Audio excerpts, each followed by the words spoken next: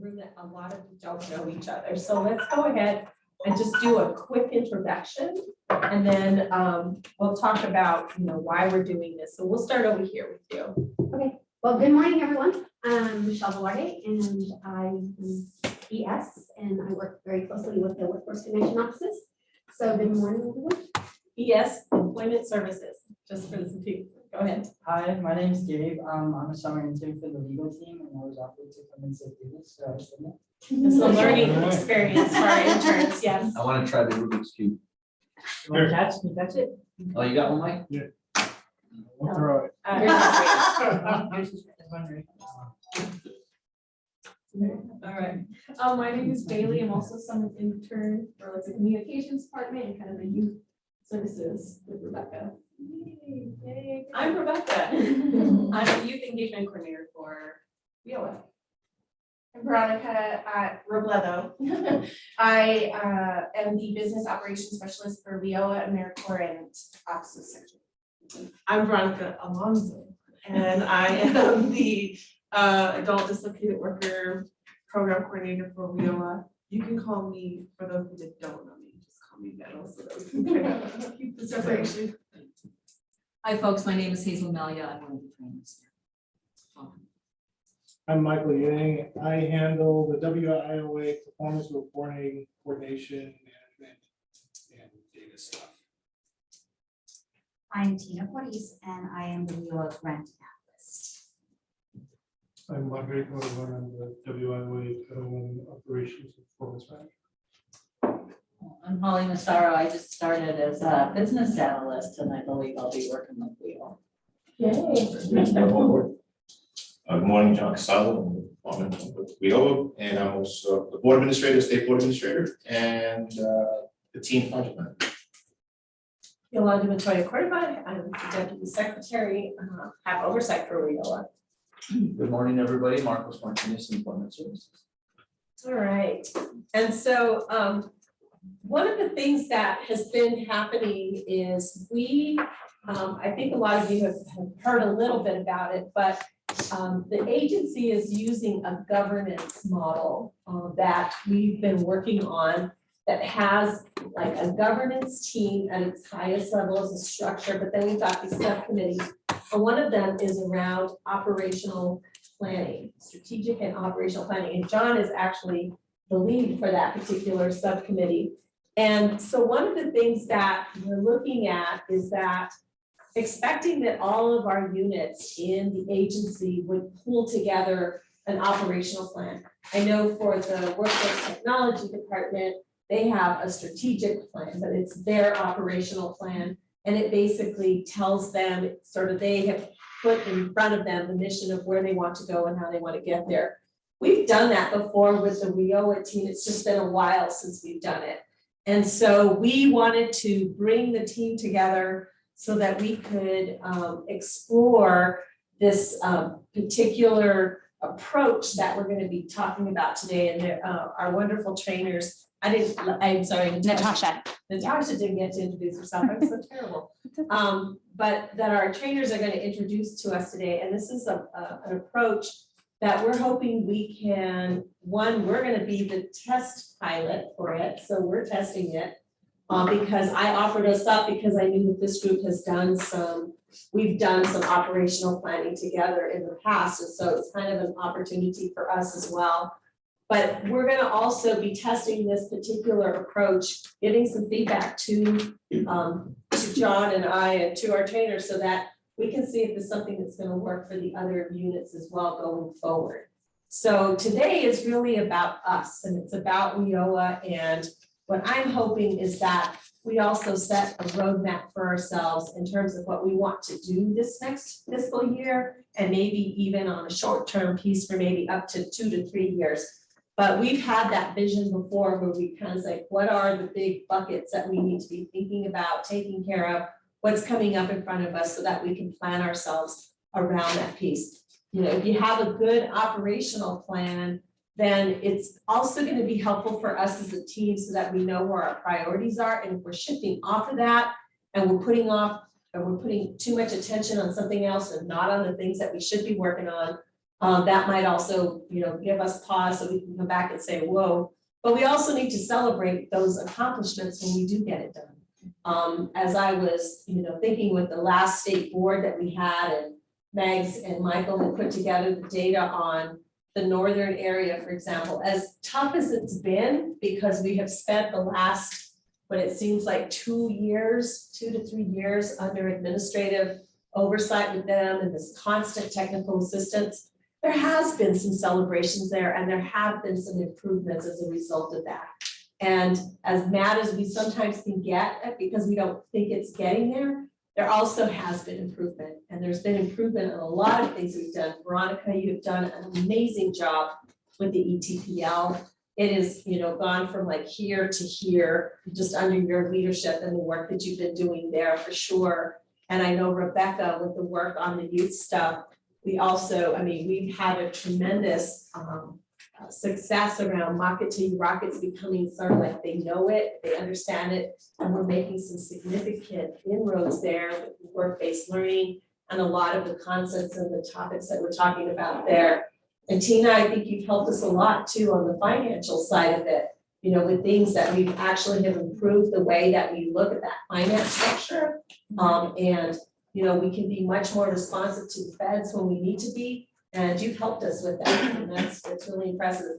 And John, I can't say enough in terms of the state workforce board. We really have made tremendous gains there. And so every single person on this team has made a huge contribution. Veronica, Robledo, Morris, she forgot to tell us her other name. She forgets that she's a Morris. But I'm married.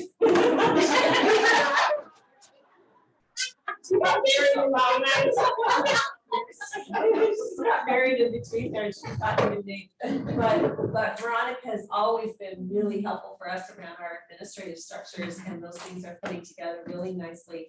And Hazel, it's gonna be great to have you on board too, coming in with all of the things and the vision that we see for ourselves around just our training. And Mags, you've been a great leader. You've done some really good things helping the team with communication with the boards and helping us to keep that together, and especially creating that partnership with our federal program officer.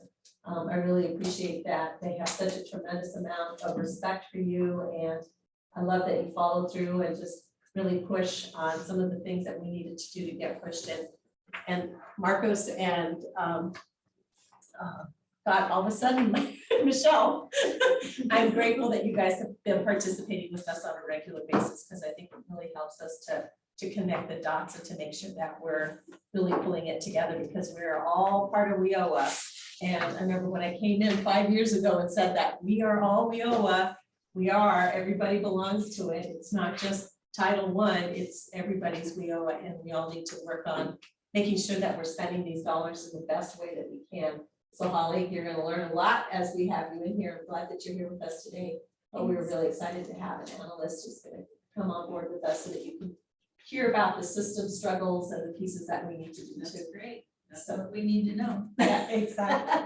So that's really all of my welcome that I just wanted to impart, is that thank you guys for being here today, and we do have lunch coming in for everybody, and so let's get to work. Let's have fun with this. I know that the agenda looks really exciting, so thank you so much, Natasha, You're for very stepping welcome. in too. Yes, And so that Hazel could fully participate, but we really appreciate you absolutely. helping us with the day.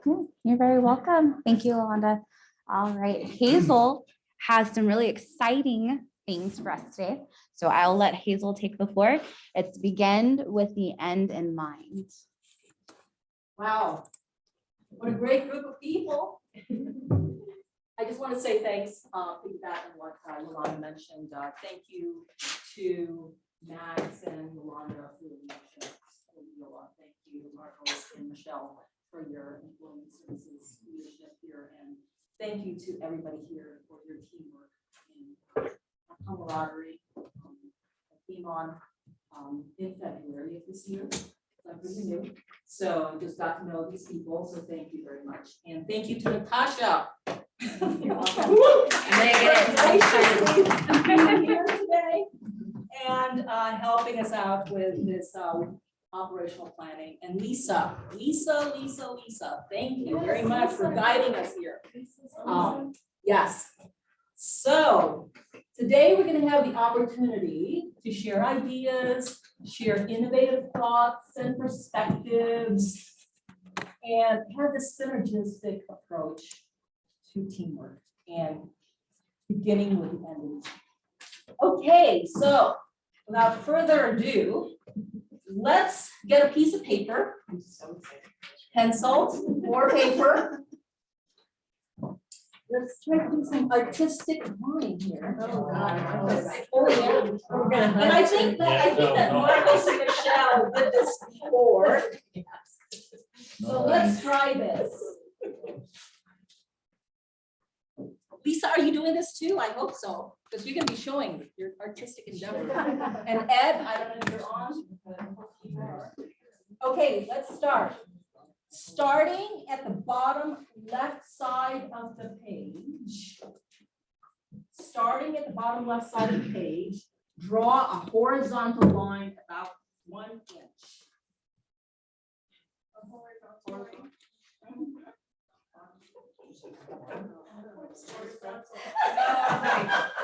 Hey, it's a 3-day weekend. Hey, that's all participation.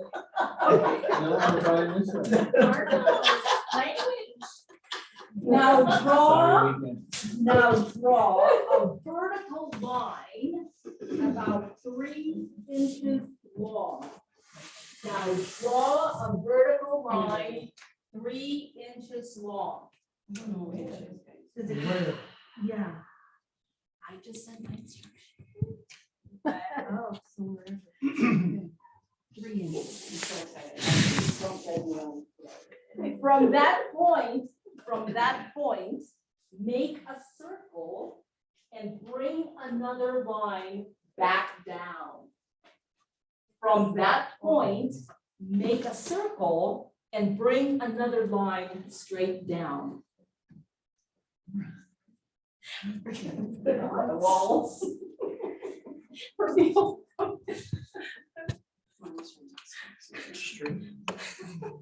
No copying. I do not know if I am right. So from there, make a horizontal line about 2 inches long. From there, make a horizontal line about 2 inches long. Awesome. I'm so good at this. Then make a line that goes straight up. Then make a line that goes straight up. Artistic ability is coming out. Get it? Got it. Follow instructions, right? Then make a diagonal line about 3 inches long.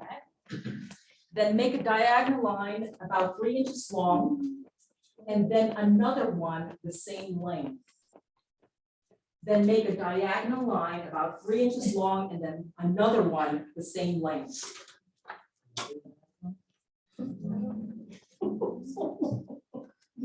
There's no question. Welcome to this group. I'm not gonna say anything, but I think I've done this exercise before in a project management class. Bring that line straight down to where you started. Bring that line straight down to where you started.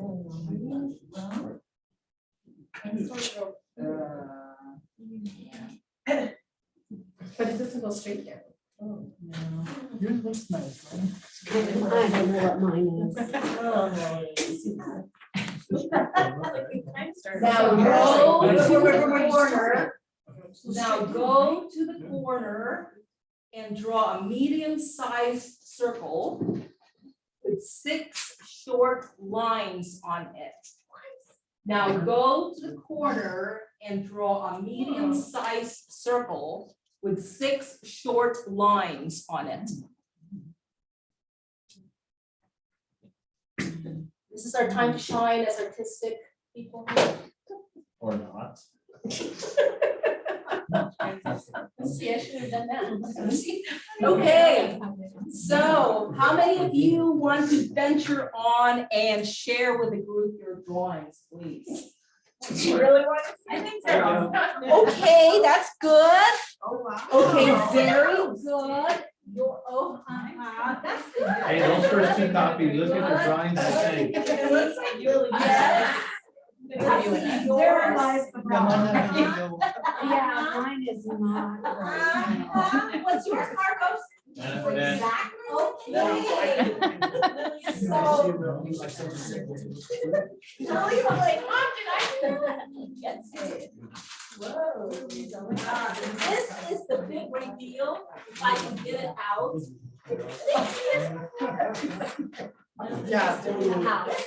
Oh my gosh, almost. Oh my God. Not quite. That's it, huh? That's what it's supposed to be like? That is what it's supposed to be like. Yeah, mine's Let's see, Lisa. Lisa, what's yours? Oh, my. There you go. That's good. That's good, Lisa. This is what it's supposed to look like. Yeah, but this is it. Right? So let me ask you folks, what would have made it easier for you to know how to draw the picture better? Show me the picture. Right? Right? More detailed. Yeah. How many of you have gone on vacation and not know where you were going? Like not knowing what to expect or not knowing where you were going. Because what's the first thing that you do when you go on vacation? Decide where you're going. Yes, absolutely. Why? Why? I don't live that luxury life. Okay.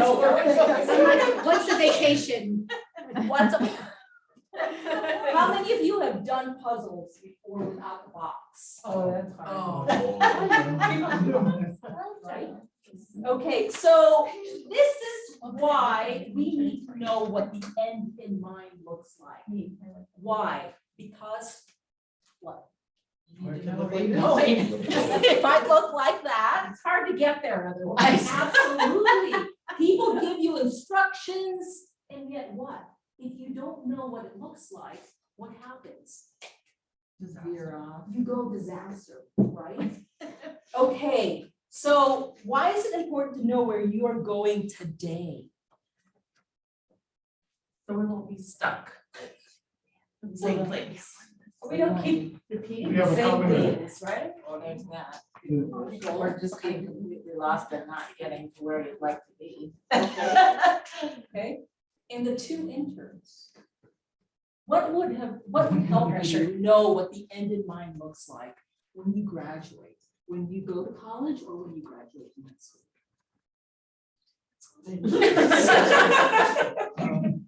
Okay,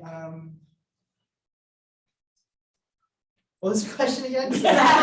What would help you know the end in mind? Maybe what to expect, like what to get out of something. Okay, such as? Like with this, you were gonna draw a house. or Okay. With graduating through high school, you're gonna take these classes. Absolutely. That's right. Having a plan. That's right. Okay, so knowing where you are going allows you to know what steps you need to take in order to get there. So much like the SOAR exercise that we're going to be doing today, it's going to be action oriented, it's focusing on planning, it defines results, and there are always continuous improvement efforts on steps needed to take, and it's very synergistic. So I'm going to be leading that up to Natasha and Yolanda to do that. So once again, I'm going to underscore the beginning with the end in mind is going to be important for us as we move forward to the next fiscal year. Okay. So was that helpful, the drawing? Yeah. Cool drawing. Okay, next. All right. Thank you so much, Hazel. Okay, so this slide is important to help shift our paradigms. What are paradigms? Ways that we think. Okay, ways that we think, and sometimes paradigms are from what? History, I guess. History, what else? Experience. Experiences. Correct. So when I came to America, when I was 14 years old in the 70s, I thought that Americans had blonde hair, blue eyes. That was my, I know. And in Chicago, during the Kunta Kinte roots. I didn't know there were gonna be Puerto Ricans, African Americans, all this. You know, so that was my paradigm, because when I was growing up, we had missionary books that we read, and all of them had blonde hair, blue eyes in their books. So that's what I thought Americans would look like, right? So that's a paradigm. You're thinking, and some people in the Middle Ages thought that the world was flat, flat, right? Or no, okay, so our common practice when we're looking at the end in mind is get started without a clear idea of what you want to achieve. Isn't that very common? So give me an example of this, getting started without a clear idea of what you want to achieve. Buying a lottery ticket. Okay, but the end in mind is to get, Yeah, but I don't really know what I'm gonna do with all that money. okay. Being on a diet. On a diet, why is that a common practice about not having a clear idea of what you want to achieve? Because what you really want to achieve, because I believe the end goal is actually not weight loss or anything like that, it's physical health, overall physical health. Okay. So it might involve weight loss, but there are a lot of other things involved. Okay. What else? No, anyway, so for a diet. It's all- Or eating nutritionally versus just getting Right. started. But I think the unknown, whether it's weight loss, or to look better, or physical health. I think with diet, you know what the end is, how you're gonna do it. Okay. So So I have this little toy here that I put down with a picture. I thought that some of you might want to build from this little pieces with a picture in mind. But the common practice is let's just, build this now without looking at that picture. Sometimes when you go to a meeting, you don't have an agenda, right? And you don't have a clear picture of what you're going to be achieving at that meeting, right? Yeah, I guess there's not many things that I get started without an idea of what I want to achieve. I have a very tight time frame. I need to know the end goal. Yes, absolutely, absolutely. And for some people, that's great, but this is the common practice for most. And here's a highly effective practice. Define outcomes before you act. Because in other words, understanding the end in mind means beginning your day with a task, expecting to know what it's going to look like so that you are going to be clear and efficient with your outcomes. Questions? How many of you have heard, oh, they're so reactionary? So reactionary. There's no plan in place. So you got to define your outcomes. And this is not to say that we're not going to make mistakes along the way. That's why you have a roadmap there. And so I wrote this roadmap here. I drew this roadmap to illustrate when you're going on ramp, you're trying to figure out, I mean, you've already have your vision, right? But sometimes on your highway there, you're gonna have some obstacles or your traffic. Then you're gonna be taking an alternative route or you're gonna have rest stops, right? So that's kind of like one of your visualization of what your end in mind would look like and how you're gonna define the outcomes for that. Questions? Okay, next slide, please. So here it is again. Define outcomes before you act. When you define your outcomes, you have a clear agenda and objective. You have a well-researched market specifications. Because when Nike did their swoosh, they didn't just do it on the fly there. They went to have focus groups. They had some team meetings. It took a long time for them to get a well-researched market specifications. And then a goal with a clear endpoint and deadline. To achieve your outcomes with a clear agenda and objective, you're going to have a productive meeting. Well-researched market specification, you're going to have a successful product in the marketplace. A goal with a clear endpoint and deadline, you're going to have a goal achieved with excellence.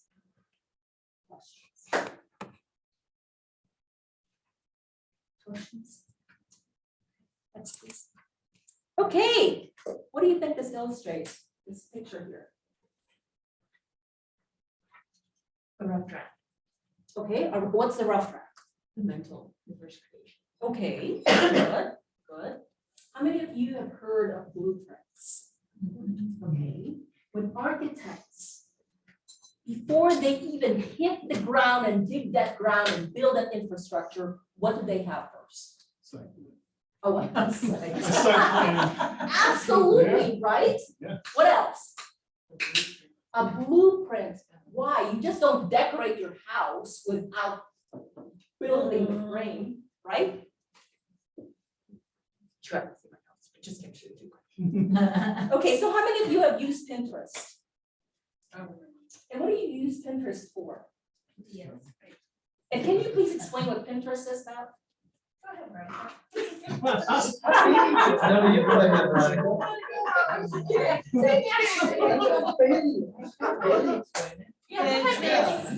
Okay, so Pinterest is like, I think to me, it's like when we were little and then we were at school, they said, here's all of the magazines, cut out what you want your style to be like, what kind of food you want to eat. And so then Pinterest is more, It's like an imagination board. it's a board, but it's virtual and you can save it and you can try to do all the do-it-yourselves and fails.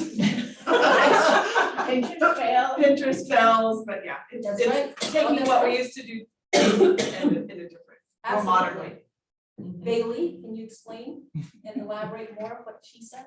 That was a pretty good explanation. It's, yeah, it's like a digital mood board basically, and it's just a bunch of pictures that are posted by a ton of people, and you just save it to your own Pinterest board and just go from there. Okay, how many of you do vision boards here? I've done. Okay, what's your vision board?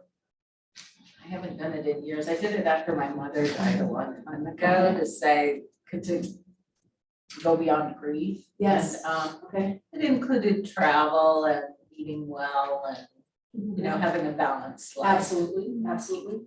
Natasha, have you used Pinterest before? I have, And yes, what do you use? everything. So food recipes, I create pins. So people actually take my pins, they like it and they use it for themselves. So I Okay. just, you know, if it's like lunch ideas and I'll put different recipes for the lunch ideas, dinners, you know, art, Yes. decor, home decor. Yes. So kind of group those similar ideas into one board. Oh, that's good. Mhm. It's gotta be an advertising marketing campaign behind there. for Absolutely. money, Right. Because they're scraping all of that information and then targeting you for advertising. Well, it's data mining, yeah, for a lot of companies, but I use Pinterest as a vision board. Right. When I To give you retire. ideas. Yes, when I retire, I want a Japanese house with a koi water garden, a Japanese water garden, and it's going to be overlooking the Pacific Ocean. Oh, wow, using Pinterest on that. But it's my mental creation, your first creation. So everything in your mind is your vision, right? It's your vision first, it's a mental creation. The second is your physical second creation. And that's going to be important because why? This is going to be important so that that second creation will be what? Targeted. Yeah. Next, please.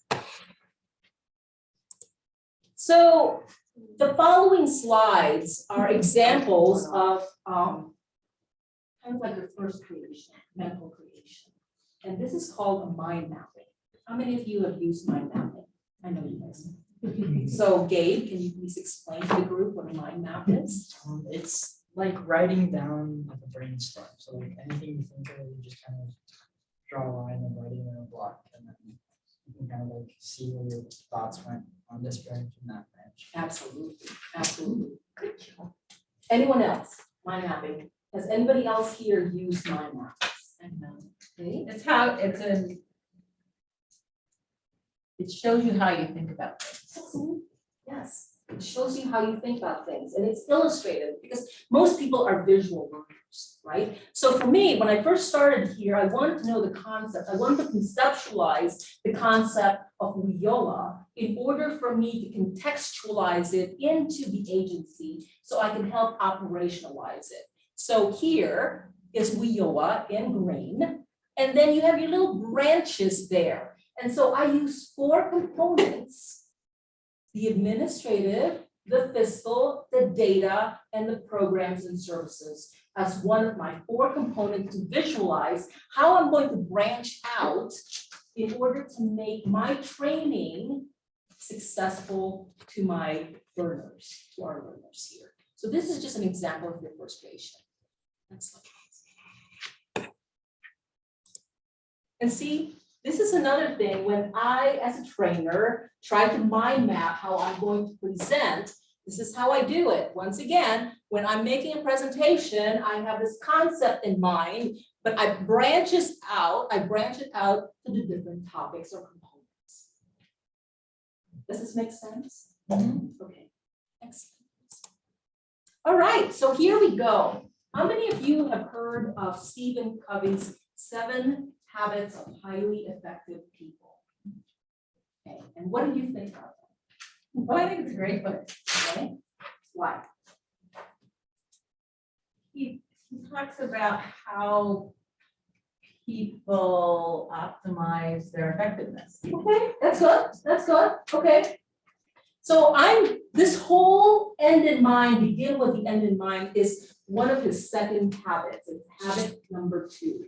So this video is 4.5 minutes video. And even if it was like in the late 90s and 2000, it's still very relevant today. But hopefully.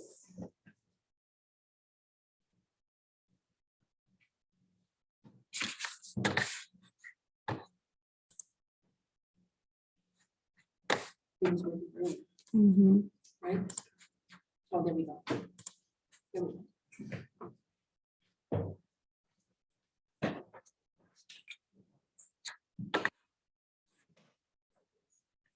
And you know, There's no sound. now that I'm thinking, because we're recording and we have this mic, Lisa, are you able to hear the sound? No, No. Can you hear it? yeah, sure. It was working earlier. It's because I think we have this mic here, Oh. because we didn't have the mic before. Yeah, we didn't have the mic before. That's what happened. Okay. Can we take it out?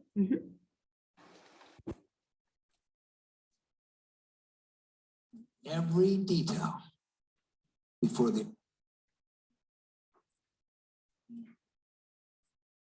Problems with technology, sorry.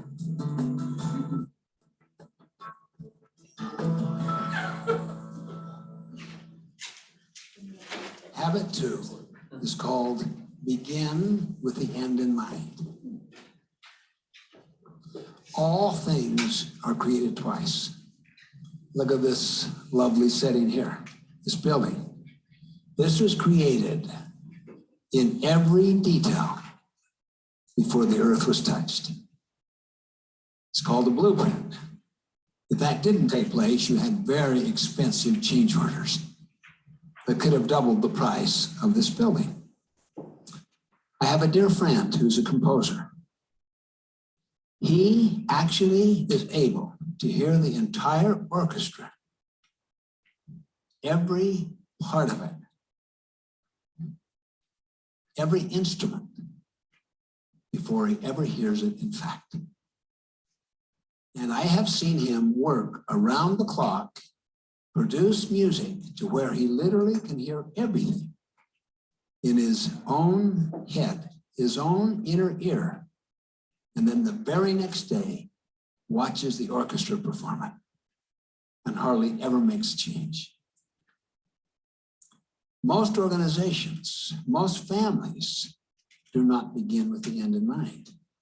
Just ask yourself this question. What is the purpose of your organization? Try asking 10 people in any organization. I'll guarantee you they're not on the same page.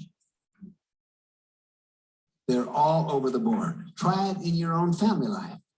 Next time you have dinner with your loved ones, just look around and say, what is the purpose of our family? And see what they say. They'll think you flipped out. They'll think you're trying to apply business stuff in a family setting, like developing a family mission statement. I don't care what words they want to use. If you do not consciously direct the first creation, I'll guarantee you, it will be directed by your history, by your habits, by your moods, by your autobiography. And then if you get into a blended family situation, or you get married with someone else who has a completely different script, you'll find that when tough times come, there'll be completely different approaches taken to finances, to in-law issues, to child discipline, to all kinds of issues. That's why it is so basic and so foundational to always start every endeavor with a clear sense of purpose. Where do we want to end up? Even a meeting. Where do we want to end up? What feeling do we want to end up with? Not just an improved decision, but a commitment to that decision. And if you can get people together on the same page about the concept of ending up with a better decision, a solved problem, and a great feeling that unifies the stakeholders, you watch how that beginning with the end in mind affects the totality of everything that happens in that meeting. Even your own life. What epitaph would you like to have on your tombstone? I mean, begin your whole life from now with the end in mind. If you can do that and deeply feel it inside to where it really taps into your passion, you will find that that vision will be actualized. It will come to pass because it will cause a kind of almost conscious and unconscious serendipitous power of all things working together to accomplish that end. That's the power of beginning with the end in mind. And only proactive people can do that, because reactive people are a product of their history. They live out of their memories. Beginning with the end in mind is living out of your imagination and out of your conscience and out of your self-awareness, and then out of your willpower to make the second creation follow the first one. Thank you, folks. You're welcome.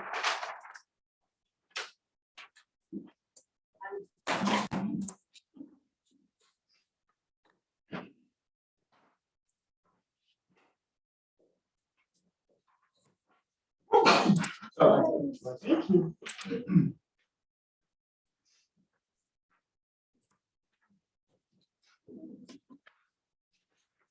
So, earlier when I was talking about the importance of today, we were talking about why it's important to have an operations plan.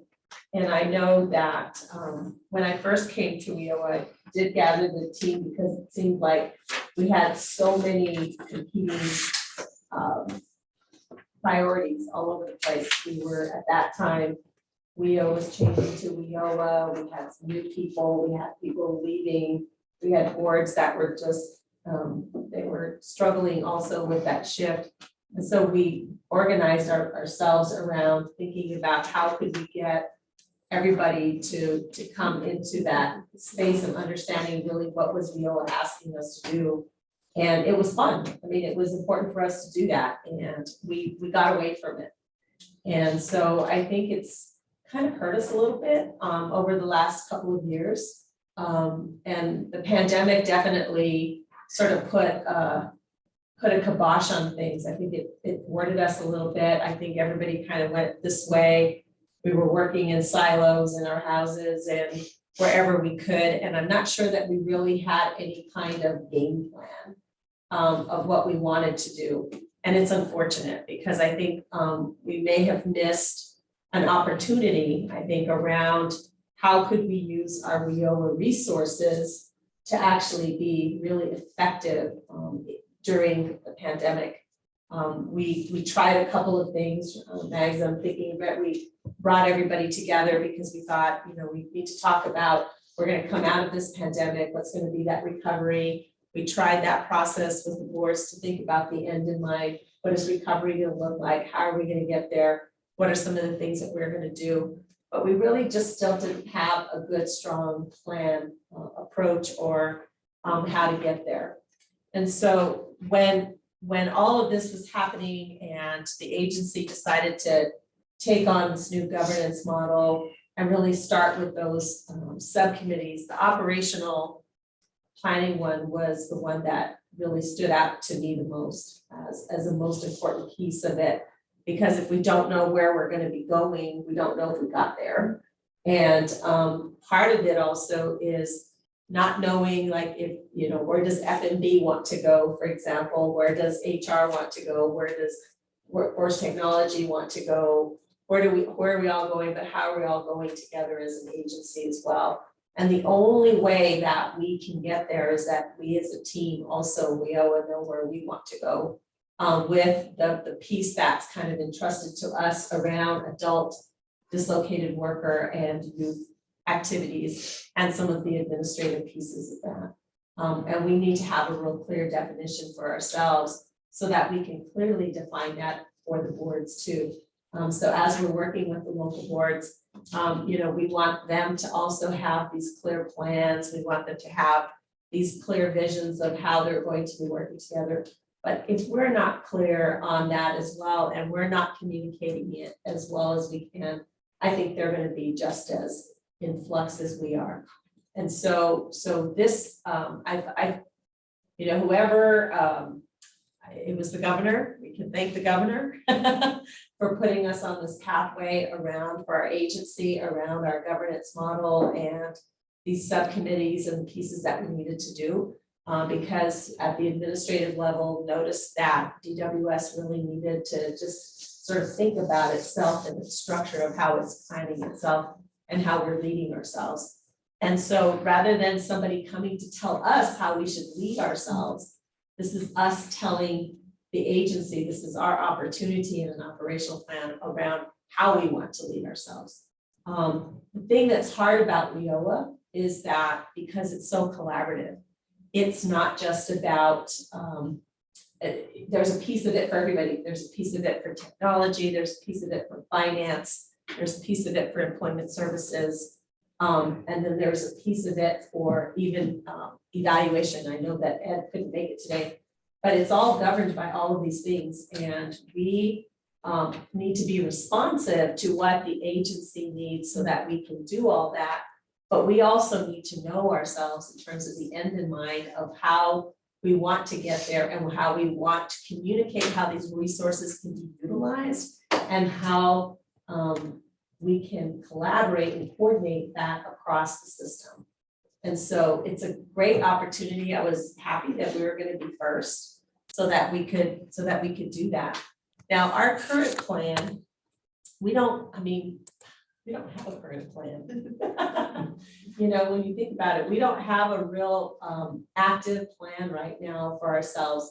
I know that there's this whole structure that we have in our heads, and a lot of our structure comes from that grant agreement that we have with the local boards, because that sort of is the blueprint of what needs to happen. In that grant agreement, it tells them about how to deliver adult and dislocated worker services, youth services, their administration, their quarterly reporting, their success stories, their board, their governance. So that is part of our blueprint, is that grant agreement that we do, and we have painstakingly put together every single year. It has a piece for finance, it has a piece for data, for performance reporting, the technical assistance side, all of it is all structured in there. But we really don't even organize ourselves around that. And we should be organizing ourselves around that, because that is our customer. Our customer are the boards predominantly. That's who we serve under the Title I side, that we hope WIOA side of the house is our customers are the boards who are responsible for delivering that. And how do we help them do that, be the best that they can be? And I think we have some of those structures in there. So what I'm hoping is today is that we're going to be looking at that. You know, I mean, thank you, John, for getting the grant agreements out. We were kind of late this year. And the board's already pushing back because it's late and they're kind of going, what? You gave it to us too late. And it's always a way for them to just sort of stop. But I think from our end, we also need to take a look at that and say, of course they would be nervous about it, because we're asking them to deliver this and to execute it. And we're like 2 weeks from the beginning of the fiscal year.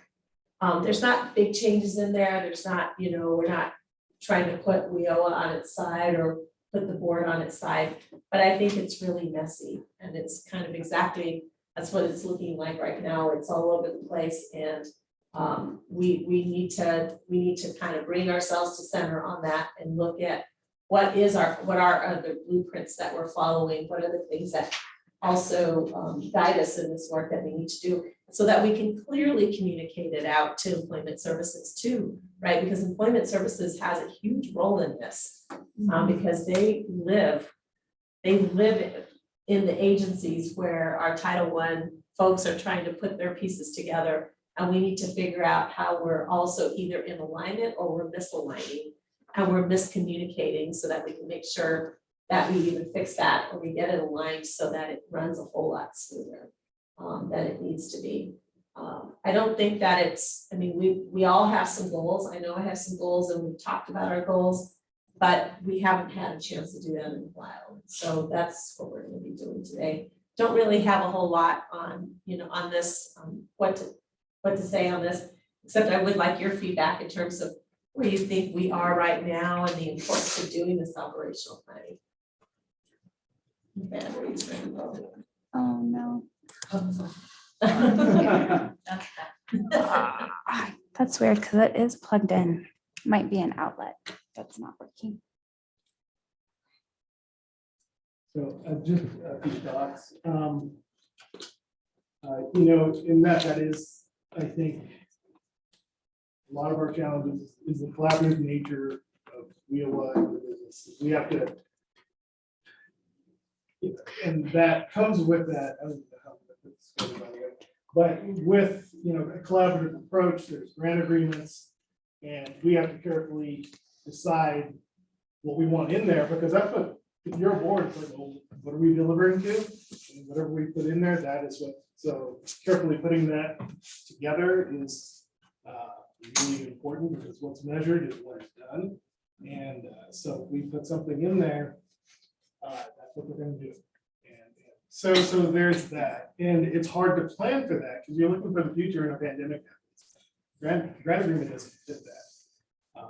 So there's that. That's kind of floating through my mind. It's just how important the collaborative nature of relationships. And then with that comes just understanding what they do and why they do it. And maybe part of the grant agreement is having offerings like that, shifting goals.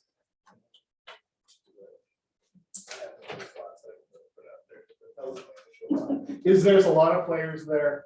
Then we have performance, we have measures, there's grant agreements, and money, and policy. We're very heavily related to policy and things like that. That's where we have to live, but that causes us to. Yeah, I think it's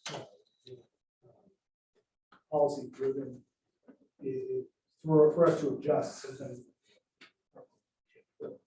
that's changed. So there's. I feel like the feds really gave nothing in this process of COVID. I mean, I feel like they really gave us nothing. There was they're really not so much even a guidebook. I don't even think they gave a little in terms of just like easing up a little. Because the prescription or the requirements remained the same. We had to keep the same, like it was as if the pandemic didn't even happen. And as if we still had to continue to do exactly what was expected. And it was frustrating. I think it was, and we're reeling from that because it's not recovering as quickly as we thought it was going to. Right, because our obligations still stayed the same. Yeah. Regardless of everybody being shut down, we still had to spend, and boy, we were having a lot of meetings on that. That sort of goes what I was thinking. So I agree with you on the Fed side. I mean, I remember initially they came in, they did like a real quick SWOT analysis, and then we never heard anything back. Right. Like, where can we help? Where are your weaknesses? And then they just sort of disappeared. So from a federal level, I agree with that. I'll tell you from an employment services side, You know, it's interesting that we see everything that you guys are talking about, but we see it from a different side, right? We see it from the delivery side. So when those grant agreements go out, trust me, we hear it too. And they taught, those grant agreements, where they're important is they have to come from a level of delivery of services. They have to be, the boards have to be able to deliver those, because if not, then it creates chaos in the local office and it impacts every partner that's in there. So it's important when those things are done, they're looked at from sort of the field and the ground level, right? And I know a lot of that, our hands are tied with the feds and the requirements and all that kind of stuff. But I will tell you that grant agreement time, it gets chaotic for us, and you wouldn't think it would. Those don't directly impact us, but it impacts the office and it impacts the way operations are done. And so I see when they talk about getting them earlier and those types of things so they can plan, because when they don't, it does create chaos for us and for our staff as well. I mean, it's an interesting dynamic. Seeing it from that end, it's pretty interesting. And it's really interesting because nothing huge has really changed. No. There really hasn't been a huge shift in the thinking in that particular blueprint. It's still pretty much the same. It's still this much money for adult, this much money for dislocated worker, this much money for youth. And the service delivery piece is like how to think about that. But it's really a struggle, and I want to figure out, I'm like done, I'm so over the struggle, and I know it's been here, Marcos and Max, what, 20+ years, longer. The struggle has existed forever. But it's like, how can we make that better? How can we be clearer on it? But I think it was really hard because the feds have these really high expectations, and the gap in terms of what's really happening, it's almost like it's oblivious to them. And so I want to try to figure out how we can be better at that in terms of like communicating that gap to them and also working within that gap. Like how do we do something within that gap that doesn't violate policy, that doesn't screw up our performance and our reporting, but is still impactful. And I mean, I think that's really what the challenge is for us, for sure. Are the expectations like the same across the board, just every state has the same expectations from the feds? Oh, yeah. But I think some states get creative. It's what Yolanda said, right? They figure out how to work within those, but allow their providers to get as creative as possible to serve people that they serve. Yeah, because our grant agreements are very standard. It's very vague. It's very vague. There's And no, whatever. yeah, I mean, as I was looking at it this year, we don't hardly change, it's a checkbox. It's just make sure you do this, but it doesn't tell them how to do it, which I don't think we should tell them how to do it. That's where the creative, where we give them the flexibility to be creative, to figure out how to do it. But they're not, I think their pushback is more of a principle thing. It's you waited till the last minute to give it to us. It's not even what's the content that's in there that bothers them. It's we don't set the leadership of the example of we got this to you in a timely manner so that you can do what you needed to do so that blah blah blah blah. But I don't really think that the content is what bothers them because it's the same. It's just very few tweaks in there. But I can see why if we get it to them late, we're giving them less time to operationalize what we want to do. Yeah, to be creative. Yeah, and so that's on us. When we get it to them late, they have a reason to say, this lessens our ability to think creatively. Well, and maybe we need to turn that, but we need to turn that conversation around, and I think that's what the operational plan will give us an opportunity to do. Because it's always gonna be around this time of year because we're always waiting on the feds. So it's the conversation. I think it's really, we have control of that narrative because they don't have to have a plan by July 1st for that funding. They're not even tapping that money. Right. They're not even spending the And money. we don't even get it July 1st. Right, so they're not even tapping that money. So it's like, I think it's really just, I agree with you, it's just the principle of it.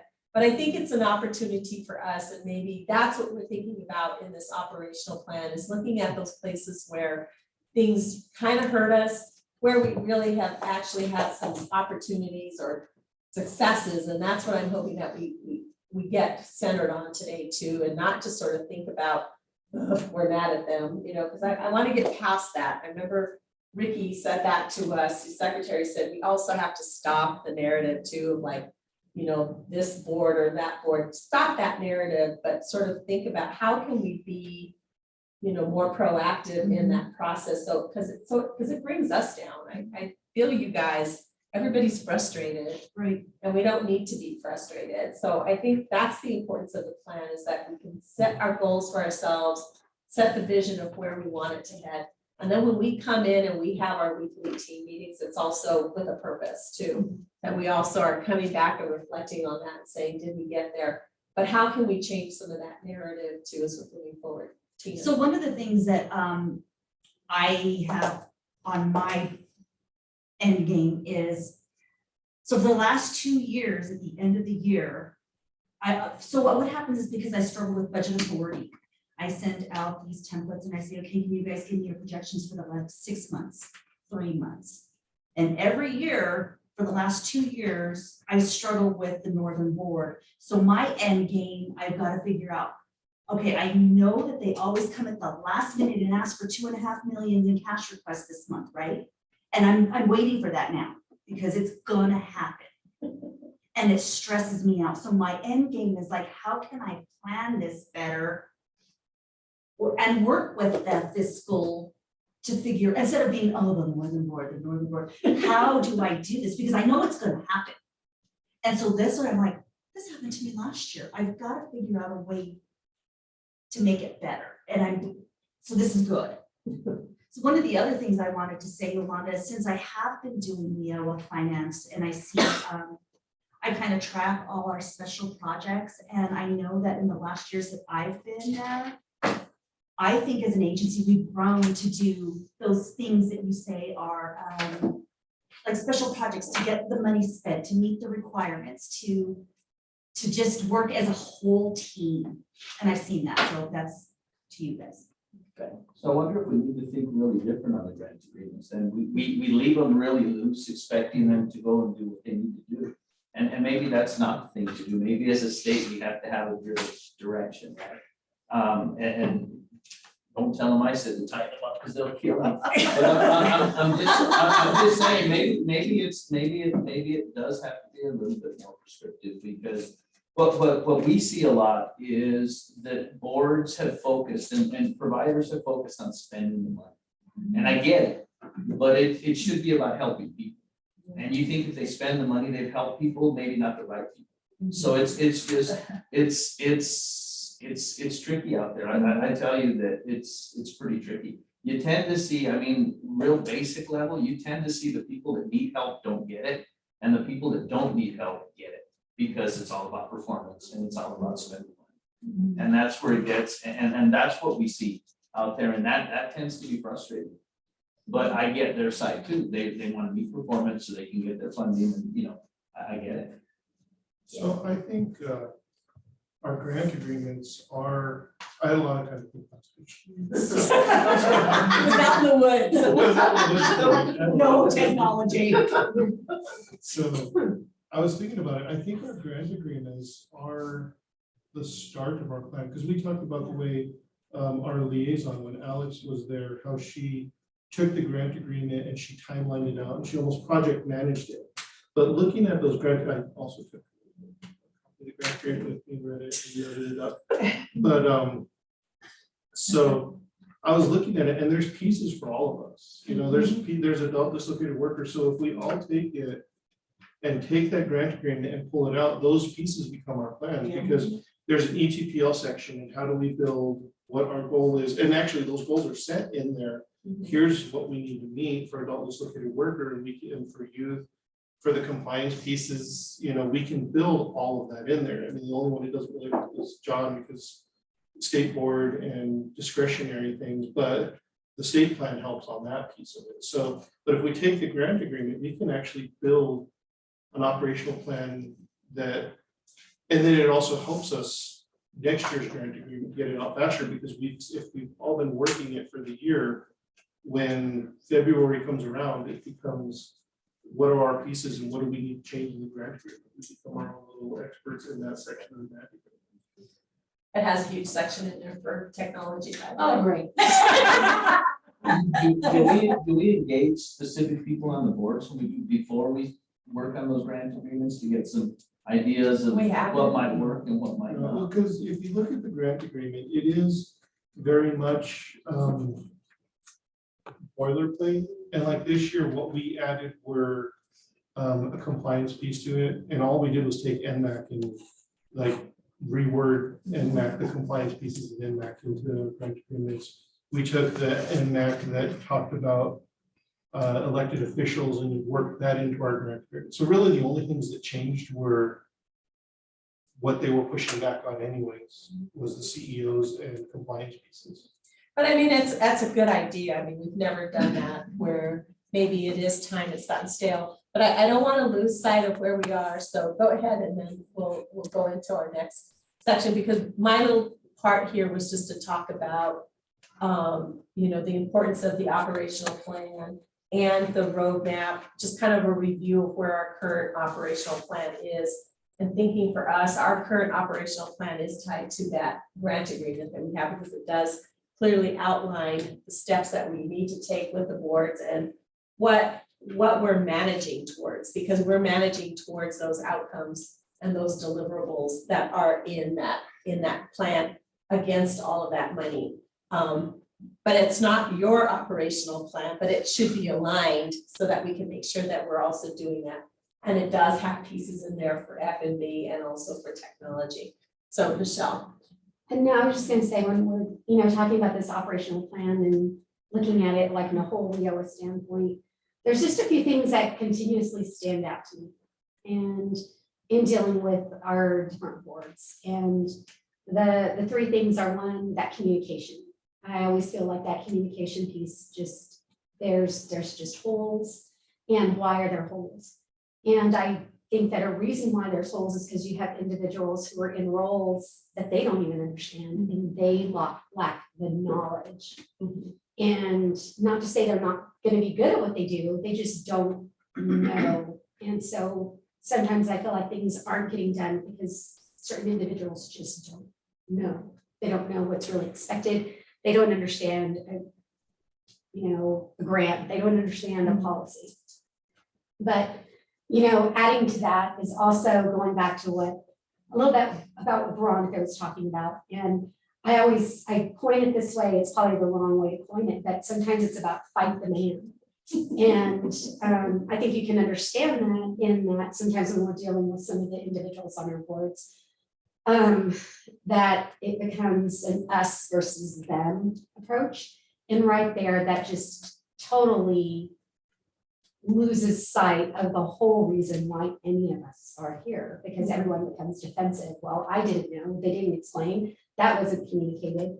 And I feel like that is probably like one of the biggest issues we have, regardless if it's, employment services and the way we're operating or WIOA, whatever, I know we're all WIOA. But I feel like that is probably one of the biggest things is that's mine, that's not theirs. Why are they telling us what to do? And the fact that have we really been inclusionary and saying it's all of us? And are we going, I think going back to Marcus's point, are we bringing the right people in that need to be included? And so that the message is consistent and it's on all levels so that everybody knows the purpose. But it's like what Stephen Covey was saying in that thing, right? Is we all got to the table and we all asked what's the purpose of this, everybody would have a different answer. So unless we have ourselves in order first too, so that we could be consistent too, it probably, we have to think about that as well, maybe before we even go out to them. But could you imagine doing operational planning with them here in the room? With Art and Joy and Lisa and Barney and JD, Beth and whoever her chair I'm is. trying not to laugh. And Lori and their person, and if we were to do this as an operational plan all together with them in the room, you know, we have some work to do, right? Because they wouldn't even trust us in the process that we could do that. So, and we wouldn't trust them. So I think we have some work to do. But I mean, it could be, if that's an end in mind, it's something that we want to get to, that would be great. I mean, I like the idea, maybe it's time to, you know, the grant agreement right now is just a mechanism to get this money out the door so that we can check a box with the feds, because it has all of the elements that it's supposed to have for the feds, but it's just a mechanism to get the money out the door. It's not necessarily the operational plan itself, so. All right. I mean, I think we're on to, I've already heard some great ideas in terms of that, you know, because how do we have that plan with them? And if that is something that we want to get towards and we could get there, could we accomplish it? Because it's hard for them to see themselves as part of us, but they are part of us. They are definitely part of this operation, and we still also keep them, you know, sort of at arm's length around that when it comes to us talking about things internally, because we also don't want them involved in our stuff internally, and they don't want us involved in their stuff internally either. So it is kind of an interesting relationship to have. We're real similar to like PED with the school districts, you know, because PED is a pass through as well. They pass through money. And there is something to be said for local control. We want them to have that local control so that they can also develop something that is in alignment with that particular community or that region. And it should have that flavor, because what you do in the northern counties isn't something you might not do for the eastern counties.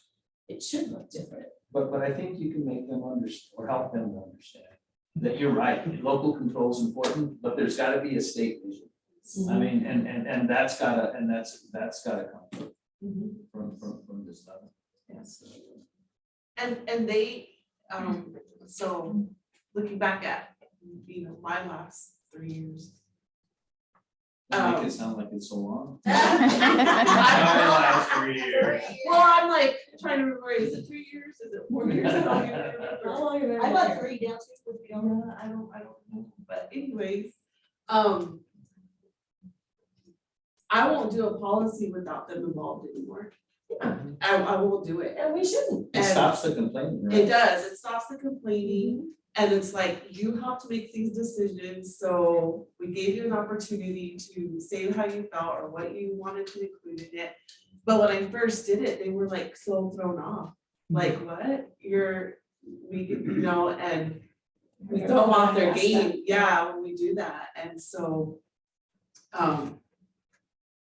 but it's made a huge difference, I think, and that's going back to what you're saying, just including them in some of the conversation. I'm sure it has, but I think it's also threatening to include people sometimes when they're not sure that their Well, opinion exactly. matters or is valued, or even that they're gonna sound intelligent about what they're saying. Yeah, it took So some time. you get that change kind of Yeah, reactivity It was. going on, right? it took some time, but now I think it's kind of like expected, like, Oh, yeah, that's oh, good. you know, you're not gonna include us in that. The goal is not to stop the complaining, and maybe the complaints have some merit, because it's like, this policy doesn't fit what we do. You talk to us, they can tell you some stuff that's, help us better word this or operationalize this by wording the policy different. It's a better policy, because you know what's happening from the vision to the operational plan, then you talk to people who do it, how would you apply this, and you can hash a lot of the kinks out of it. And then, yeah, they won't complain, not because it's like, well, I agreed to it, so I can't complain. It's more, they've included some of our It makes inputs. sense. You Yeah. know, that's the communication, the collaboration helps. So So- I know you spend a lot of time. Mr. Adult doesn't get work. So where we've been successful with some of the boards, trust me, not all of them. But where we've been successful with some is it's the end in mind, right? It's all about the customer that we serve. And if you go into these planning meetings with that, right, it sort of gets rid of all the who's against who and what's what. We got a customer at the end that needs service, how we do it. And that's what's helped. us And that's with some of exactly the why ones. we're here. Yeah. That's the only. But reason nobody why can we're forget here. that at every level, right? 'Cause sometimes, even from fiscal, Let's put it on board. I'm here for a job and a paycheck. I don't know about you, but. but I think people, and this is the beauty of what we do, because sometimes regardless of what level you're in, you forget that, Yeah. right? You Yeah. forget that. And every time we'll go to a local office, it reminds you, because you see the faces of the people you help, and you see the struggles that they have, and you come back knowing, okay, that's why we're here.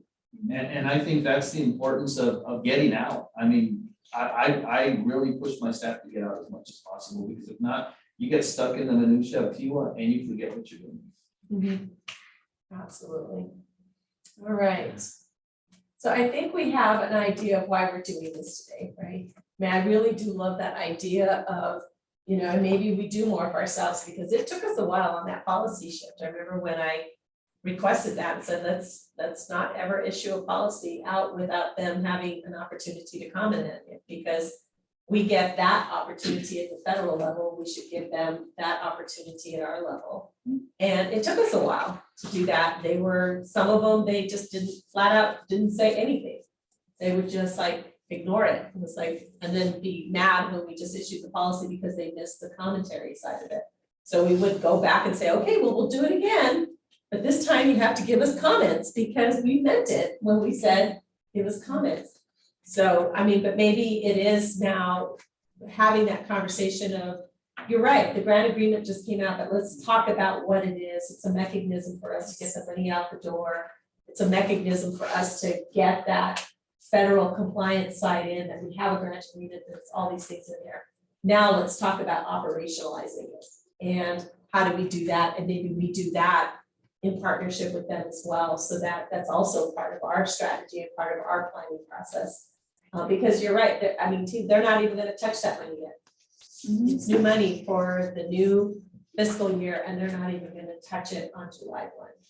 They're not even gonna start spending it. They probably don't even start spending it until like about October.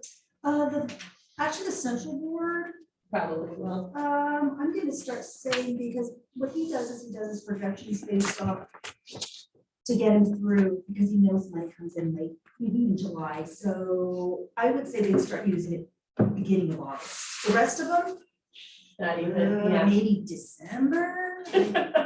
Don't really, yeah, but I mean, because the Northern Board, remember, they requested over 2 million last year, and they didn't do well, they didn't request any cash requests until I believe September, October, because I was a little worried. And that was only you, they didn't Right. actually ask their help to stick with work. Well, and the other part So that's. that's what yeah. I need to figure out, how I'm gonna get that end game.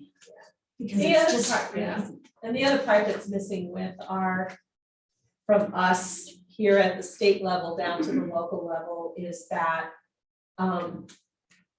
they just really don't have, they're not connected to our vision. We don't put that down, and I was thinking about that in our state plan or in our grant agreement. Should have attached our state strategic plan. Give them some So they can know that, diagrams. hey, this is our. Give them some diagrams. This of is the- the strategic plan that we're visioning vision. towards. No, we want you to vision towards it as well, so, but it is something that we can work on. I think it's something we can work towards for sure. Yeah, I think that's really important, because it's not operationalizing when the money hits. It's how's what you're doing for your vision. Right, exactly. Regardless of when money hits, money's gonna be there, and you're always gonna be working up to the vision. You know, if they touch the money when in different regions hit it at different times, it doesn't matter. They should be all be feeding, you know, being more specific. This vision, all right, yeah, so. When I worked for American Express, the CEO used to publish his goals, and then they would trickle down. Every level had to publish their version of that goal, their interpretation of how they were going to implement it. And when you got to the lowest level, you had to say, this is what I'm going to do to contribute to those goals, and it had to kind of work out Yeah, I think that we have a vision. If you ask people, as you come down, down to the people delivering services, what, their vision is, that's what you'll see. Well, people in different roles in the organization have a different perspective on what their goal is. They don't understand the whole context and how the dots connect. So it becomes. But that's the diluted, motivation for the you know. manager. I mean, it's not ever gonna be an ideal world, right? Right. And Yes. it's always gonna be an interpretation. But that's the opportunity for us with a good operational plan too, Yeah. is that we're clear in our communication and our expectations at that level, and I liked the Covey film because of that, everybody's sitting at the table and we're all talking cross purposes, and I think we would be able to, if they were in the room with us, we would hear that they have some common themes with us, we would hear that they have things that they're working towards that we all share, and I think we have to build that trust with each other, that we do have those common expectations and common goals that we're working towards. I think they think there might be that us versus them is because of that, because they don't believe that we are in alignment with them and that we don't know what they're talking about, and that they believe that we don't know what we're talking about. But I think ultimately, if we were all in the room, we would all end up sharing the same kind of like expectations. I mean, I really think we would. I think it's the how they get there and the challenges when they have them, that they all just kind of like do those a little bit differently. They might all have a different priority population too, for a particular reason, because it's of an industry or whatever they're doing in there. But I think it's also because, Michelle, you're right, we have some of them that just don't know, because they're so new in it too, and they don't know how to operationalize what they're talking about. And so we need to lead by example by operationalizing ourselves, so that we can also help them to operationalize and really think that through in a way that's going to make sense for them to get there. So I guess we have a break. Yes, Okay. 10-minute break, and then when we come back, we'll review for the strategic planning.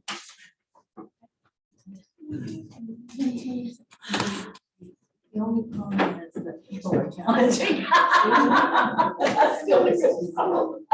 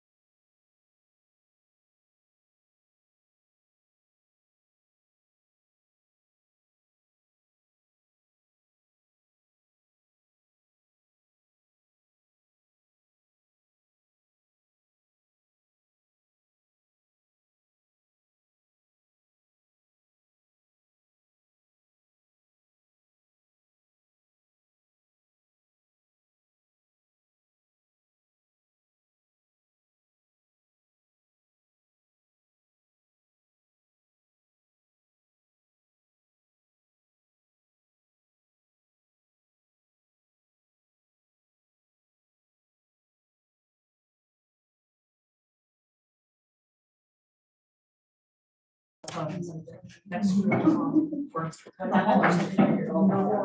I know.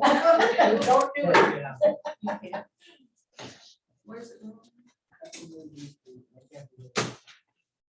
Taking all the pictures. That's because you're underneath. Yeah, right. Yeah, the little ones, yeah. That's what Veronica was. I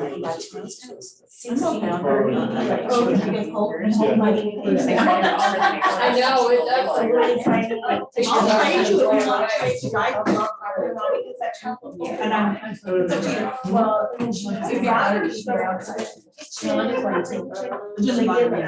So you get. You told me. Okay.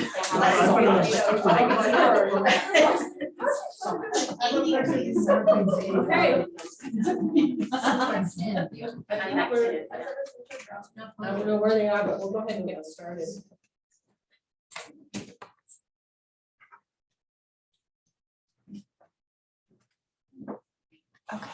This table's not level, that's what I just did. Okay. So how many of you have actually seen this? This is the agency strategic plan. It's on the website. So DWS actually has a strategic plan. And this one was created under this administration, so you can see that it expires in 23. And this one, it includes our vision statement and our mission statement. I mean, how many of you knew our mission statement of educate, empower, employ, and enforce? Yeah, we added enforcement during this administration so that it would encompass labor relations, because they do all the enforcement on wage laws and human rights. And we used to have just educate, empower, employ, but when we added the enforce, it was inclusive. We wanted to include labor relations. So on the strategic goals, I mean, I think they're really well stated. They're really pretty simple: exceptional service, maximize and strategically administer, continuous process of improvement, which we're all involved, play an integral role in economic development, play an integral role in partnerships. It's just have an integral role in those kinds of functions. The educate is for employer and for workforce needs, so looking at both the employer and the job seeker. Enforcement agencies, so that we're addressing root causes of concerns. That enforcement is really around that. So it's not just that we want to deem employers around poor behavior or bad behavior or things that are happening, but also making sure that we're getting to the root causes of what's happening for them. Sometimes it's tied to like our tax, taxes too on the UI side and collecting those, and employers that are not paying those. So we're also enforcing that as well. There's a bit of enforcement around that as well. Development and cultivation, effective communication and dissemination of information. Those are our goals as well. And the last one, productivity, engagement, and morale amongst our NDWS staff. So there was this whole focus around making sure that internally that we have a strategic goal and vision around what we want to see for our employees internally. It's one of the goals in there, because that speaks to us specifically. Not that we're always just doing something for the customer out there, business and job seeker, local boards, whatever partners that we're dealing with, but also that we're doing some things that we could support each other internally.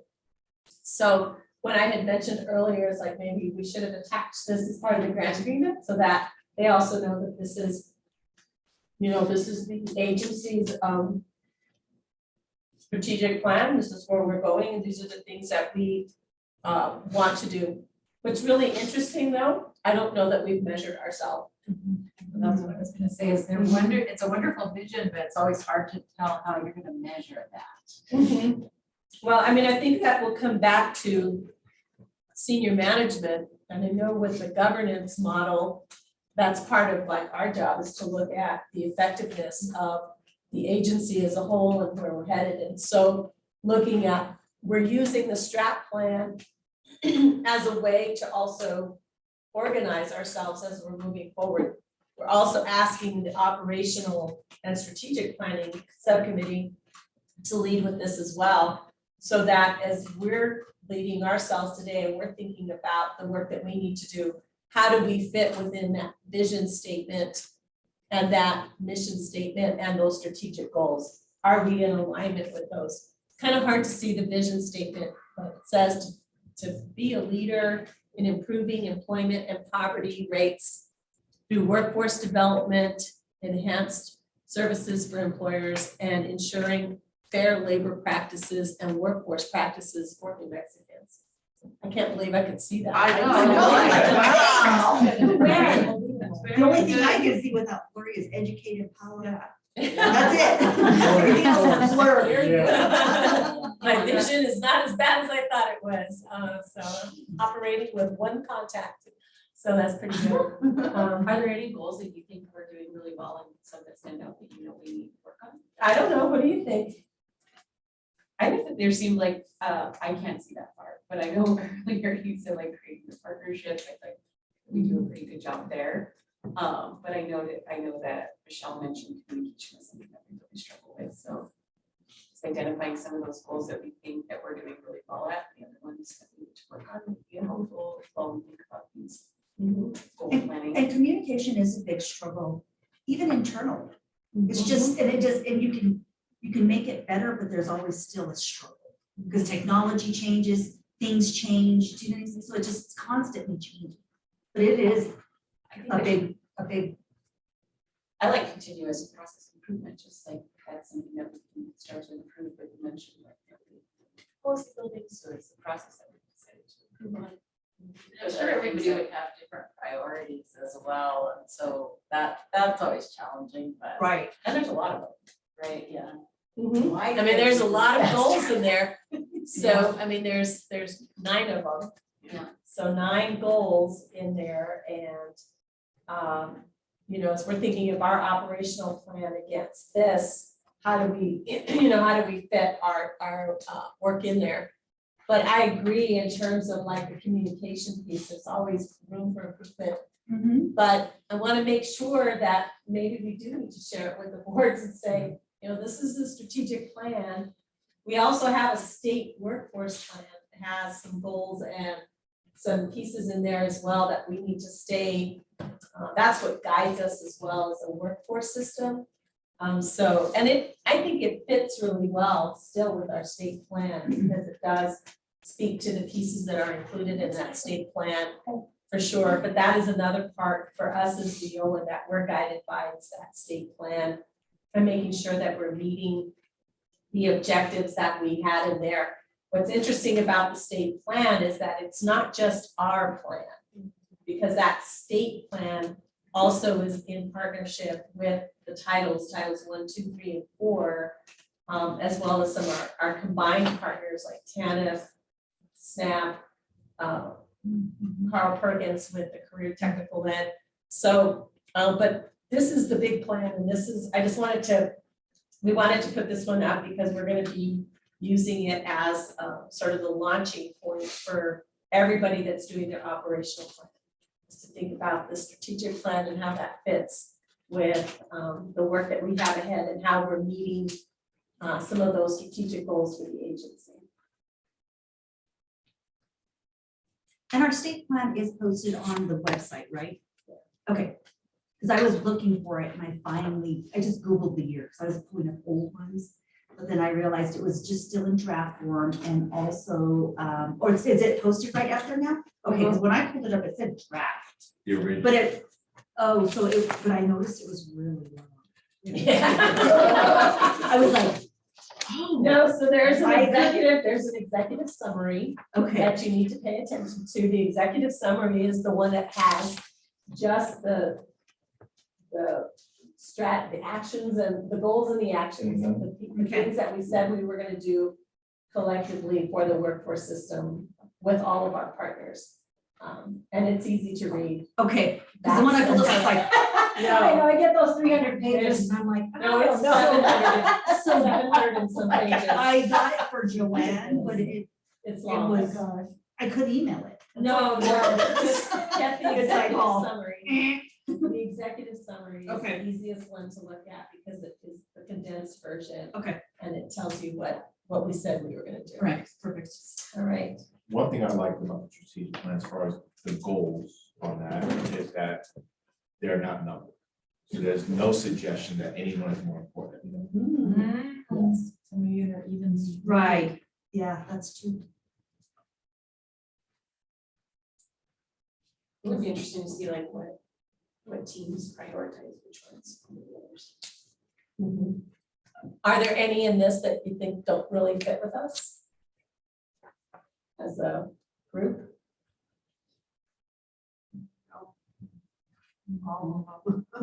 Mhm. Even the root causes, right, for unfair stuff, because we work with employers so much. So we would have an opportunity to help around that part.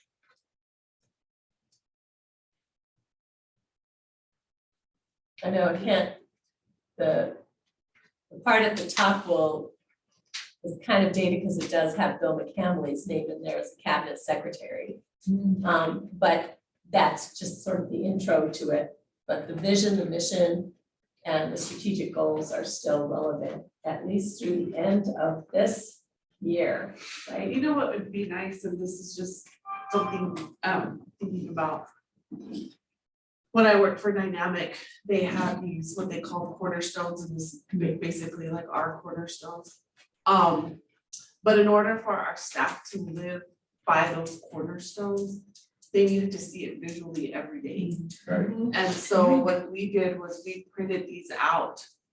We printed out the cornerstones of Dynamic, and everyone had to have them posted in their cubicle. So it would be good if maybe communications could, I'm sure we can print it out. I'm sure we've gotten them one time. I don't know. I know we've gotten them electronically, but maybe it would be a good idea if we all printed them out and put them in our cubicle so that it's visually there every day as we do our work as a reminder of.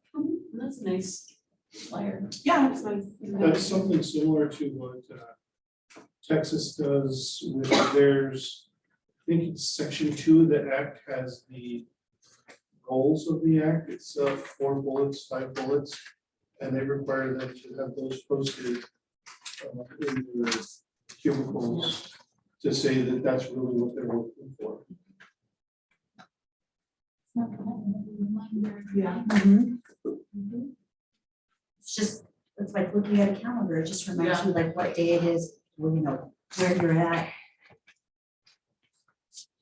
Can we do the same thing with the goals and strategic, with the strategies and the state plan? And put different goals, different section of the goals in different divisions this way? Like, it's almost like a scavenger hunt, where you want to see the second one, then you can unfortunately go to another division. And maybe open communication there, I don't know. Oh God, I have to leave my. You have to leave my comfort, yeah. Have a scavenger hunt. Type thing, just go look at the other goals. Yeah, what are our goals? What are the workforce goals on the state workforce plan? That would be interesting. But in training, we call it gamification. Gamification. Yes, so there's a game because then the individual gets a prize or, you know, understands what the end is. The knowledge, that's the I price. think that works differently for different personalities. You know, like one of the things that I struggle with and trying to do this, Max knows this, is like one of the things that I struggle with is that every year on our annual report, it should be a report back against that workforce plan that we have in terms of what were the accomplishments we have. The John goes out, we get it from the partners and we get something. But for us internally in our agency to get your contribution to that is like pulling teeth. I have to go and remind people and say, you remember you did this part, but can you write that you did it? And what was your contribution to it? And so the hard part that we're having is getting everybody to own the state plan. Because the state plan is why we get money from USDOL as an agency. And it belongs to the agency. It doesn't belong to just this team. It belongs to the agency. And I want every unit to say, what was your contribution to the state workforce plan too? Okay, but Did you is look at that- the goals? Is that the 700-page one? Well, the executive summary is all you have to look at. Right. The executive summary and the goals and the objectives that we have in there. That's a simple piece. Okay. But those, I was afraid you were telling me I had to. those, I mean, so everybody should own the state plan, state workforce plan, because it's the reason why we even get money. And so when we have that report, I want each unit to own their contribution to that state plan. And I want them to own reporting on their success or their contribution to a particular goal and activity in there. And getting that is hard, right, John? It's hard. So when I was looking at that state plan, because I wanted to send it to you, because right now in FMB, everything, and I don't take this out of this word, but everything's so focused on UI. Mm-hmm. So I've been sharing bits and pieces with Joanne so that she knows what the WIOA team is doing. So because the state plan went out, she saw that, and so I just sent it. I told her this is the path where it's at, because I couldn't send an email. But now that she has, I can look with the executive, I'll get it. Executive summary. Mhm.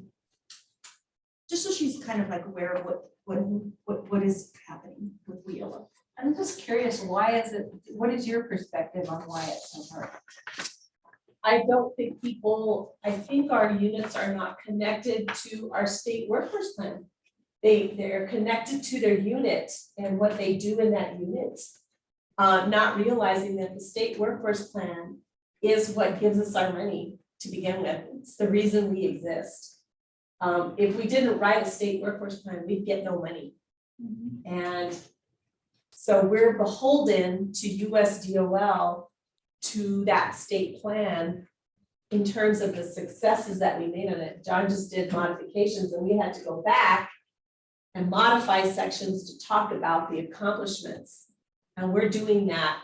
John and I are just doing it on our own with Mags's input, but it doesn't have agency input, and it drives me crazy because it just means nobody owns that state workforce plan, thinking that it's just this team and it's not us.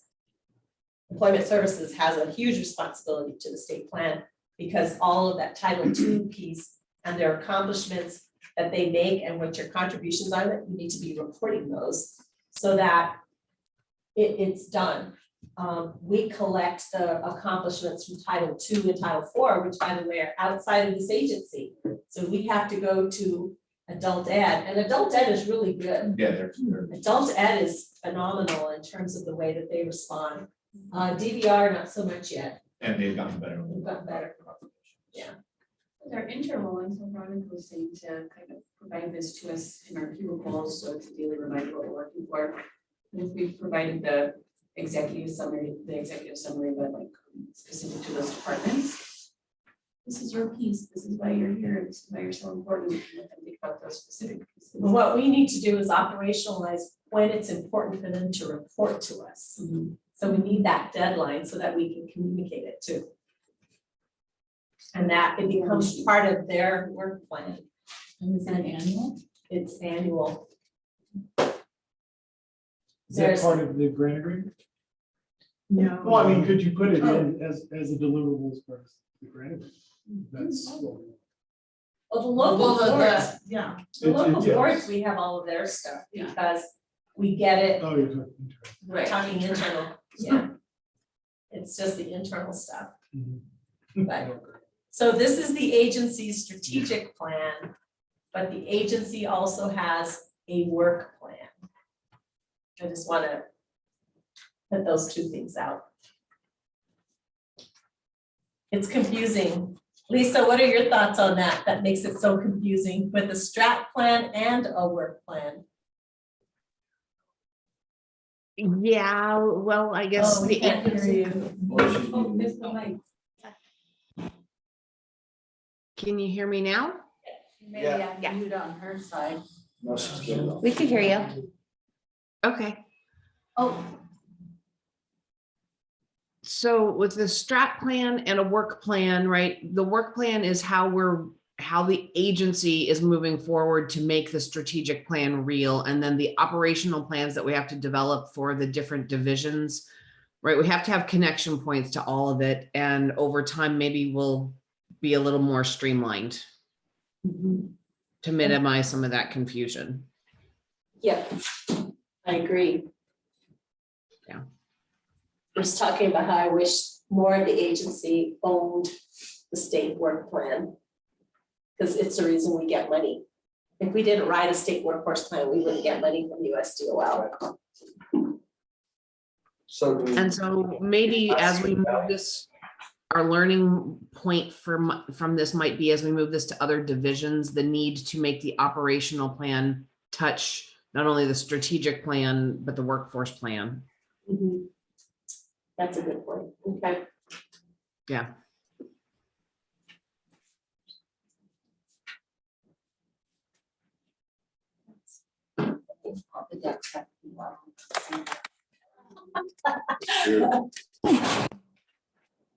All right.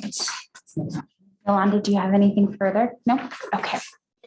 All right, so we have a SOAR analysis. So a strategic plan includes the operations, visions, values, missions, objectives, internal and external assessments of its environment, strategies, and implementation. So it's an action plan and resources to allocate. Strategic leading involves both thinking strategically and making strategic plans. So how many of you are familiar with SWOT or SOAR? How many have been a part of that process? SWOT. And what are your thoughts on SWOT? It's reactive, sort of, combat threats, Okay, weaknesses, okay, all right. personally. Okay. And I think they're pretty effective if you actually do something after. Okay, so both are Follow effective. Okay, so SOAR analysis, it's a strategic planning technique which helps operations focus on their current strengths, opportunities, but it also creates a vision of future aspirations and the results that each approach brings. The SOAR analysis is a set of actions that leverages strengths and opportunities to strive for shared aspirations and measurable results. So here we have some differences, as you can see, between SWOT analysis and SOAR. Both are really effective, but SWOT really focuses on weaknesses and threats, where we're looking at SOAR, it's opportunities, right, aspirations, but it's the results, right? Let's see here. So the SOAR analysis model uses appreciative inquiry to centralize the focus of the operation on what it is known to work, rather than focusing on internal weaknesses or threats that might not lead to a result. Okay, that's our goal. Whereas SWOT analysis, it does assess the internal and external factors impacting on operational success now and in the future. When SWOT analysis is used, the weaknesses and threats are capitalized more on. All right, so we're going to be using the SOAR approach. And so we have a SOAR analysis efficiency. So the purpose of SOAR analysis efficiency is just to ensure everyone's ideas are incorporated and transcribed, collected, and prioritized. This is the most efficient method to consolidate all relevant information. So this is how you guys are going to work together as a unit. So you see we have the objectives, define a clear one-sentence objective for the SOAR analysis. Brainstorm, gather and input your ideas together as a group. Clarify content, group similar ideas, and delete duplicates. What do you see? Maybe you all have like the same ideas, maybe it's funneling the same, start deleting them. Prioritize, vote and prioritize ideas according to impact on the organization. Action plan, create an action plan assigning responsibility for each issue to a group or individual, and share. Share outcomes, including the action plan with relevant stakeholders. So we're going to actually do this exercise today. Okay. All right. So I'm going to talk a little bit more about what strengths, opportunities, aspirations, and results are. You can see you have internal, external, we have the future, we have the present. In order for you to be really effective today and successful at the goal, you really have to understand what each element is that makes SOAR. So we're going to start with strengths. Focusing on strengths means identifying and building on strengths. So what are your strengths within WIOA? The strengths factor is SOAR, is defined as natural capacities, assets, or capabilities in self and others that allow optimal performance. So our strength factor. Strengths are also conceptualized in the literature as assets and capabilities that are naturally occurring and stable. Assets are those competencies that create positive outcomes and values at the individual, the team, and operational levels. So what do you feel like your strengths may be? Just to kind of throw some ideas out there. Our committed staff, committed staff. Okay. Compliance? Okay. I think we have the knowledge. I was gonna say institutional knowledge. All right. I think we get along. That's a strength. We work well together. Who's we? Royally. as the system? That's what I was asking. I'm Yes. sorry. Oh, I'm thinking the system. Are you thinking in here? I was thinking the team, No. but you're right. I mean, if we think of maybe at the state team level, we get along. Yeah. And we have good institutional knowledge. You and Max have been here forever. That means we're old, Max. You guys are younger than me and you've been here so long. Those are really great strengths. So just keep in mind, combined assets and capabilities offer the foundation for discovering and aligning an operation's best strengths to a process of focusing on stronger competitive advantage and more sustainable future. Okay. So we're going to move on to opportunities. So opportunities, the strategic and future-oriented attributes of opportunities involved in the process of discovery and evaluation in individuals leading to the creation of new outcomes. So when we look at the opportunities in SOAR, it is defined as those situations, ideas, or possibilities that make it possible to turn visions into reality, consisting of individuals working together to positively affect the future. So that's what you're going to be doing. So what are your opportunities? One of the biggest opportunities I've seen since I've been here so long. But one of the opportunities I like about this administration is we have supportive management. Okay. So we really have the ability to do almost anything we want as long as it's got positive impact. I mean, we haven't been stopped yet and we don't break the law. And that's really vital because you need that for the future, right? Setting that foundation, keeping that momentum, right? All right, so this brings opportunities into the realm of ideas and possibility, thinking about a desired future through shared dialogue about opportunities as new ideas and possibilities within an innovative and adventurous activity of exchange. Aspirations. Aspirations extend and give voice to the wishes and desires of those focusing on concepts who care deeply about the organization. That's you all. For example, aspirations are linked with wishes when describing goals that are most important for individuals and operations. What are your aspirations? Come on, Beto. To be effective in the work that I do. Okay. Use time wisely and to contribute in a way such that the majority of the resources that are used go to the end, the customer that we're serving, the people that we're serving versus administrative cost or. Okay. Anyone else? To get past the status quo. This is what we've done, all this time. Just get past that and become more innovative in our approach to synergy around this. I was thinking from the state team, an aspiration since, well, anyone who's been here long enough knows that we're not deep in our knowledge base. Mhm. So, you know, we really need to bring individuals up to build their knowledge. Mhm. Because, we've been working with the team, but there's real, I was gonna put it under opportunities, but there's a real opportunity for, to help Veronica come up and be a little more confident in, institutional knowledge. And Michael, you're what, 2-3 years in performance? There's opportunities for the whole team to back each other up because Makes sense. I know you don't like it, but there's no hit by the bus strategy. If I get hit by a bus tomorrow, I'll come back. We're gonna be out there with you. We're back. That's good.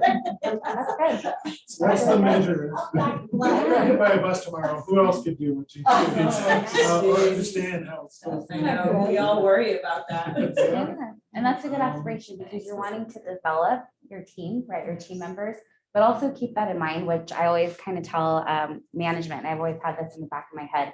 We're not all guaranteed to be here, right? We might leave, you might retire, maybe win the lottery, and we're out, right? We're gone. Yes. See ya.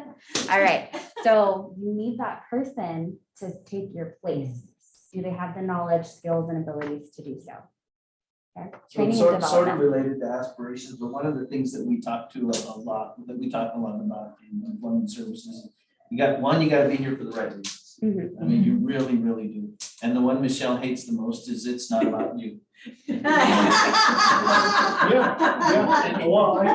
it's true. Every time we talk to staff and somebody complains or somebody has a concern, it's not about you. It's really not about you, and we try and hire for that, right? And we try and make sure that staff understand that, because the minute you make it about you, you got problems. Yeah, so it's hiring for team oriented, right? Right, working with the team, most people really can't do that, right? And then given the pandemic, our communication has changed. You guys talked a lot about communication coming into the office. How do you guys communicate with each other now? You were so at home, right? Didn't have to talk to anybody, maybe your dog like me, telling, hush, I'm on a meeting. Don't touch and don't come back, right? Yeah, okay. So just keep in mind, aspirations, they are linked with desires when describing aspirations as a self-expressed view of the future based on a goal, attainment, and decision-making. The aspirations factor in SOAR is defined as the dreams, vision, wishes, or desires to achieve personal, team, or operational goals and objectives. All right, and lastly, we have results. So results embraces a broader and build perspective by framing the attainment of performance outcomes as opportunities for learning, growth, and expanded awareness. The results factor in SOAR is defined as the measured goals, completed tasks, and outcomes obtained for success. The results emphasizes of SOAR holds organizations accountable for completing tasks and achieving outcomes. So kind of what you all talked about collectively, what do you think some results could come out of this today? What do you want to see as a result? Sustainability. Okay. Follow through. Follow through. Okay.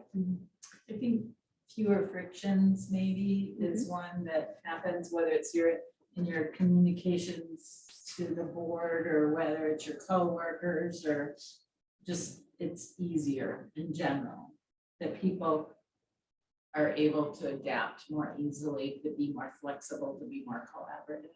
Okay, that's good, good. All right, so reframing is an important aspect of visioning because it challenges operational members to reflect upon what they can do differently and to follow up on these reflections with system thinking that maps out to the interrelationships of variables to produce extraordinary results. All right, and lastly, strengths, opportunities, aspirations, and results activates constructive accountability, exponentially expanding energy and interest in contributing to the welfare within the organization. Okay, so let's see. It's gonna restart on me. Yeah. Let's see. So as I asked you those questions, strengths, opportunities, aspirations. We're gonna go into a group exercise. All right. So Natasha, do you want me to help you? I'm gonna count 1, 2. Yeah, or we could just divide. No, can I just divide? Divide and conquer. Divide and conquer. We could divide and conquer.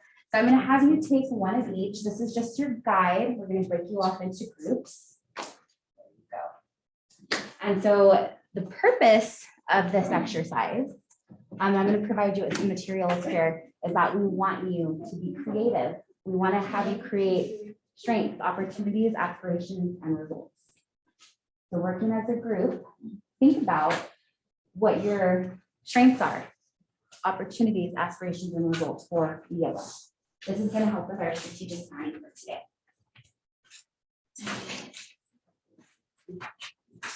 So maybe our group could go in there. Sure. Let's go in there. Are they? Or do you want to take the other Our conference table room? and chairs next door. Yeah, okay, might be quieter to do that way. Okay. So we just Like like. here. Yeah. And then you all should have Sharpies.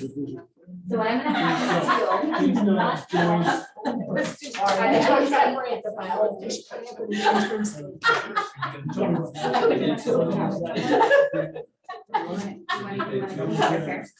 Oh, switch out. Yeah, Oh, we yeah. have one of the interns go there. We wanted to switch out with one of the interns, so it's one intern on each side. You'll switch out? Okay. Thanks, John. Okay. So on the handout that I provided, You're you're gonna be gonna great. see that it's in blocks. So you're basically gonna do that on your board, divided into 4. Okay. Okay, first quadrant strength, opportunities, results, and aspirations. Try to come up with that. How you look at it? 10. 10 for each. Yes. Okay. Yes, we have that. So we're going to utilize that information.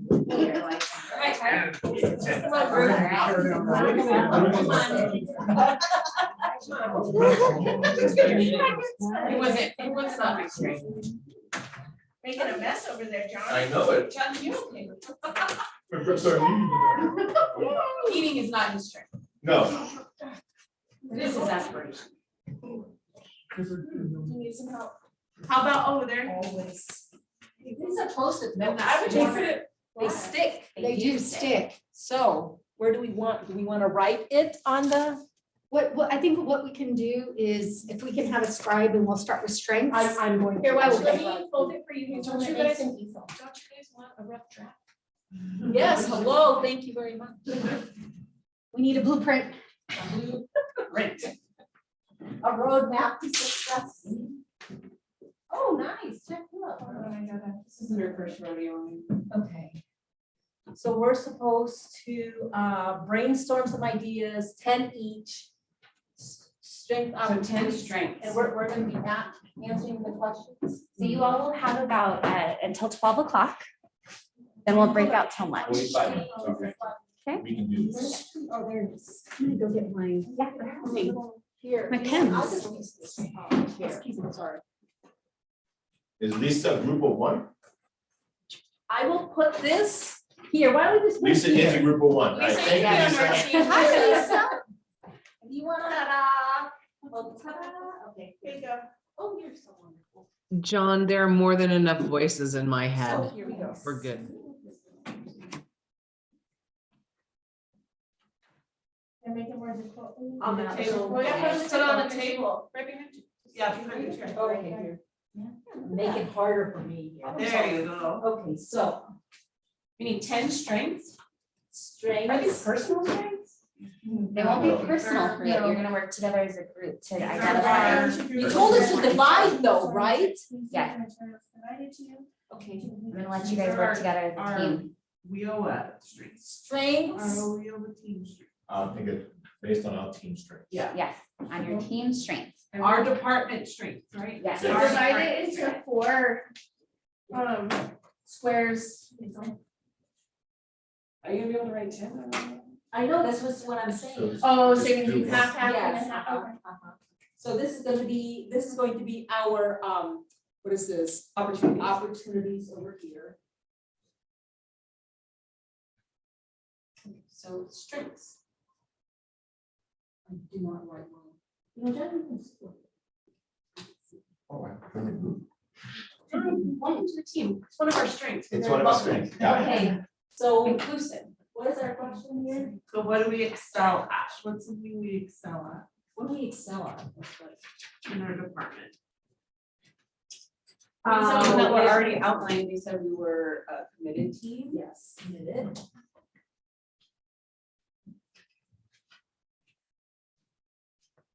And again, on the paper, those are just examples. These are examples too, just to give you all a guide. They're Okay. helpful. Okay.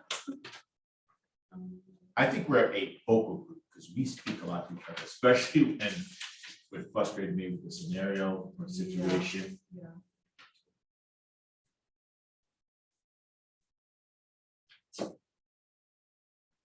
Our strengths. I believe we're adaptable when it comes to like cross functioning.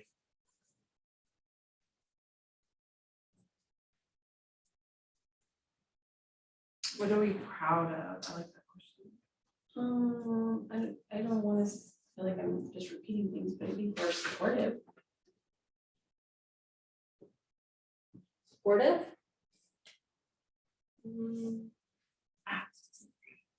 I don't know, I call you guys, and you guys answer all my questions. To each other. Yeah.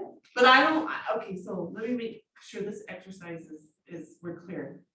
I don't think it's about, The whole. it's about us, it's not about how we are with each other, it's how we are as a department. And how you want to grow it in the future, Right, right? So think of it, it's a strategic plan, right, right, for the future. exactly, for our department, not so So those much are, for. that's an area that can be improved, right? So you can kind of add to that point as a whole. So I think of it as the way that and I may be wrong, but I just want to make sure I'm doing this right.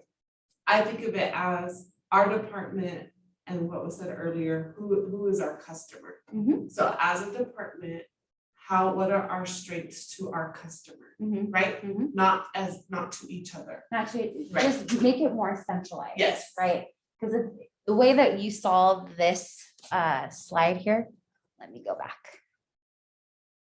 This slide. We have these strategic goals here. Okay. This is our organizational strategic goals. But what are your goals as an operation, As as an a operation. department? Where Where do you want to customers. see your department grow? Yeah. Right?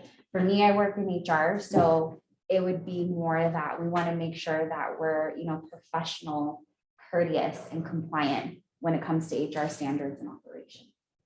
Something of that nature.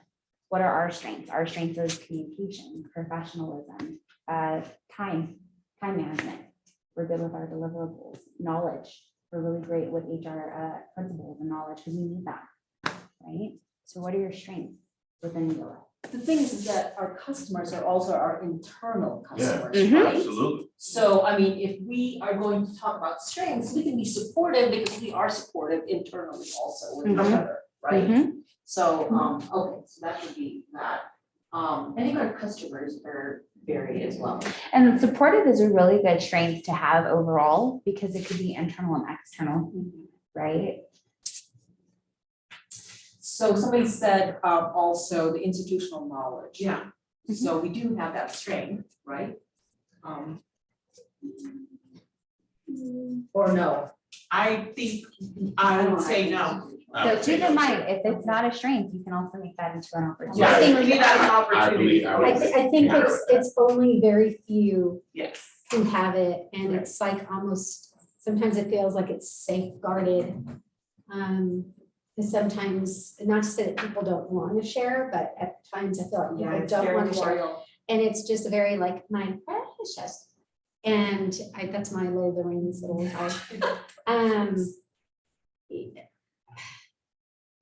That one is a hit or miss on the institutional knowledge. It's an opportunity. It's an opportunity. It's an opportunity. I will say that I think one of our strengths is that, I don't know how to say this, but it's almost like the sky is the limit in that we can pretty much do anything that, I don't want to say like free reign. Yeah. But it's almost like the ability to be creative. Our strength is that we have creative That we have the ability. I like it. We have creative the ability and we're not stagnated. by management on that. Could you replicate that and put it in opportunities? You can, opportunity to be more innovative. Well, I'm just saying like creative ability could be also an opportunity. Correct.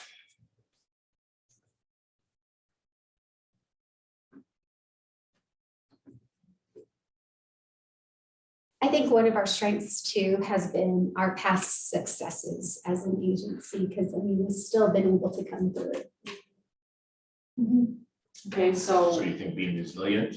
I think we've been Yeah. resilient. The resiliency is our strength because we've been able to Yeah. keep fighting the fight. 1, 2, 3, 4, 5, 6, 4 more. What about communication under opportunities? And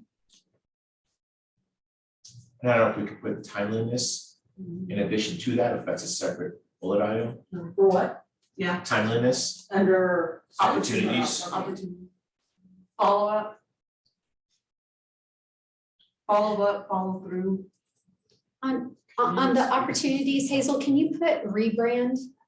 Oh, yeah. Put a star next to that one. Or is that an aspiration? Well, it's an opportunity for us to rebrand Yeah. with, I guess it could be an aspiration. And it could that be a result? The Yeah. result is that we've rebranded who we are. And then follow up under opportunities. Yeah, did you say We said- follow we up, said follow through, follow up, follow through? You has a good strength as experience. Some good experience. On the opportunities, I think also it's an opportunity for us to mend relationships and to establish trust. So mend relationships, maybe establish trust, however, I don't know, what do you guys think? I agree with you. I wonder if team identity is an opportunity. Because Sorry? team identity, because maybe everybody doesn't sit in that little world up there by Yolanda's office there, right? Yeah. So I didn't know until 2 weeks ago that Holly was part of our team as VA. This is the first time, this is the first time. So that I I've think been there may invited. be other members, right? I know ES is down the hall from us, but who truly is our team as far as when we talk about us? Team identification. Team what? Team? Team identity. How about team identity. member? Team member. That's identi- fine, yeah. Team member identification. Yeah. Yeah, guys, I didn't know Holly until. I know today. And then what was your strength that you had? Yeah. Again? Experiences. Experience for strength? Yeah, we can, I guess.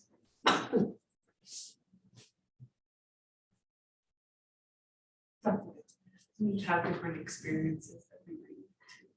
Or even knowledge, right? Knowledge, yeah. Experience slash knowledge.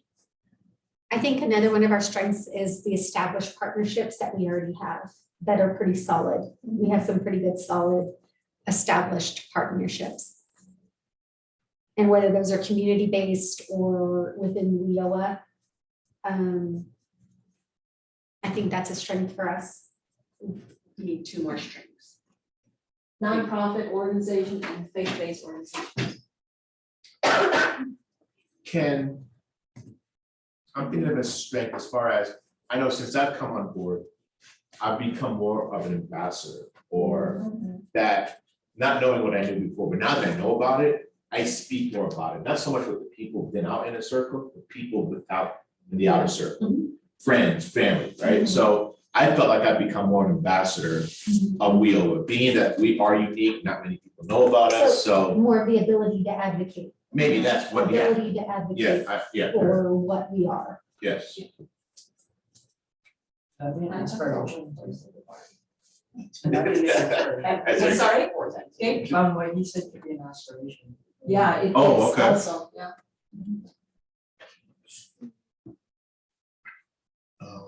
So that's 2, 4, 6. One more. 8. Well, how about another one? And I'm just thinking, how about the growth that we've already had? I mean, how many of us have been able to just grow internally? And professional growth development. Yeah, That's our strength, is that we Yeah. encourage professional John growth is- development. Taking on more roles. Is that? Yeah, absolutely. Like everyone, you know what I mean? And as you all talked about earlier, it's the knowledge base, right? Some of you may not have the full knowledge where you should be. That could be an opportunity as well. And I think Natasha could probably speak to that too, because your role has definitely expanded Mhm. since you first came on. Yeah, it wasn't very long ago, Yeah. seriously. Yeah, no, I'm still new. You're still- That is a good opportunity Yeah. to write down is, I don't know, cross-training or just Yeah. an opportunity of cross-training. Yeah. Cross-training development, absolutely. Can we put that as another strength as far as one of our greatest accomplishments is compliance? Even though we haven't been very structured, right? We've kind of met what we needed to meet, whether it be federal, whatever it is, that requirements from. Yeah, I think every division probably has, UI within WIOA, within ES, wage and hour, Right. human rights. One more. I think some of us, we may have been blindfolded through certain situations, but we've been able to, as you had talked about, reaching goals. even though- So one more for opportunity, what needs and wants are we currently not fulfilling for our internal and external customers and stakeholders? How about transparency? Okay, There you go. What were you gonna say, John? Unity. Oh. Transparency That's be an aspiration. and unity.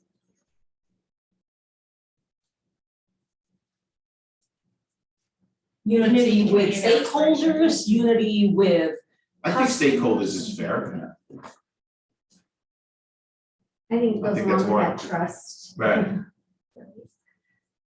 Okay, so that's our strengths. So let me just read it out to you guys. Our strengths are, we find that we have professional growth and development, right? We are also committed staff. We have committed staff. We can vocalize our ideas. We are adaptable, compliant. We have compliance as a strength. Supportive. Supportive what though? Supportive. Just supportive as a group, supportive as. So I agree with that we are supportive to each other. Okay. I don't feel that we are as supportive to our ex. We've gotten better. We've gotten a lot better, but I still think it's an opportunity. Okay, so supportive to internal staff. Creative ability, we are resilient, we have experience and knowledge. We've established partnerships and we advocate or we are ambassadors, right? And then the opportunities are institutional knowledge, creative ability, more cross-training, communication is key, timeliness, we need some more rebranding, and then follow up and follow through. And then, I can read my writing. Mend relationships. Mend relationships, things. Establish trust, team member identification, transparency, unity with stakeholders. Would we say communication to both sides of the fence, internal and external? Would you say that? Yeah.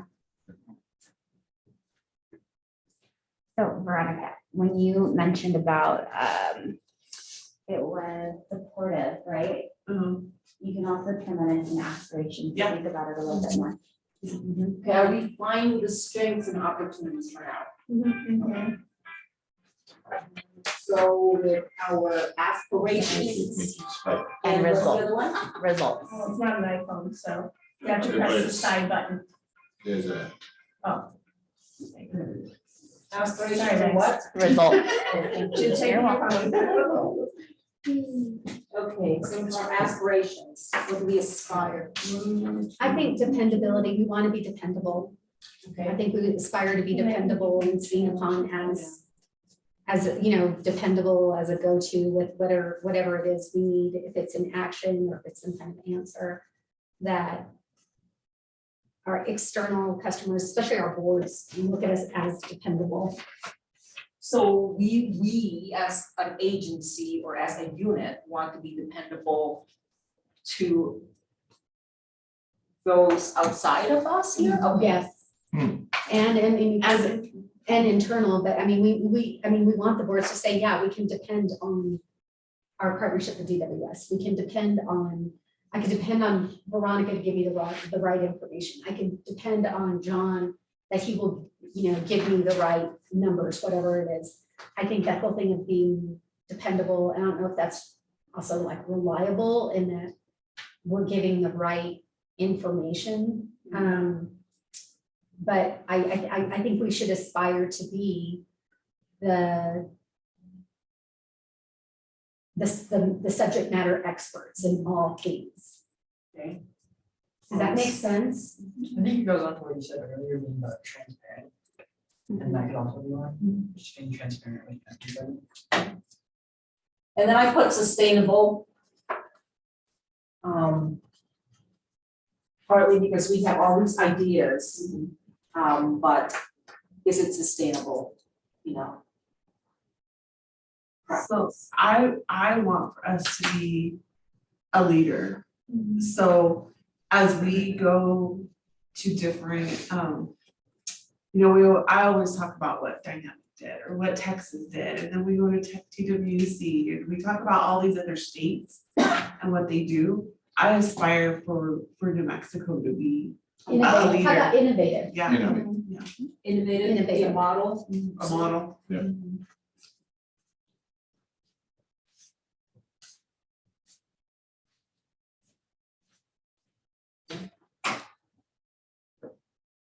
What do we have for some results here? I think one of the results I would love to see, and it just keeps on coming up over and over, is that we're relevant.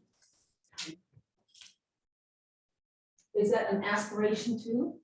Because if we're gonna be innovative and be a model, then we can be, what you just said. Relevant, okay. So we model being the result, or people come to us, Yeah. we're in the model stage. Yes, you can move model over to the result.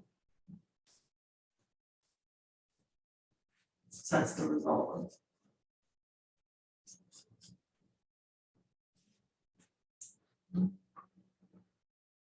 Impactful. I would like us to be more impactful, statewide with our, well, I'm just talking about training. Because I see a lot of impact on what we're doing. I mean, there is, but. I would like for us to, results for what we're doing is that we have more money, that we're given more money, that we see more funding coming our way. Yeah. That's an automatic result, right? I would love for us to have more money so we can continue to pave the way for our innovation. So with the funding, we can, a result would be growth. The more money we get, the more we can grow. Staff and grow opportunities, new. Okay, yeah. Yeah. I want to see money. Yeah, money. Money and growth.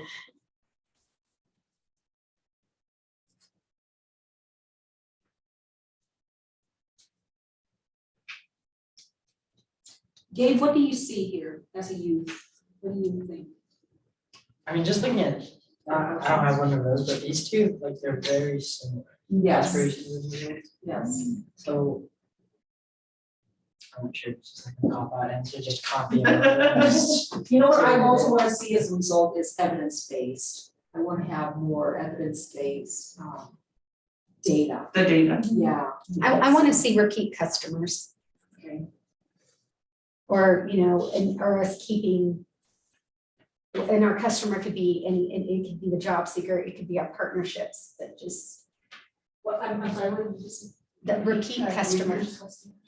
Or the longevity of partnerships, I don't know, just. We're doing good so that folks still. So there's that sustainability, there's that, Right. instead of a revolving door. I feel like in results, I feel like I want to say growth too, but like growth in awareness.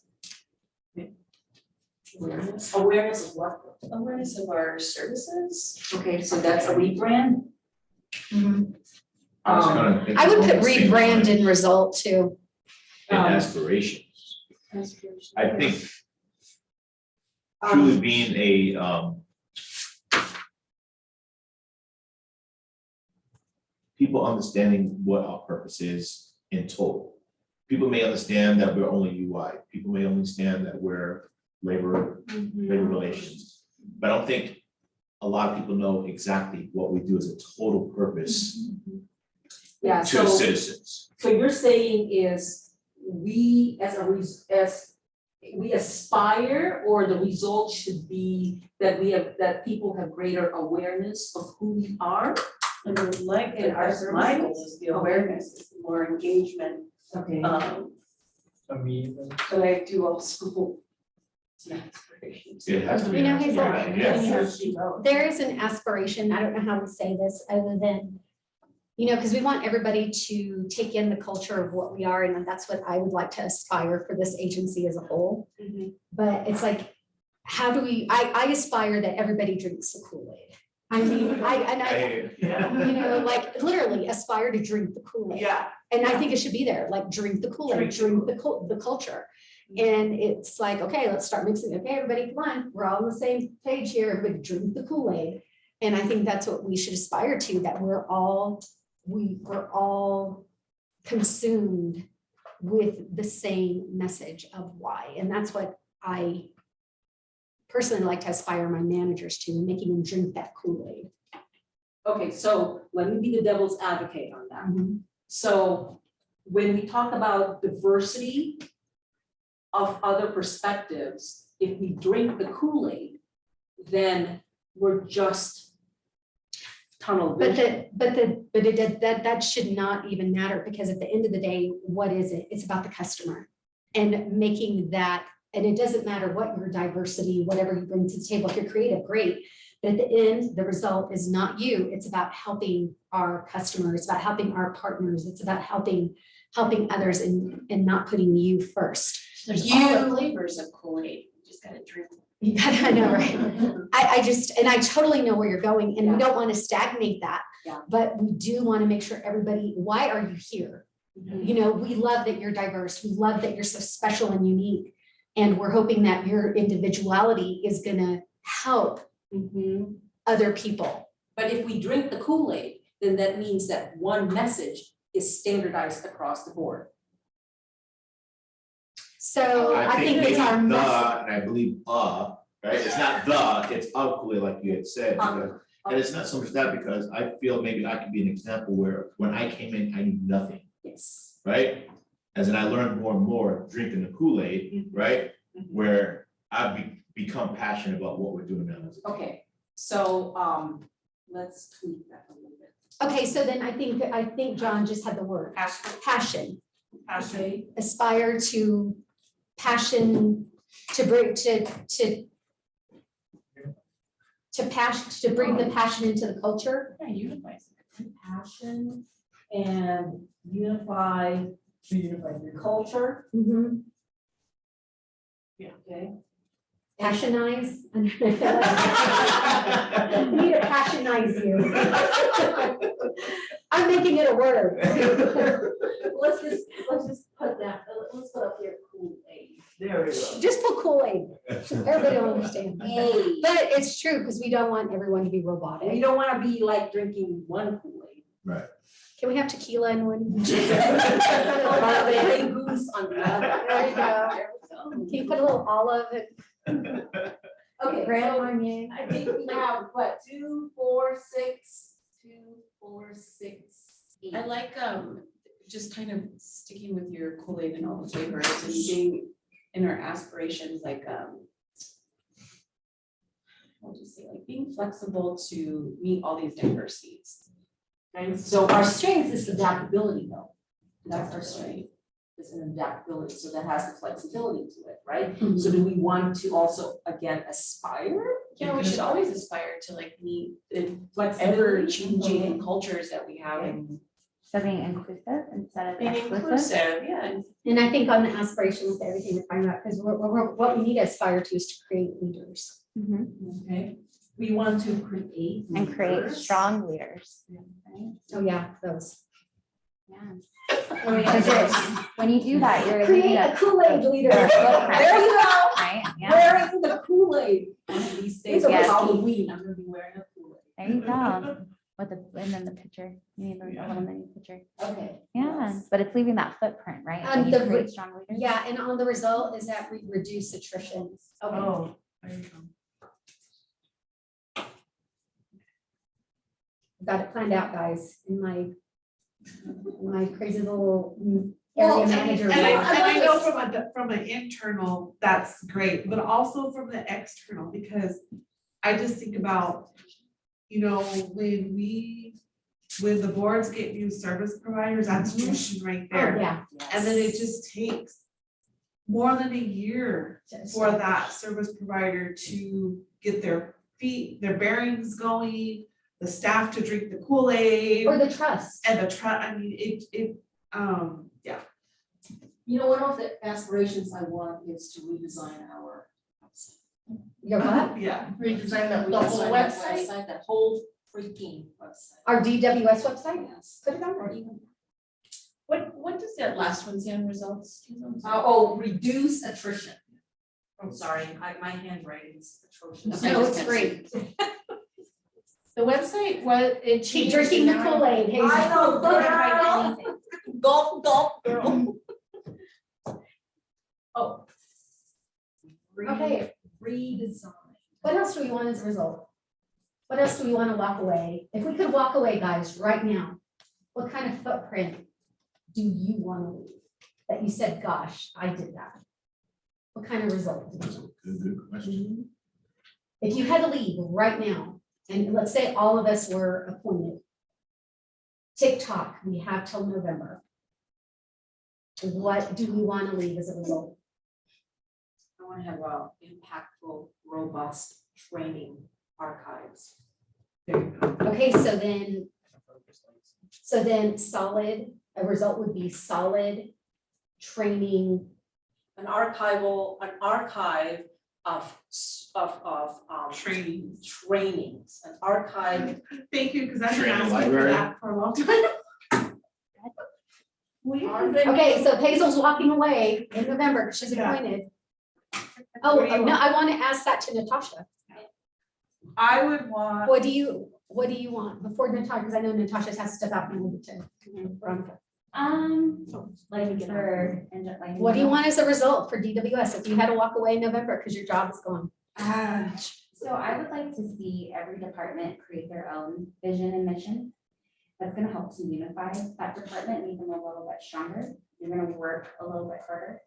When you kind of like diagnose what that department's mission and vision is, everybody has a sense of idea of what you do, right? And then you walk tune, you become that team leader. You're gonna follow that leader and say yes, and you're gonna be like positive and confident to say, this is our vision, this is the goal for this department.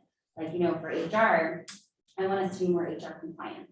You know, where I come from in the private sector, the state does it a little different as far as HR goes. We can be better, right? And our thing, I think my thing is more customer service. So when our customers come to us and they say, hey, I need this, this, and this, they're maybe like, you know, they're requesting an I-9. No, that's not a standard practice. I can't hand you an I-9 as an employee. What's the business need to know? Something like that, right?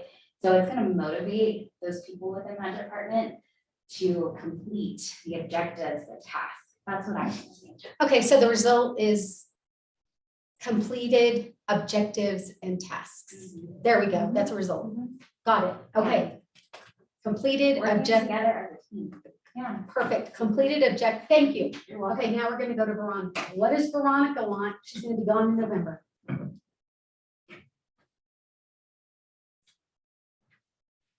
I would want that. It's gonna be around dislocated workers, so, I'm trying to think, well, I don't wanna say that the dislocated worker money would be spent, because that's just them just spending money to spend. But that there is, successful Results or aspirations? results. Results. Okay. Successful dislocated worker enrollments. That they So that the finally figure, money, I mean, that the that they money finally figure out how to use all the funding. yeah, and not even use the money, but just because the numbers will spend the money, right? So to successfully increase the dislocated worker enrollments. Okay. Because then that'll spend the money. Got it. Okay, Veronica, either aspire or result. You're gone in November. Getting kicked out. You can just say, what was your baby? I'm just going with that. I don't know, let me think back. Hello, Rebecca. Oh, this is hard, but yeah, I feel like I want. Streamline is like the right word. Career readiness tools and of course next. Tools for our young people, easy to access, like you were just saying when you create our website, imagine a young person trying to navigate that. That everybody felt were beneficial to each community that they serve, so a lot of the times when I'm promoting some of our online tools, they're like, well, that's great, but we're in this little teeny town. Those internships just aren't here for us, so. So how do you want to? Just being more inclusive and providing more creative. Okay, so she's got it, opportunities. equity. The result is there's equity. Yeah. Equity, there we go, thank you, that's a great word. And for me, I think for what I do, like in my specific role, a more streamlined process, like it's all over the place. So the aspiration is that it's a streamlined process. Aspiration, yes, I would say mine would be an aspiration. I love it as a result as well, and I think Yeah. it goes across the board, just streamline processes in general. We talk about working with our partners all the time, we wish we could streamline things, and it's just a little. Yeah, it's not so easy. Yeah. Michelle, or did we skip? Or John. John? Mine's being an aspiration. Okay. And I want an impactful, readable state plan. No. Yes. Because I think it is just too many, maybe even internal, it is just a document to be done. It is. Yes. And it is, there is way too much information in there. I don't think anybody's gonna read it. I don't think anybody's gonna follow it. And when I get all this information, I'm like, wow, okay, who's gonna read all this stuff? So I wish that we would have something that people can kind of read, understand, and get something out of it without sitting there for 2 weeks reading that. That's true. Impactful, write it down, readable, or no, Digestible. digestible. Well, I think it goes back down to people, if you don't know, people don't know. People don't know, even with the state plan, what their part really was. Yeah. Yeah, when we did this 3 years ago, right? And, there we were meeting up here, right? And it's like, well, what is this? What are we doing? And, I know that we had somebody spearheading, right? Mm-hmm, And I think so many people were still lost. mm-hmm. Any other aspirations? Did we get at least 10 for each? Yeah. 1, 2, 3. It's amazing how much we're all thinking about it, but we've never said anything. So, Yes. When I was over at BHSD, we created, it took a whole division of people to create a data book. And that data book was like a statewide data book of all of, how many people live here and what services did they provide. And so it was almost like a resource guide and a data book to help us out. We don't have that here. So you just reminded me like an aspirate, what I'm taking away from what you're giving an example of is the like the database, like we all, DBR has their database, we have our database. So unified database? Yeah. Standardized. Unified, okay. Sharing. MIS system. Standardized MIS system. MIS. So if I could walk away in Yes. November, Yes. or if, I was fired in November, I truly would really want one thing as a result. Yes, what is? And that is Because I'm going to Miss America. I really am. I'm going to Miss America. I would want to know that I could walk away, that everything that we've done is to develop a truly strong public servant to the core. So the result that we have is a strong public servant. That, you know, anybody who comes in at the end, you know, there's all these trials, but at the end, they're gonna walk away being a strong public servant. And they know that when they walk away, that they know they did everything, they can rest their pillow, they can rest their head on their pillow at night. You know, they have that determination to want to come to work and make a difference. You know, because at the end of the day, that's what we are. We are public servants, and I think that we, to the core, we forget that because egos and everything else get in check, you know, aren't in check, and we're constantly playing, you know, my stick is bigger than yours, and you know, I think that's the politics, even at this, even within our own. I don't know, that's what I. No, so, yeah, well. I mean, we don't have to discuss this with everybody, but this is just. Well, I put down strong public servant. Yeah. Well, it's a good thing it's not being recorded.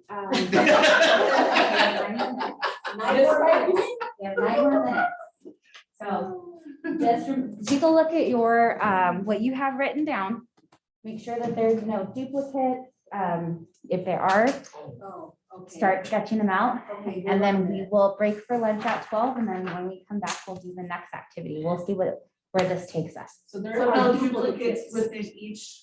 Yeah, you don't want like duplicates here where it's like, you know, we'll. There shouldn't be very big. Local group, you know, on each one, so. Okay, So what do we? Oh, yeah, well, we do have a. We have a few, but not that many.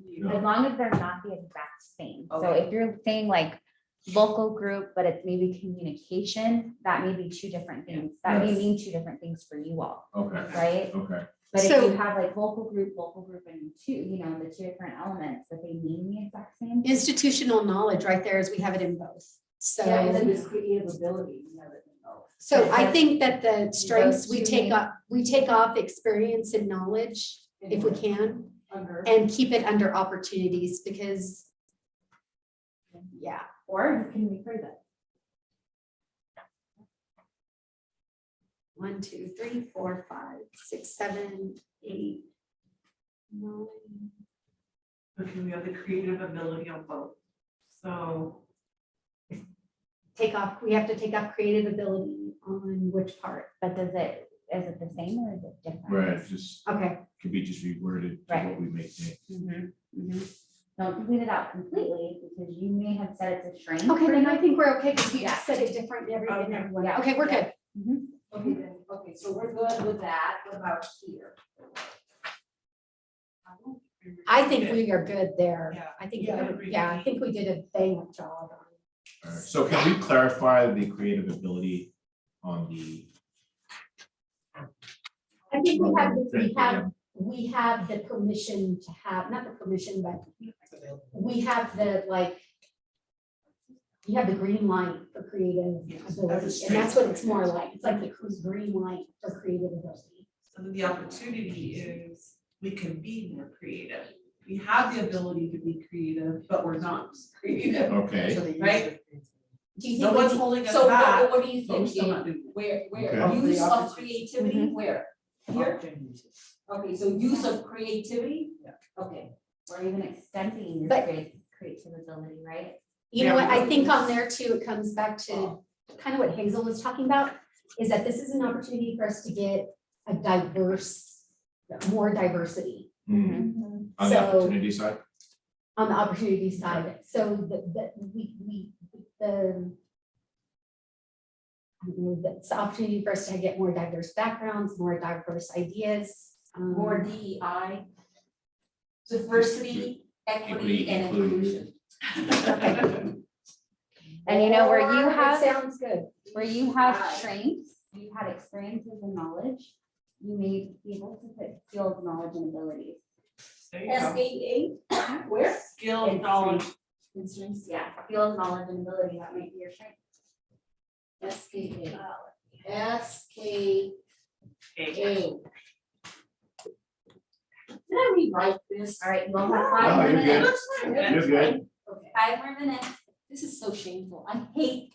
Describe Well, I would like, for me, just because I'm OCD, I'm totally rewriting it, but that shows our, so discussion. Yes, so I was gonna say. Mind mapping? And Yeah. at the town hall that we did, that we did these last 2 weeks, that's exactly what happened. So you have the facilitator and then you have the recorder. Yes. And the recorder is writing down everything that was put on the sticky note, but you track all changes so that there you can see where you crossed out a different word, crossed out, there, how many times one sentence was changed. Yeah. I like that. So should we put it up there? You put it up. Yeah. Put it up. And then who's going to be talking? You guys Oh, yeah, you talk. have to have that. Yes. As a Spokesperson. Spokesperson.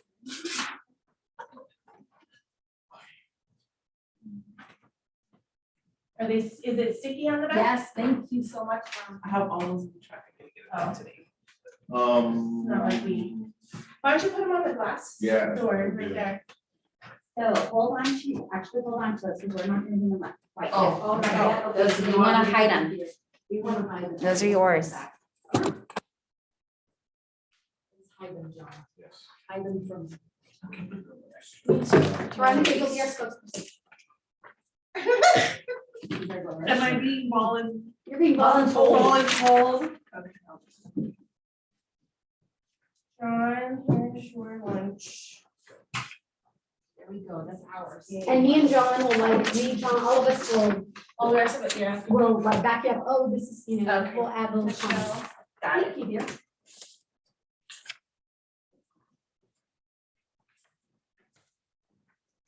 Lunch, right? Or No, I think you can just, I don't know, Natasha? Is it a working lunch or? It's lunch. It's I lunch. think it's just regular lunch. Thank you. And I hope these are right, you guys. I triple checked them, quadruple checked them, but you know how people. How did you keep it at 7? high maintenance. I'm sorry. How did you keep it at 7? I don't know if you bought this. They That never was get my us first. there. I mixed, so I have Well, like, so am I. yeah, I yeah. got weird hair. So it's just, I have kinky, so it's like curls, straight, curls, straight. That's my hair. Yeah. Gives me all the hair products to use and go to town, and it's really, that's what it is, it's just having her maintenance it for me. 'Cause I can do it myself, but it's not with this. Ooh. It's not my hair problem. You gotta give me your name. Yeah, yeah. But your hair is always pretty every day.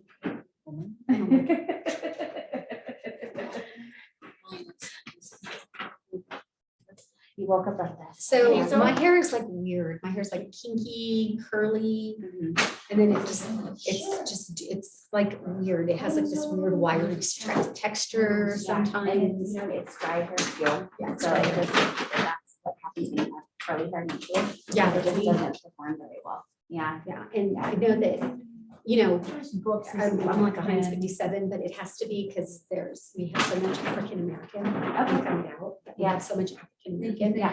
And I have a feeling that, Yeah. Well, so That's the the way hair. I Yeah, ordered a little it, bit. so I would know. The hair. Yeah, I because took that's to the open black, it, black, black and hair, so I it's ordered like each just the one. black, white. That way they could put it Yeah, on. and it's like dead split. It's not like the other girls who are mixed who like have just the dominant like white color. Extremely organized. That was great. Like my mom's hair was like kinky, and my aunts are the same way. And as it's kind of passed through, through the generations, it's not as like tight. Yeah. But you know that there's products that help. Yeah. And Can- then the diffuser. Can Randy hear? Um, Randy, yes. are you here today or are you joining from home? let's see, we have a chat. Let me open this up really quick. Do you want me to go walk over and see if he's there? Yeah, because I don't know if he's here and there's a lunch for him. Here, I'll walk over. Okay. Okay. All right. Okay.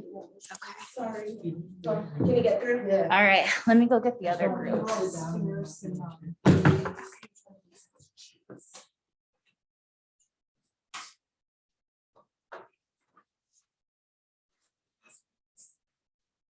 So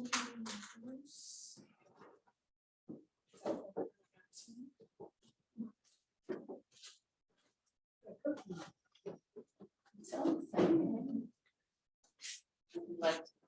I had to get a potato because I can't eat lunch meat. I'm a potato, why? You're not supposed to eat lunch meat when you're pregnant, Says who? Is that what? said my doctor. I'm sure my mom had a lot. I had all the sandwiches. My mom was like, because they tell you can't eat like lunch meat, can't eat hot dogs. Girl, man, those are all the things I ate. So like, I didn't eat any of it with Lily either, so I was like, well, I guess I'll be good. Let me tell you right now, Gabe, art, Yeah. works of Did art. Bailey do the green one? No, we're leaving those on her desk for her when she comes back. She's gonna be on the.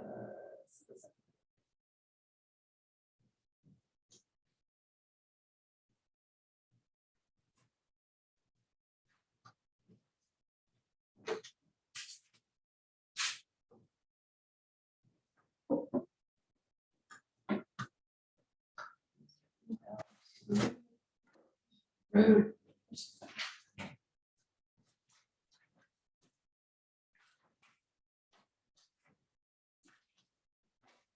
Okay, you guys Are they are, like really into it? you guys are really into it. It's both, but there is a difference. Are they trying to be better than us? No, no, I don't think so. So there is a very big difference between the groups. You guys will see that later in our activities. Yep. But that's okay because we want that, right? Yeah. Okay, so I'm gonna have you all go from lunch. It's gonna be 12 to 1. We come back at 1. Did they know that the lunch was here? Yeah. Yeah. I Okay, just let them I'll know. wait and hand it to them. Yeah, they're still wrapping up. Are you just gonna eat and hand me one of your best? I don't know. You have to what? I have to go up before if I want to get back to my. I know, that's why I like. Stay rock her. I like your shoes, you're very coordinated today.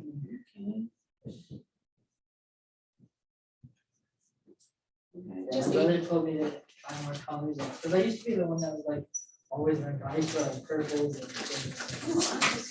and then, I don't know, then high school hit, and then I was like, it's just easy to put black, you know? I wear a lot. Sean, here's your lunch. Oh. You need to eat here or whatever. We're staying here.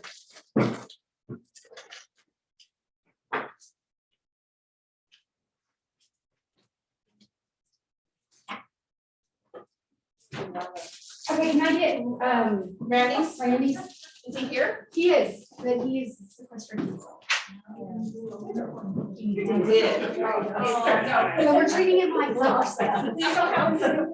No, exactly. I don't need that. No. I'm challenged. Oh. Uh-oh, with my board. This one is yours, right? Marcos, yes. Marcos, since you didn't email me, I guess what you'd like to email either. All veggie. I did do no cheese. I did do no Thank you. cheese. Oh, Betty. That's Gluten free too, right? Tina. Michael and Yolanda. Thank you. And then Holly. So I actually ordered an extra one. I hope you. Sure, like whatever it is, I'll take it. And be happy. You get the mystery box. Yay. All right, you all are free for lunch. Yeah.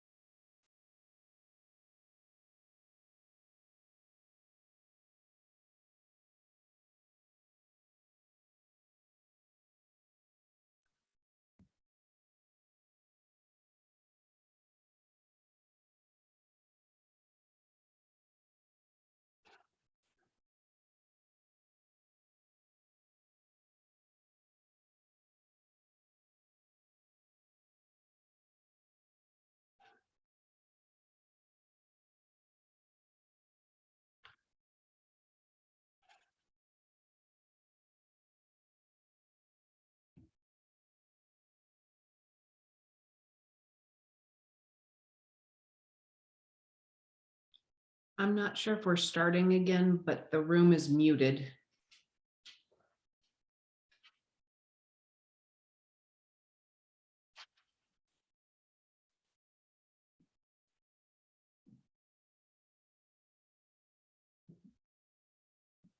She probably likes rainbow Rainbow, tacos. yeah, I was gonna say Oh, Tom. Yes. What else, Veronica, what else do you like to eat? The barbacoa. The barbacoa when they put the goat under the. You got me at goat. Sorry. Yeah. I'm not eating goat. You just have to, I don't even do you goat have, cheese. you have to have the people cook it right or else you won't like it. Pass. That's a warning flag with them. You're not cooking it right. My mind is. Well, Marcos thinks we should have a potluck where we all bring our worst food. Oh, no. Oh, yes. Then we all stand around looking hungry. Or we could have a, and then for dessert, we could have all our favorite desserts. There you go. Oh, so we can just skip straight to dessert. There you go. Marcos, I'm gonna bring you some balot. And bring on the What's Here, I have a picture of it up, I'll show you. It's about egg with. It's a half chicken. It's Just good. pretty much, it's half there. Soup and a Big Mac. So when did we decide to pick on me? You're like, what did I do? If you put some cream and mushroom on it, I'll take it. I love cream of mushroom with. With a Big Mac. You just hit Hazel's story. Oh. Her Her mom used to force feed her cream of mushroom. Oh, God, no. Oh, so she hates it. I'm big Mac bird. You can get that at Holland. Here at the. I don't wanna see that, I wanna see it. Look up on the screen, Meg. No. Okay, wait, what is this? Balot. Balot, and you said it's delicious. Oh, yes. We used to go to the movies and eat that as our snack. So what do you do, is like suck it out? It's a cultural. Well, our movie theaters don't. I will tell you. I've never seen it. Have you? That I again. can't even look at that. Look at the popcorn. You had what? You had a diet, you had a soda. You had popcorn, and your popcorn, and then you were raising it. Here we're trying to speak in our candy and our stuff and you're just kidding. Well, no, they would sell it outside. Pre-embryonic egg. See, wait for it to almost hatch and then you grab it. Oh, I don't even wanna know what it tastes like. oh my God. She said it's crunchy. Oh, I bet. No. It's like it's a deep fried or what? It's just- Yeah, you want to see the picture?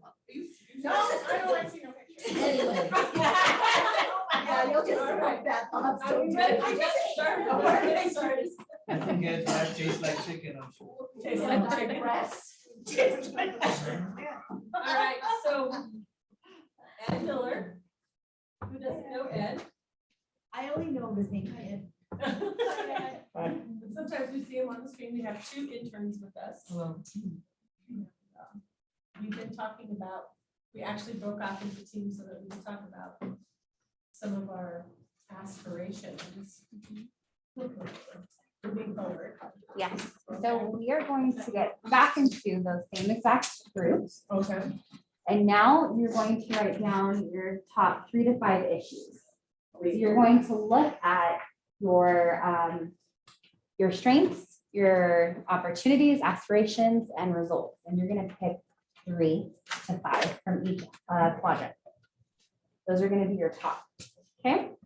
And then once you're done, I'm going to give you about 20 minutes to do that. Once you're done, come back in the room. And then we're going to put them, let's hang them up here on the wall. And then we're going to kind of condense them together as an entire group. Okay. Yeah, we'll take a look. So, Aren't you glad? Do you want us to leave this time and let?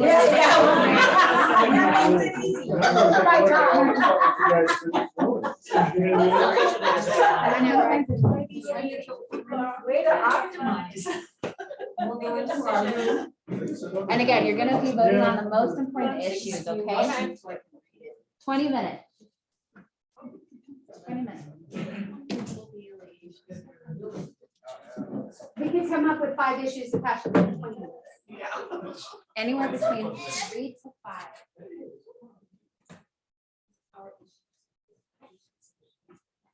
Are you talking about like the most? What are the top that are meaningful? Out of all 4? If you have to tackle Yeah. 5 of them, which would. And they don't have to be, what if we picked all aspirations? 5 for 5. That's Oh, all I got. 5 from each? Yeah. Oh, 3 to 5. Anybody? That's what we're gonna do. I'm good, thank you. Five. I was gonna We're pass gonna it on. take a look at theirs, looks like they're gonna go with yours, and then we're gonna see what we come up with. Do you want to write the top 3? Yeah, you may want to, Hazel, you can actually probably hang it. Okay. Hangers, now you can hang yours, maybe you wanna hang it back here, and then you can write. Okay. Neil. Can you see this, folks? Are you able to see it?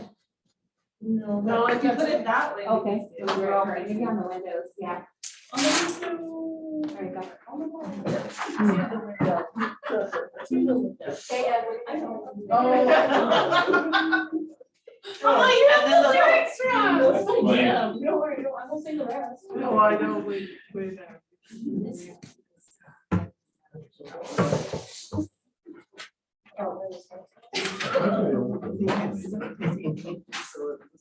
Right, so we're choosing 3, top 3 or top 5.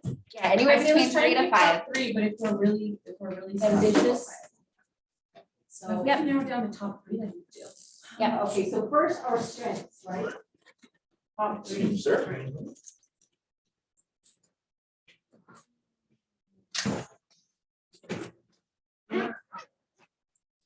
Committed staff.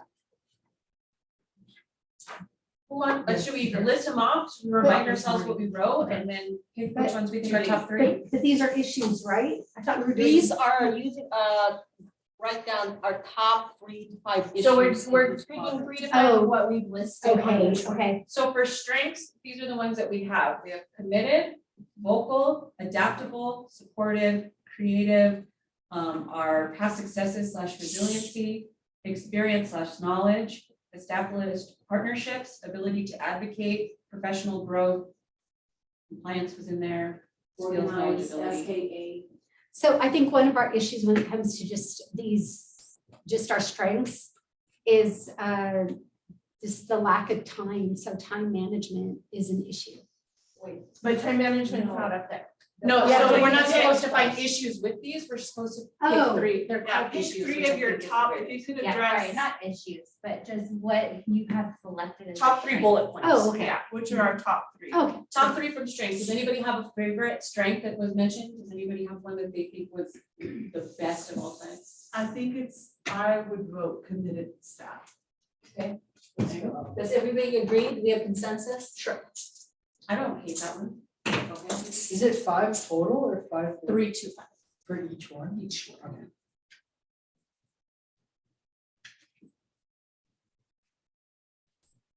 I mean, everybody's strengths are so different. I want to say creativity because I think that's one of my good strengths, but I don't know if. that fits in. Resiliency is one of our. we're quite resilient. I love that one. Okay, resiliency. Do we have consensus? Adaptable. I almost like, I really do, I mean, I did like the resilient, but I also like the advocate. That's our strength, that we always feel like we can talk about what we do, what we are, to John's point, So so. we are like an ambassador, an advocate. I think advocacy is one of our strengths, is that we're even if we don't know, like fake it till we make it. We're like, yeah, I'm gonna make you believe I know. I don't know how you guys feel. I kind of like just having a top 3 instead of having a top 5. Just kind of Okay. narrowing it down, but do you guys feel like we need to include more? This is 3 to 5. I think it's start with 3. From that. Yeah, let's do 3 for each, and then if we have time, go back. Then in opportunities. I don't know if you guys can see that far, I can't, but I have them written down. We have institutional knowledge, creativity, a double one, or we could say we could extend our creativity. Communication, internal, external, timeliness, follow-up, follow-through, mend relationships / trust, team identity, cross-training development, rebrand, transparency, unity with stakeholders.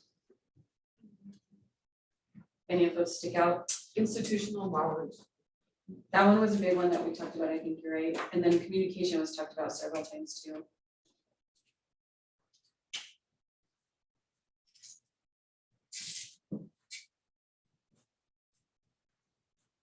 Do you feel like institutional knowledge is kind of tag teaming with cross-training Yeah. development? So I don't know that we have to put both of those. Yeah.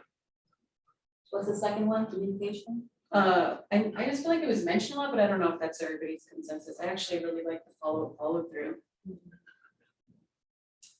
We have consensus on that, follow. Opportunities. I have no problem with that one. I don't know if communication's tied in with that. Yeah. Okay. Is it? Upper communication.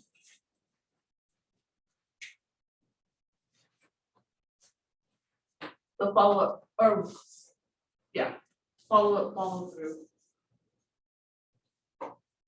That's the communication, right? Right, but maybe that's what it is. right? Yeah. Okay. On the communication, is that one also / transparency?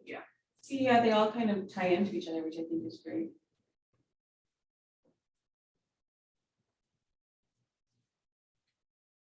Okay, one more, 2 more. And what do you think our opportunities can be? Based on those.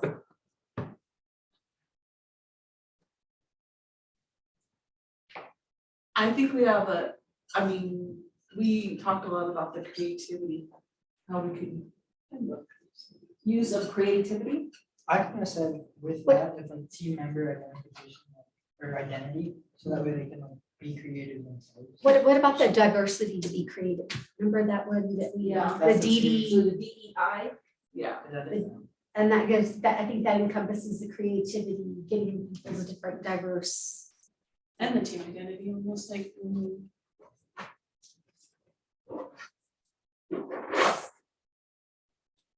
Okay. And then the next. This, that. Okay, this is aspirations over there.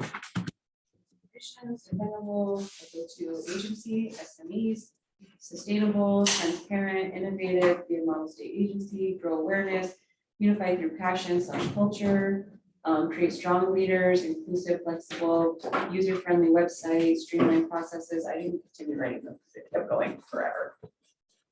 We really overachieved on that one. I like the one about that. What was it? What did you say about the agency? What? Oh, be a state, innovative, be a model state agency. I like that as an Yeah. aspiration as well.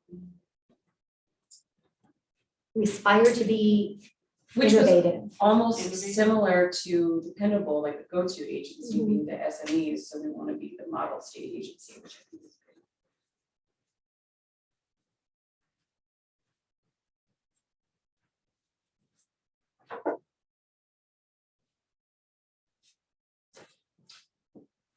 And we spent a really long time about those streamlining processes.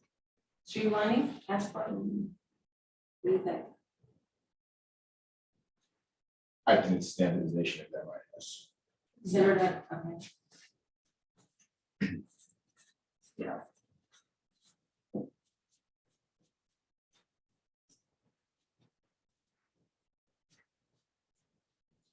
Jason, any more? I don't know, the grow awareness just kind of overall encompasses, the more people are aware of us, the more we could become the state agency model and the standardization of awareness can come here, model, Yeah. you know? To aspire. Sustainable is great. Transparent.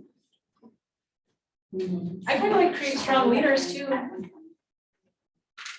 I'm sorry. So I've got a question, the whole model thing. Do we currently have an agency within the state that fits that role? No, let me tell you, the model agency. Yeah, the model agency that, No, I would say nobody, no. we don't have Look, an agency at all in the state. You No. don't hear anybody talk good about any state agency, like you hear nothing good about DVR, you hear nothing good about CYFD. you Nothing hear good about nothing good PED. about PED. not, What about outside of our Those are all the same. nothing good about building? But I'm talking DPS. like. Well, I used to work- PED, No, that's what we're saying, No. no. No, okay. Yeah, No, I used to work for DOT and DOT had a good, it was a role model state agency. okay. I think probably DOT is probably one of the ones I would say that's probably Pretty good put together. put together, but Yeah, should we take out state agency? No, we want to be a Oh, model that's our- state that's agency. our That's our aspiration. goal. Yeah, that's our. I mean, but the thing is with our agency, I think we can really be for the front runners for so much because of our diversity and everything that we deal with. Mhm. I mean, that's why we kind of got in our hands in the middle of almost everything, even during COVID, because we are that amenable. That kind of highlights us as the inclusive, flexible.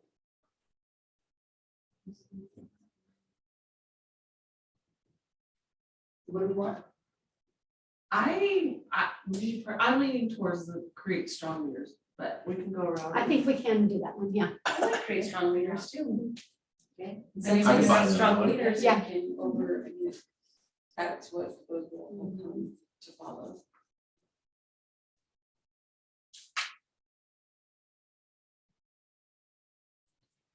Okay, and then with results. Then I didn't write all of them. I think with results, I think one of the major ones, I think, I know for me, are the equity. I love equity. I like the rebrand. I don't know what you guys think. Those are the ones, I mean, equity. I think the result can be a total new rebrand. I don't know. What are you guys thinking? I like equity, I like growth, but it kind of was, I don't think we limited it down very much, because if we had growth in like the various, we talked about, is it growth with staff, is it growth with programs, is it growth with funding? Yeah. Growth is you can do kind a of mind map on that. real general, yeah. But Ideal public service. the results, I think growth is an important result to have. If we're not growing, what are we doing? Stagnating. So do we want growing or what? Do we want growth and what though? I mean, the whole, like you said. Because we have grow awareness down here too, growth, staff opportunities, increased funding, that's also growth. Do you guys like increased funding, the result, more funding for I like. our program, okay, more funding? Funding? Yeah, the result, more funding. That's easy. Or That's like a measurable one. acquiring more grant money, acquiring more funding, whatever. I mean, evidence, data. The one thing that I have to say about the money is that are we maximizing all the opportunity with money, because we're getting right now. So do we have enough money? With the money that we have right now, do what we really should, or, yeah, what, right? I think we. So I don't know if more money will help us. I think it would, because Percent. more money means more staff to be out there doing what we need them to do. More staff, wouldn't you like more staff for the WIOA team? Absolutely. I Right? mean, more But money, that more will also funding. go to the attrition, right? To Yeah. reduce the attrition. Result is reduced attrition. Okay. So that's kind of an umbrella of what we're looking at to kind of throw those together. I mean, they may all go hand in hand. I think we saw that even with the first one, in strengths or opportunities, how many fell under some of the three that we did. I don't know, we could take off more funding. if we Well, wanted to. increased funding, I think, could then result in growth of staff. So when we said growth, that Mhm. covers growth of staff. Funding could also cover growth of opportunities, and then we have more funds to provide more opportunities. So I think it's fine, we're able to explain it when they're like, well, what the hell do you want to do with more money? I'm good with that, yeah. What's the third? I like the evidence, I mean, for me, that is, as the result. If we can get evidence-based data results. A result of all of our efforts, Yes. provided the data to show that we did so. Data vacuum? So if we had evidence data, that would also show that we have repeat customers, that would show that we have more awareness, that would show.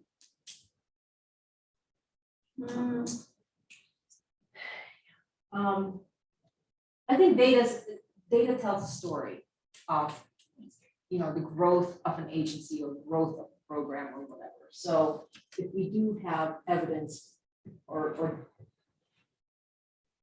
a strong data So- analytics. What is the end result that we want though? At the very, very end of the day, what do all we want? What is it that we want? We want to measure our success. I So mean, I how guess do we measure our success? When you say if you we want results, how do you get results? I guess, do you get results through data? Yes, you do. I think that would probably be a good one, because I can say that I did all these great things, but then if I don't have the data to prove that I did I it. mean, we can have anecdotal only, you know, where people just talk about it, but if not for the data, it tells a story. Yeah, and Rebecca, one of the things, you can do a lot. Does it actually get anybody a job? Yeah. Alright. To show the data that you made an impact. When return on Smaller is investment. done, go ahead and appoint someone to be your presenter. They're gonna speak, sorry, I'm being professional. They're gonna speak and present what you guys, Are we going with data? okay? You just need one presenter. Are we going with data? Well, that's what I did, unless you want to leave it out. Data, I think data's good. Okay. I think it'll be interesting to see what they say when we're all. I mean, also sustainability is something that I really want. You know, sustainability is another result that I want. Because if you keep putting out the programs. We're gonna have to put them on these walls. 'Cause those Why don't walls you are do super evidence very slash sustainability on that data slash sustainability? It makes sense. I guess we can make it make sense. So do we want the data to give us our successes or identify shortcomings? Yes. To both? Both I are think it Yes. should be yeah. both, Okay. but I think we need it so we can have that. Do you want me to help you move all those sustainability. things, I guess? If you want to, I'll hand it to you. Here. Yeah. Okay, where do we want to put this? Art's extremely important. Natasha, I'm gonna have you put it right over here.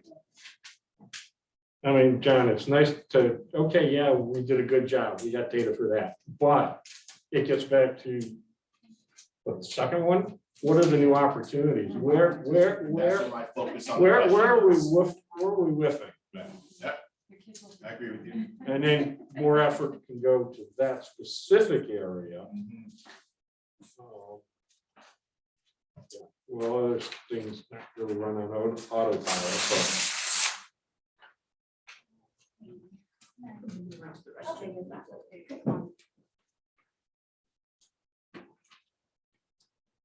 I'm gonna put it right here in the 74. Okay.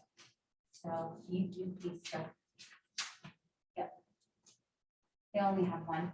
So I'll have you guys take these down when you're done. Okay. We have 4 sheets. And there's a little tag that's right behind you on the floor. A little sticky Just note under your chair. right under your chair. Oh my gosh. Oh, it's right there. There you go. Sorry. Probably notes. I didn't see that one. The other one flew off the wall, but didn't see that one fall off the wall. Do you want a cookie? I took no notes. No notes. It also helps me pay attention. Well, we can take this out. I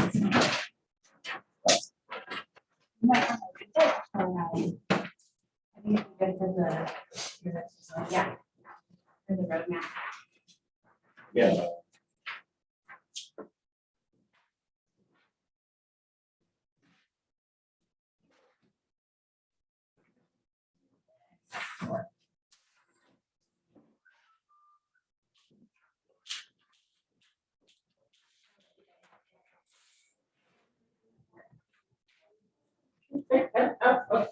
Evicted.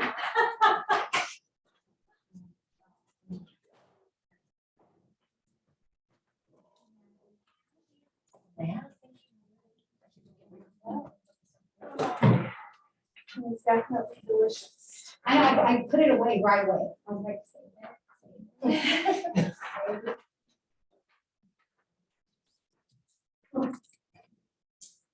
Our little creations.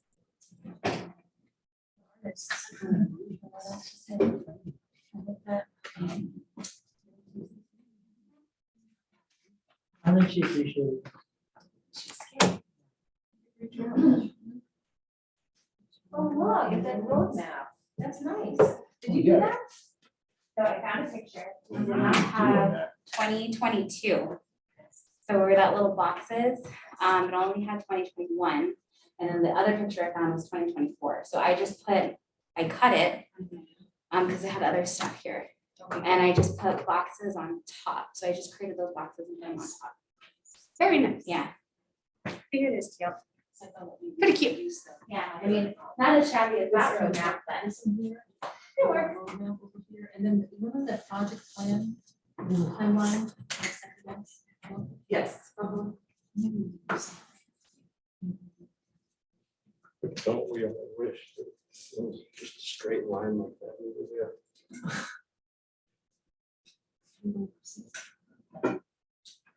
We'll go back to our seats.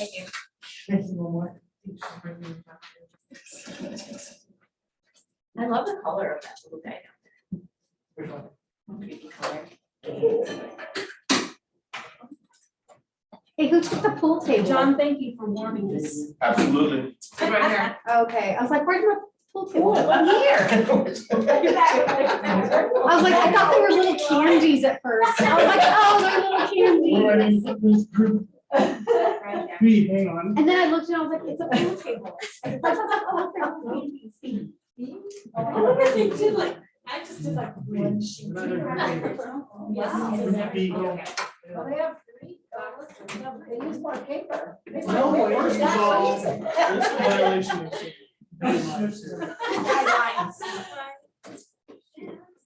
But they're gonna leave them first, right? And they have two colors.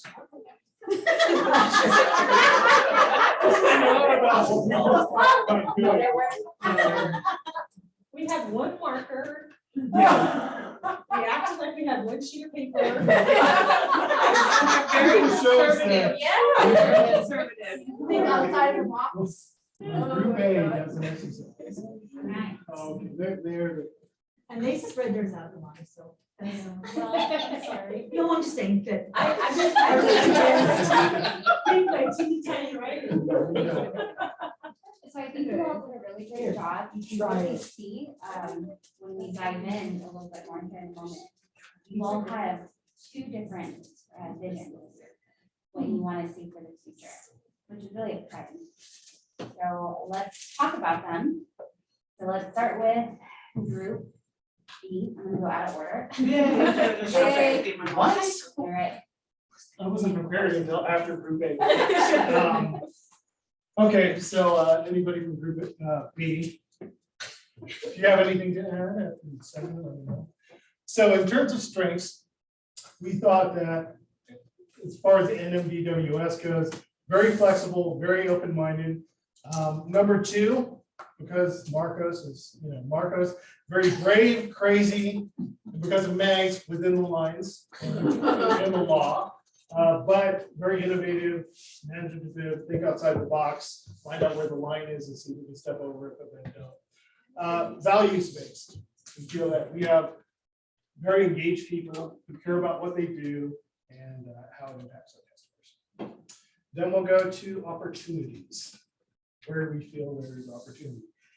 So utilization of the data in a meaningful way and sharing that data. And what do we have? We have a lot of data. And how can we apply it? We feel there's an opportunity, there's always an opportunity of how we can use data and make it meaningful. Desperate employers, and this is, how do we meet the employer needs? It's off the charts, unprecedented after COVID. And overall, how do we improve understanding the labor exchange and where it is now versus before COVID? What are the needs of workers? How do we, where is that going to land? But to better understand the labor exchange and meet the needs of employers and job seekers across the board. Understanding who doesn't make it in our system. So if we are serving people, we know who succeeds, but who doesn't succeed in our system? Why don't they even maybe enter as a participant? We just know that they came to the system, but largely, who isn't making it through and these. So those are opportunities, aspirations. Common intake. Within our agency, common intake, and then more broadly outside for all titles and workforces, people who are serving our citizens. Make it easy, reduce redundancy across systems and programs and partners to really figure out, we'd love to get there. And Mags is going to do that. And by a common intake, beyond just a common intake process, but the one application system that we talked about, so that everyone has one application as opposed to separate. Next aspiration is strengthen partnerships, state and local. I think this is always ongoing. And I think, I don't know, my personal thought, which of course, first time my team's gonna hear it, but we have people, we have relationships, but then people leave roles and things like that. And we kind of have to reset those relationships and things of that nature, but that's an ongoing strengthening and maintaining strength across partners, state and local. WIOA awareness across the agency. Understanding as an agency how WIOA, everything in the agency is really connected to WIOA. And getting people to just not acknowledge, but be aware of that's really how it's all connected. Anything to add there? They I don't know. see themselves as part of the workforce system as opposed to a separate. Which would go into the results in number 2, so. Yes.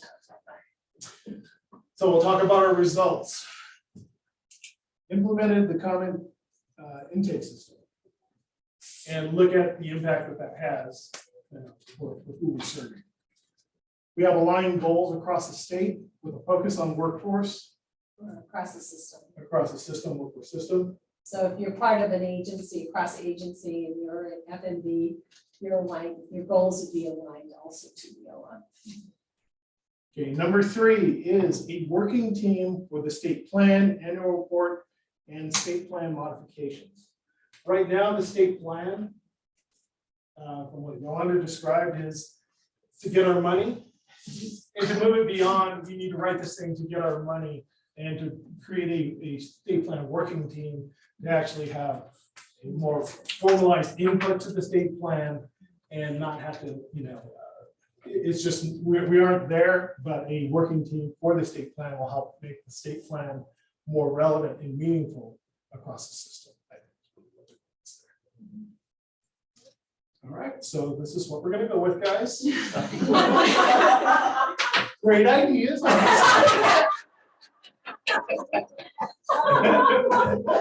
Anyway, that's it.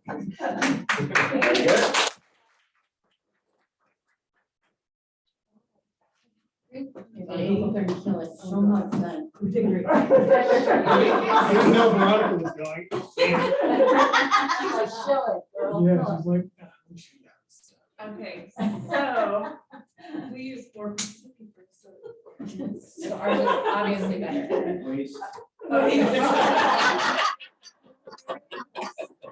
Okay, so for our strengths, we felt that as an agency, as a team, we have committed staff. So you gotta have that to be able to execute anything that you want to do or change. So that was really strong.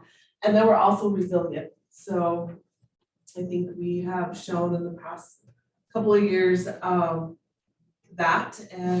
we continue to be resilient whenever we want to do moving forward. And then our strength also is that we are good ambassadors and we want to advocate for the public, for each other, for the agency. So those are our 2 strengths. Opportunities, we felt that there definitely needs to be a growth in institutional knowledge so that we can continue growing and be all of this. We want to strengthen our communication by having better follow-up, better follow-through, and being more transparent. And then our, what is Diversity, equity, and inclusion. there we go. So we want to have more diversity, equity, and inclusion. By doing so, we'll have creativity, and then the team identity, meaning that,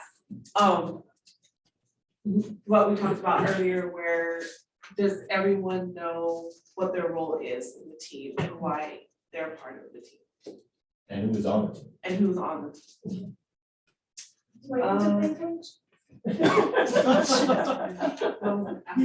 Oh, you're on the bench.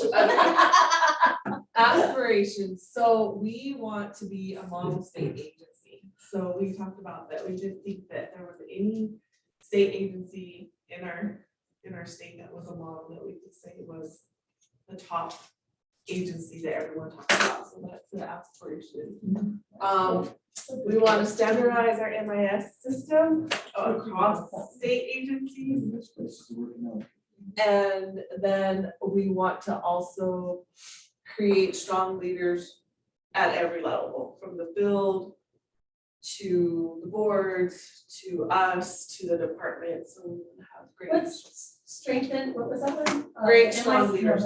Oh, standardize the MIS system. So meaning that we don't have a DVR system, we don't have a. Okay. And then results is, if we do all this, we'll have equity across, and then more funding to maximize everything that we're trying to do. If we can do all these things, and hopefully we can get more funding to do more projects to support everything that we're trying to do. And then the last thing is evidence, data, sustainability. So one thing that John and Ed talked about was the evidence data is going to show what we're doing right, but it's also showing, it'll show our strengths, but it's also going to show our weaknesses, where we could or opportunities. Cool.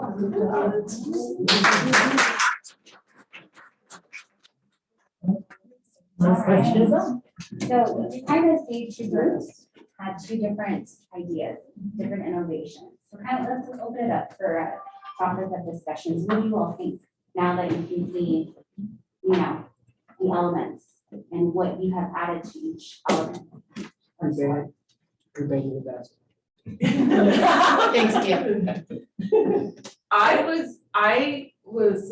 was thinking that we were all gonna have a lot of the same thoughts, but where were they gonna land, in which category? And so it was good to see that we are all thinking very similar, just maybe under a different category, but still all there. Well, I think there are some, like utilization of data and MIS, standardized MIS, I think that kind of goes together, making it available to people and stuff. So there are some commonalities. But strong leaders, that was a good ad.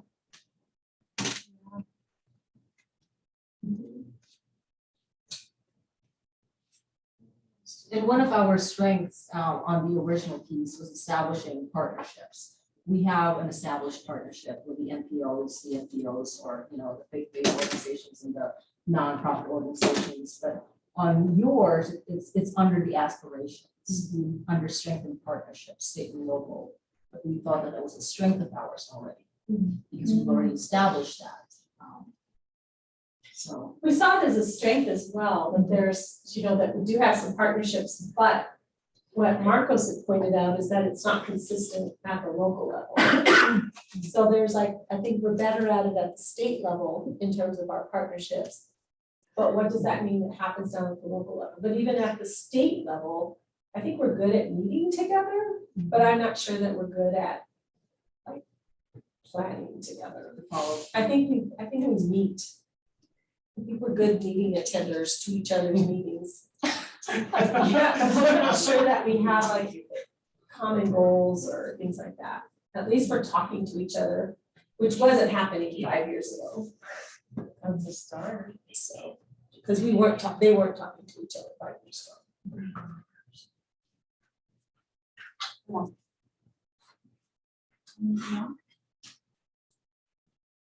And I do like the fact you mentioned data. You know, Utilize the the data. utilization of data, meaningful, share, because we find that with data, it's not necessarily utilized a lot.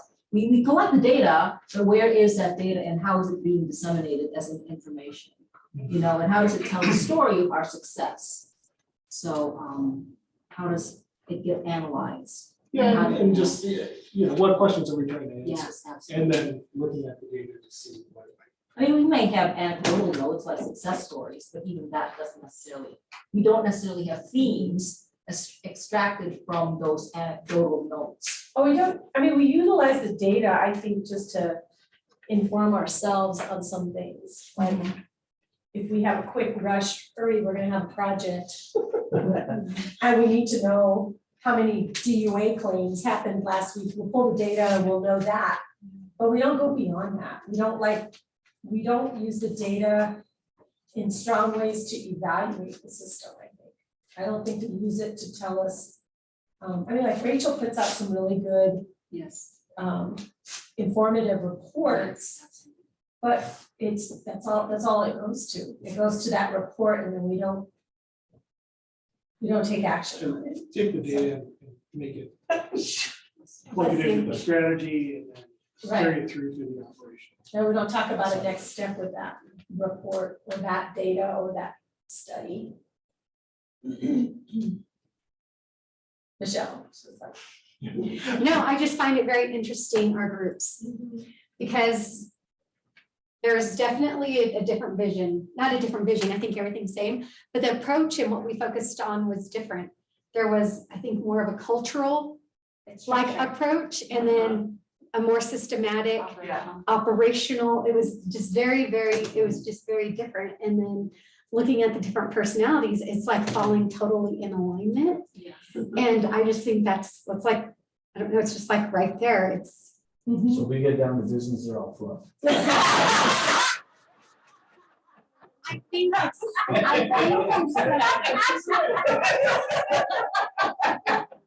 no. So I heard. Of course you did. It's just, I find that it's important to have both, which again, it's a good mix and a good balance of, again, needing to bring in the right people to come together for creating any kind of plan. Well, but I think it goes to that whole conversation at the beginning with where Hazel brought in that video, right? We're all sitting at the same dinner table, but we're all talking about something different in terms about what it really means. So. And having the differences among you. Yeah, and I'm that's what looking at makes SOAR experience impactful. too, because I'm looking at how long have you been with the agency? I'm saying what I am here for the agency. I am specifically looking at Mags and Marcos. It's just, it's. Well, we definitely had, I think in our team, we had well, I guess if we were at a Supreme Court here, these two would be the institutionalists, you know, because Marcos and Mags bring back that whole, well, this is what we've been doing, and it's always been this way. I mean, but the whole conversation around just the lack of a way to just have customers experience us all in one way. Like they have to do an application for UI, they have to do an application for ES, they have to do an application for TAA, they have to do an application for TANF. They have to, you know, our application processes is just ridiculous. So unfortunately, the programs are siloed as a result of that. I mean, we're all in one system, but we don't operate as a system. And then I think my frustration just in the last 5 years has been is that why doesn't everybody know that they're part of WIOA? I mean, I've been saying that for the 5 years. I should come on here, let me hit you on the head with this. No, you're part of WIOA. Bring out the buttons. Yeah, I remember, we are WIOA. I should have worn my button today. It's like WIOA is the umbrella and everything else is under. Yeah. Maybe that's the picture you need to send out all over the world. All right. So next we're gonna work on the 2-year roadmap for you guys. So we're gonna look at quarterly goals and document grant periods. So what we have next on the agenda. I think, John, are you presenting by chance? No, or you just writing it down? John, picture time. Are you distracting? Other than do the roadmap. So my apologies. Here's the roadmap. Yeah. People did it. So let's take a look at those elements. What, where do you want to see your quarterly goals? How do you want to draft those? I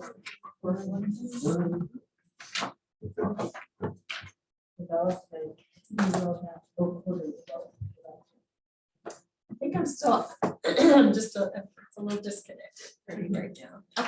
So, I don't know, what am I missing?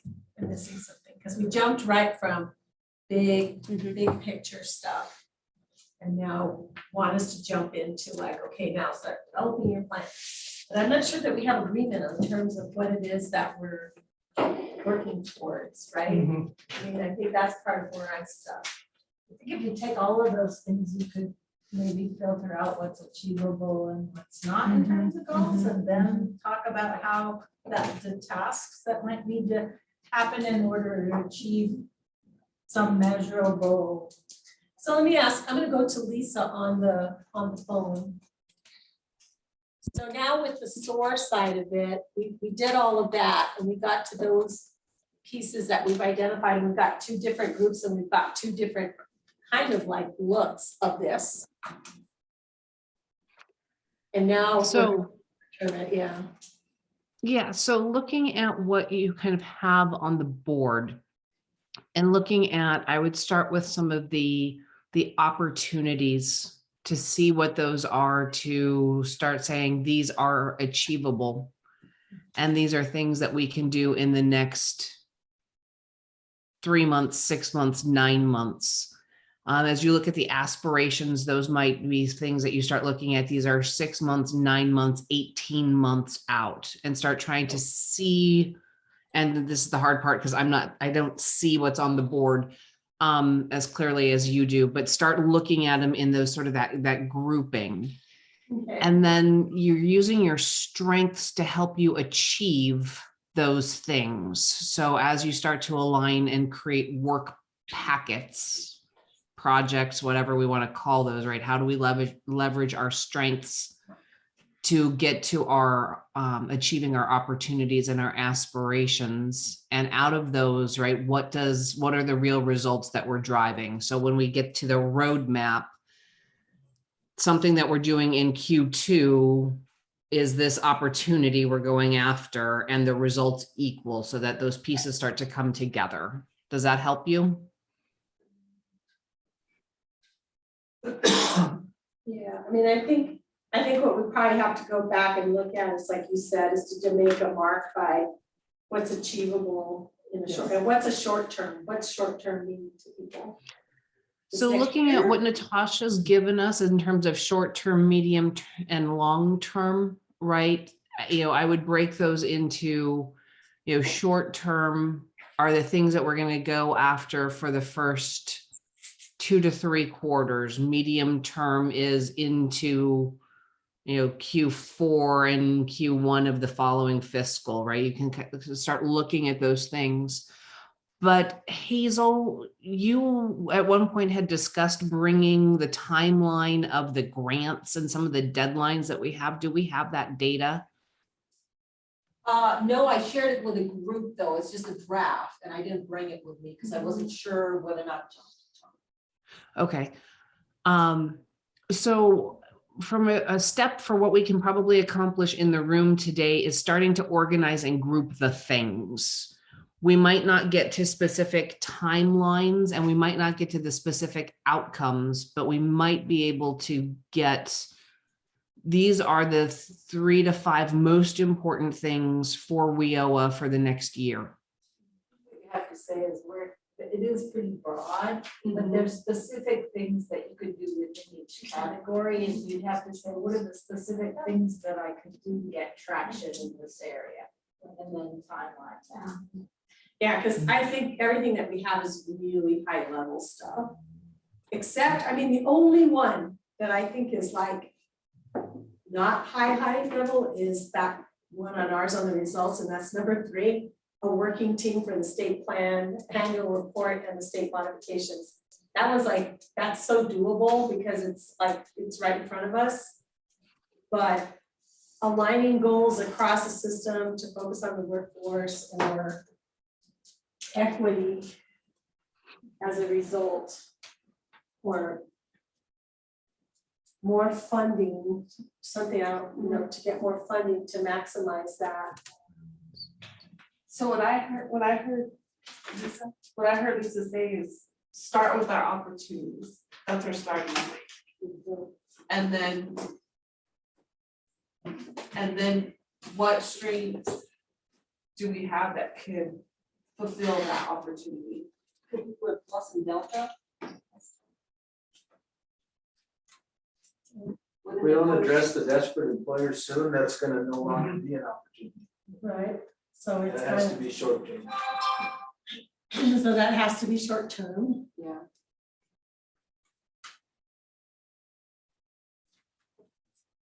I think year 3 too. Why don't we both make it through? Yeah. So that one could be, It almost works with. It'll mix with what works with one, I think. well, no, but so that one is, number 3 is heavily data dependent and data that's not captured right now. Oh, that's true. Because they only enroll individuals once they know they're gonna be participants. And we wanna look at who's falling through the cracks, who start the application process and just fall out. Right. And they're not capturing that. So I know Is it it just is too much? capturing that. Oh, they just don't. They just don't. I know it is capturing that. And we just started that, is the eligibility explorer. That is what's capturing all those 211 referrals, is what's capturing who is being referred to Title I and how many of them are, I mean, we have that data. So that could be short term, that could be short term fees. And that's with the 211 data? The eligibility explorer. Which might be perfect, because I think right now there's like a lot of folks out there that are like, why this, why do Yeah. we need it? And we are not utilizing it. Yeah, and I mean, some operators are still Yeah. having a hard time coming on board with that. So I think, I agree, and I think data, since, I mean, we have some other data, like Michael said, we have a lot of data that we're not using, that we could actually start using, I think that's good. I just always caution, when you're gonna use data, make sure we understand it well enough. Yes. The 211 referrals on eligibility explorer are great, but I mean, we can't just go in blind and say, okay, you got 50 referrals, you only rolled 10, what's wrong with you? Because we don't, you know what I mean, there's other things in that data that we have to understand, so we just have to be careful. But we didn't have a strong internal referral system before, so now we at least have that to start with. I think it's good, we just have to be careful that we understand what happened to the people in between. And I think what you might be able to do, and again, I'm sorry that I don't know, I'm not catching all of the specifics, but it sounds like there are building blocks, that there's a step 1 to this that is getting the data and understanding it, and that could be a short-term goal. And then we build from that into the next thing at that midterm and the long term to achieve the full impact of whatever that one idea was that's you've been discussing, but it sounds like you can break it into pieces over time.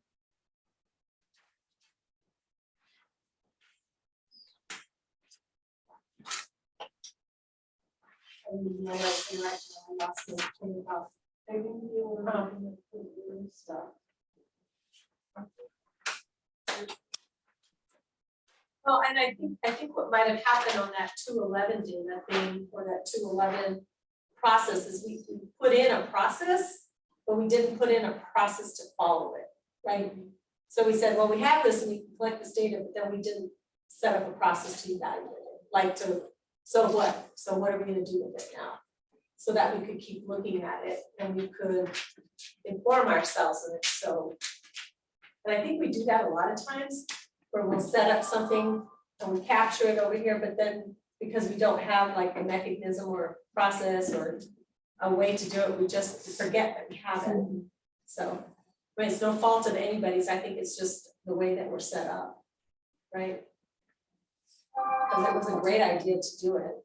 Well, I think you guys implemented, I think you guys actually trained everybody and put a process in. I'm just saying that it doesn't tell the whole story. Uh-huh. That's all I'm saying. I think the process is right. It's just not gonna tell the whole story. Okay. All right, so I've lost my train of thought, I'm sorry. So when I'm looking at some of our, I guess maybe, when I look at this and try to figure out what the short-term, medium-term, and long-term planning for our operations are, I look at it in a framework, in this framework of administrative, data, fiscal, and programs and services. So for the immediate piece of administrative, we want to build capacity by hiring more staff. And we want to, do we want to create policies that are strategic and sustainable within 3 months so that it could be implemented? Not sure. That's a really terrible question. I'm so sorry. So I know at the beginning we talked about building our goals around our grant agreements. I almost feel like maybe we were supposed to do these strengths, opportunities and stuff around those types of things, or is that, are we making them separate goals? It's kind of like we kind of got lost off, we went off the roadmap somewhere. Yes. So it's kind of thrown us off a little bit here, Lisa, on your end too, and just sort of trying to think about how to pull it back in, because I think what I see is that these are all great, but they're all higher level still. They're like real high level.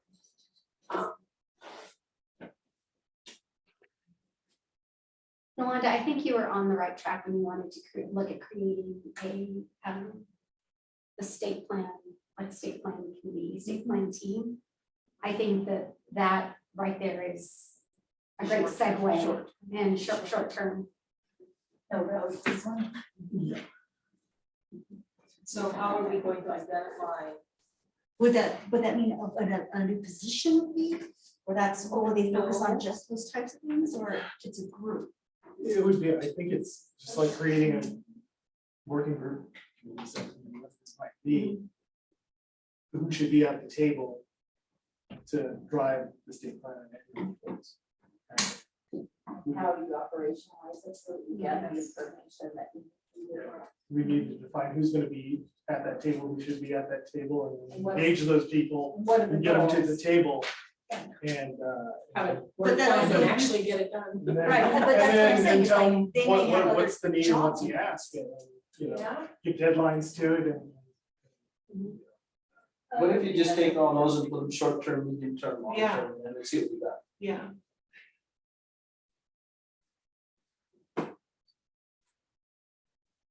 And short term was the first 3 quarters of the year, right? Lisa, the first 3 quarters of the year. Sure, I would look at, up to kind of a 9-month horizon. So the first 3 quarters.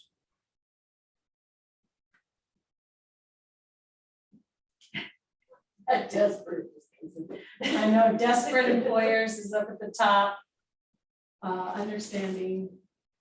Is that a short-term one, understanding who's not making it in the system? Somebody said it. That's probably more medium term. Think. Medium to long.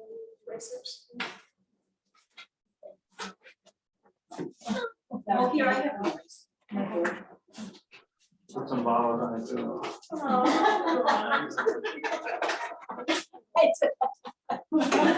I'm still new, yeah. Okay, that's next.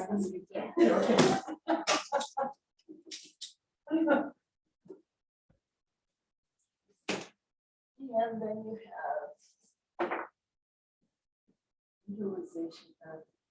Yeah, utilization of data could be short term. Well, at least understanding that.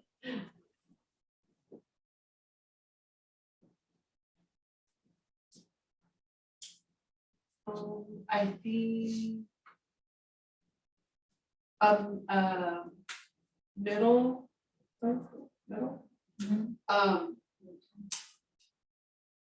the awareness across agency, which to me is the same as kind of institutional knowledge, those two.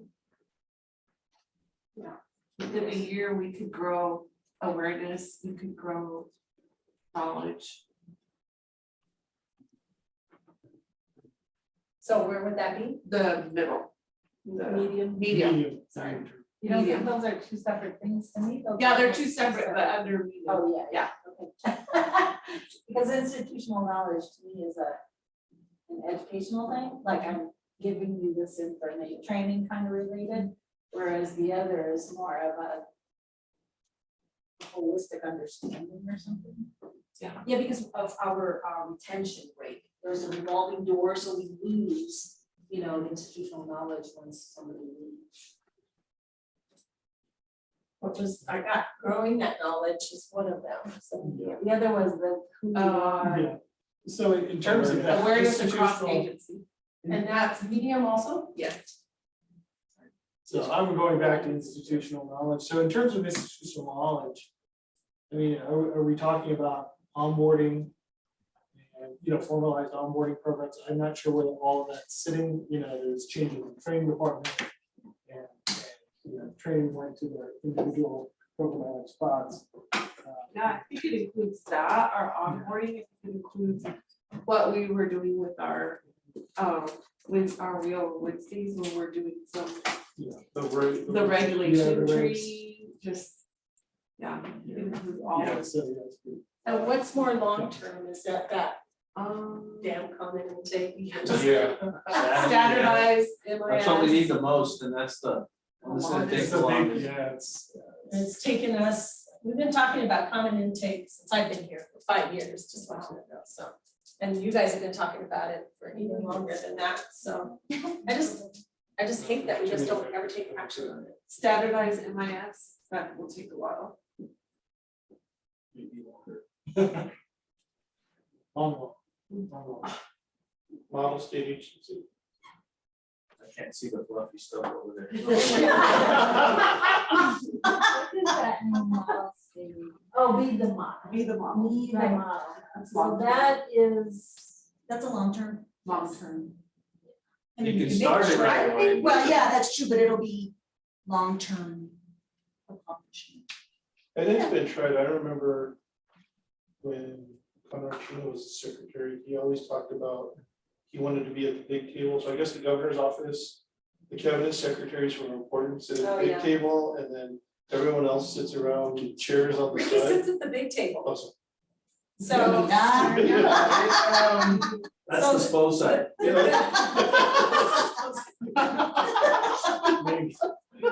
But I think for DWS at the executive level in Santa Fe, we're up there. We're up at the top right now. We're one of the top agencies, only because we had such a big role to play during the pandemic. And we still have a big role to play because of this reemployment thing. So we've got to figure out how to stay there. And I think that desperate employers and what to do kind of thing is plaguing us. And if we don't do it all as an agency together with the boards, with everybody, we're gonna miss an opportunity there for sure. I put that down here on the beginning, the DEI training, because we talked about the diversity, equity, and inclusion, just so that we start to create the awareness. But we could begin that short term for sure. Hazel's ready to rock and roll, so we've got that started.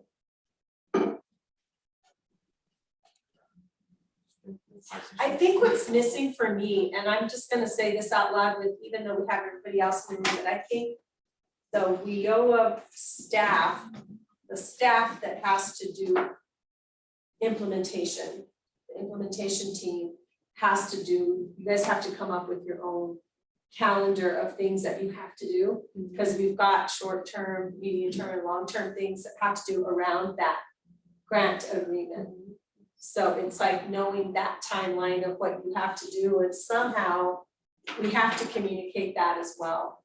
Because I think it's important on the employment services side and fiscal side and information technology side, so that you know what the pinpoints or the pain points are for us in terms of getting things done and completed. Because it has to do with reporting to the feds.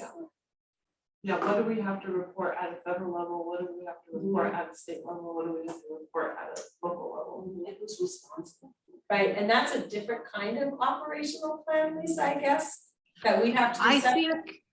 I think that we need to integrate all of it in, right? Because I will think that there are going to be points of interaction, and I think that there are going to be points of constraint.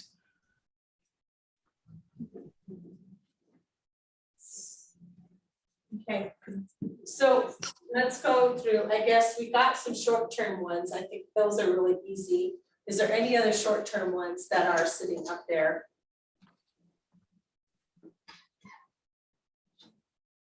How about strengthening partnerships? Do we have it okay? Oh, Or is that not, is it something? we've been trying to How about do it. medium? Well, yeah, I would say it's a short-term goal. That is, relationships aren't built in a day, that type of thing. You know, there has to be the trust and, like, hey, trust me, you know, that has to be built through But we could, I mean, we ongoing have to, collaboration. I think we have to start it. We Yeah. haven't started a lot of it. So are we gonna start it as a short term Yeah. and keep working on it? We need to reignite, I guess, the partnership meetings that I was having once a month. I haven't had in a while. And we need to work to facilitate local partnerships. And another short-term goal would be, wouldn't it be a WIOA awareness across the agency? I think that probably expands. I think that was already. Start short-term. Oh, there it goes, okay, yeah. There it is. Because the strengthened partnerships is in the grant agreement. That's language in there. You know, our group talked a lot about communication and how do we disseminate communication? And so one of the pieces that we talked about was redesigning the website. You know, that could be either a short-term or a medium-term goal in order to disseminate information that way. I'm not sure. That could also disseminate data. That one feels like I'm planning for another unit though. Oh, okay, got it. Because I would for be- the IT. No, for the communications. Oh, yeah. Okay, because she owns the website or she does that. I mean, I think we can communicate to her that that's what we need. Got it. But that's her, she owns the website. And if you stand there, and we just went through that whole piece with her. Just last, when did she redesign the website? 3 years ago. Is it been 3 now? It was like 2000, early 2019. Yeah, because we've just been. Right, and that could be building partnerships, right?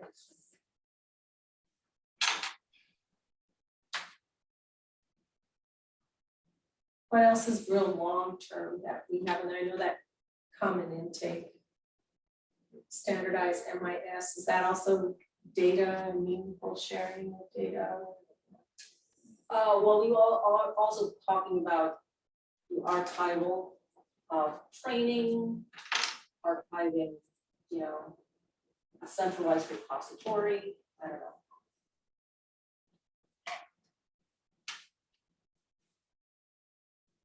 I feel like we've, so how does it happen today? Does everybody have their own methodology of doing whatever they do? Is that for what, for training?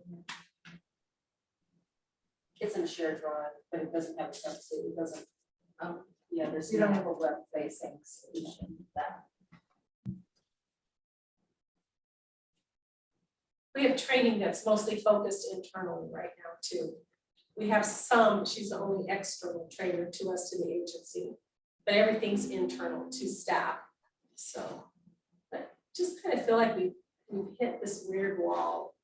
Well, I think it's, and I feel that way because our top 3, if our top 3 are not enough, and I keep wanting to go to our bigger list. Yes. Yeah, I keep wanting to look at our bigger list. Okay. Cause that's like, Because there's stuff that you There's can pull stuff from on there. there, Yes. that could be pulled into short term Yeah. and middle term and long term, okay. Well, that's a good theory about when I have a list of, I say, oh, here's some stuff I can just knock out, right? So in terms of institutional knowledge, we had new employee orientation that covered a lot of that. In terms of just the scope of our agency. You have somebody from UI and WIOA and you know, different Yes. programs. Marcus would come in and talk about like Pfizer and all, and then kind of how it all connects. Now, it's a little bit of a fire hose, but that, you know, there's labor relations in there. Was the point of engagement, to kind of understand the scope of DWS and maybe how it's connected to WIOA and how it's all. Maybe there's nothing wrong with that. Maybe you just need a repository to put it in some sort of structure for people to manage what they're at. I think You just have a method to still get that Yeah. across. It doesn't have to be. Where we It doesn't have to be have rocket science, but it can be. But that was something we had that has changed.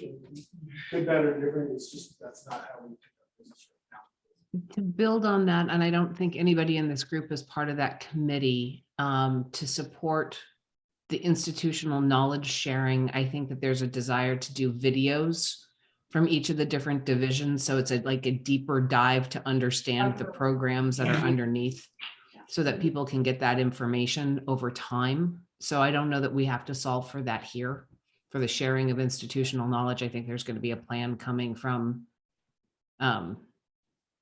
Kim's group.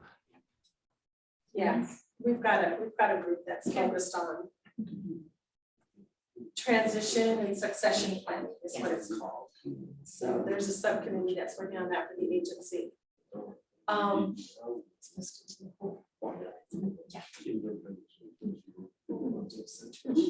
trying to look at some of the.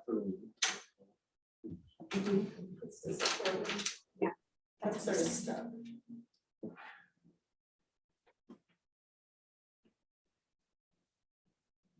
A lot of it is very, very high level. Yeah. Alignment, things like that, it's high level. And I don't know if the intention was to kind of focus on, like, Rebecca was saying, focus on the grant agreements. And then how you soar in that context.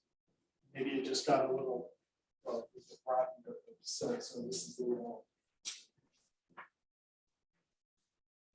But are we Different. asking for the grant agreement to be a little bit more specific? Because usually grant agreements are boilerplate, right? A template, right? So are we asking ourselves to put in more like mitigation strategies in there for risk management or inventory monitoring? Because if that was a federal grant, are we going to be doing an inventory of consumables or equipment?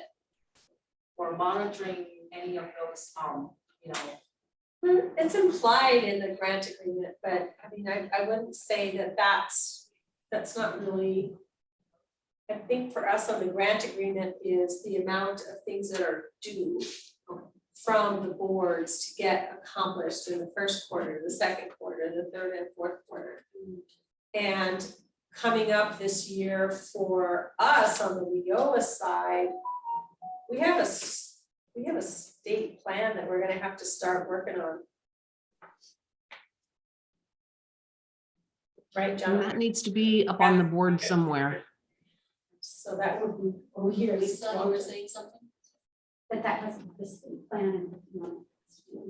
Oh, yeah. I don't know, I think that's medium.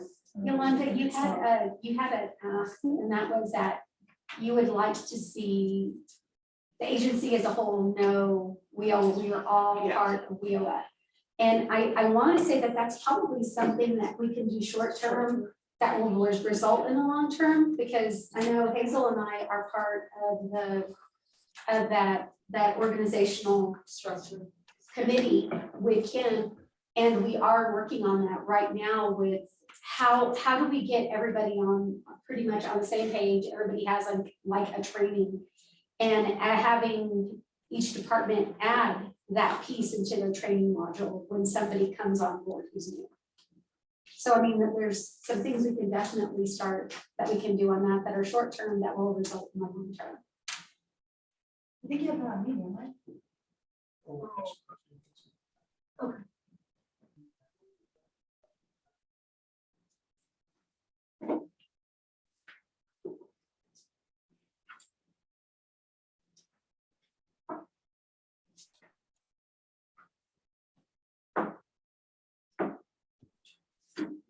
What on the list as far as the working with the existing or working relationship we have with multiple boards?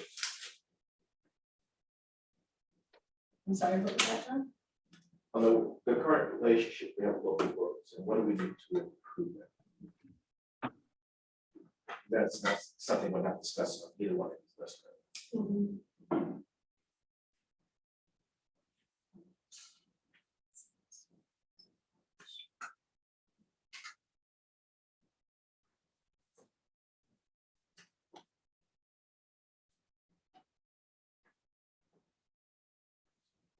We had talked about.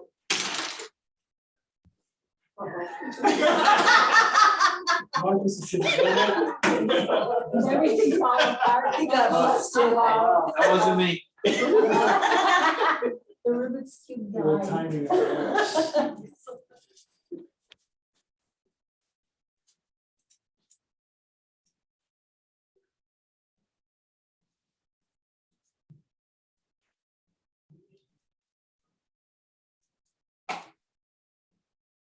It's funny, when I saw this growing institutional knowledge, I heard something about sort of growing within ourselves capacity.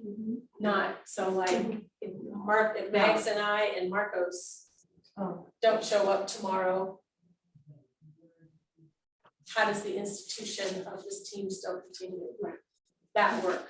So that's what I thought about in that. And it's like, how do we grow that institutional knowledge amongst ourselves and building that capacity? So creating the general awareness of WIOA and the role and function of each of the units and their role in it. I think we have to figure that out. I think we have to figure out what we want to tell them and what of their goals should be around it, or that they have to have an aligned goal somehow around WIOA. You have the authority to say we need to, I mean, or are they pretty much independent organizations, but ideally it would look like more collaborative. I don't know. I mean, I don't know that it's authority that I need as much as it is, it's just a requirement because our system depends on them being able to actually be responsive to it. So we shouldn't have to go knock on the door at somebody and say, hey, we really need you to be engaged with us right now. Right. It should have been on their list of things to do all along. Right. Took us a while to get there with FNB, but we got there. How did you do that? What word? I wasn't part of that growing, but what I do like is that all aspects of, like, I'm from the finance. So even with Marcos, when I was doing Marcos's grants, I liked being involved in the meetings, even though they didn't have anything pertaining to me. Or if they asked, I'd have the run rates, blah, blah, but I was aware of what was going on. And like here, I'm aware of everything and I really enjoy that. Because I don't like being thrown a bone saying, here, well, figure this out, and I have no idea what you're talking about. Whether it's projects, if it's special projects, if it's transferring of money, if it's transferring of dislocated work, which I'm not blindsided and don't know anything about it. So, and it makes it easier for me to get it done. Instead of trying to figure out how to get it done. I can figure out how pre-plan. that translates into getting somebody else's. So getting someone, I think that helping getting other people is communication too. If you're communicating, then you're engaging. Now, how they react is different, but I don't know. So let me stop here for a second. So if we took the short-term, medium, and long-term goals that we have right now, we would probably be able to start fleshing those out in terms of who would be responsible and how we could do it. I think it gives us some stuff. And then I think we could probably start to fill in a calendar for us for this next fiscal year in terms of all the other things that have to happen. So the desperate employers and what to do, who needs to be involved in the planning around that so that we can identify some actions that we would take to do that, right? Because that's really what we're asking us to do. So we need some actions around that. So how do we get to some actions around desperate employers and what to do? So my first slide is you've got to understand what sectors are taking the hardest hit. We know, restaurant, hospitality, that's there, but what else is there in terms of employers, businesses, the needs of staffing and I don't know if there's a way. But I think there's more to that. Yeah, Because there's a lot. Because right now, I mean, we're also looking at a possible recession coming up, so that's still having to protect our employers as well. So, do we need Rachel and team also in the conversation when we're trying to help these employers, so we can keep them afloat in the next year to come for 2023. So we need some intentionality around it. Right. It's not just this team coming together on a Wednesday and say, oh, what do we do about it? But there has to be some intentionality around it, because I know that Ricky wants to pull us together too, right?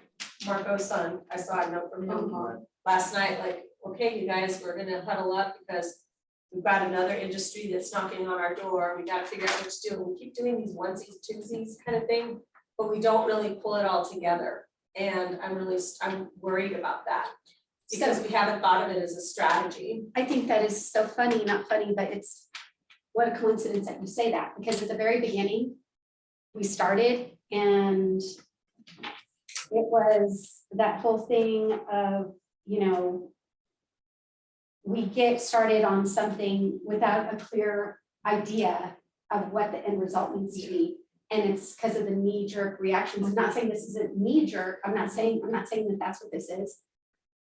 But when we're faced with this, we should have the same kind of MO that we always have with that end result. So we're just not doing, again, onesie, twosie kind of things, that we can address these things as a whole. Because that was the first thing I thought of, was our agency specifically. Whenever we're given a, hey, help, hey. We're reactive. Yeah, we're very reactive. We're very reactive. We were reactive to that hospitality industry. We put something in place, it kind of worked. Well, I think it started whenever we were having to look for the contact tracers. I think that's kind of with DOH and all of it kind of started. It was like, okay, which is great because we were seen as the go-to, but again, it was the knee-jerk reactions. Come on, how do we fix it? How do we fix it? Fix it, fix it. So who's at our doorstep? Exactly. And ideally, you should be able to leverage whatever thought process or whatever came out of that. A lot of times it gets lost once it's done, right? Because you move on to the next thing. Or we really didn't evaluate it to begin with. So we did the thing, but we really didn't pay attention to the processes or how well it was doing, or what did we learn from it. And we just pick up and start with a new thing.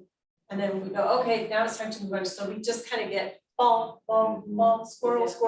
We go to that thing, but we don't look at the, what are we wanting to bring forward with us on those processes as we're going to each one. And that, I don't know how we get there to that. I mean, I think that's our hardest part. We're a bunch of doers. Everybody just rolls up the shirt sleeves and starts doing it.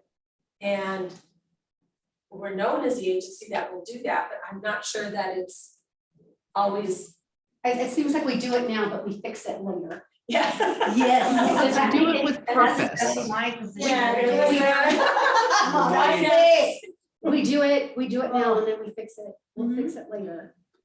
Well, so let's do it with purpose. Mike is Lisa speaking. Lisa?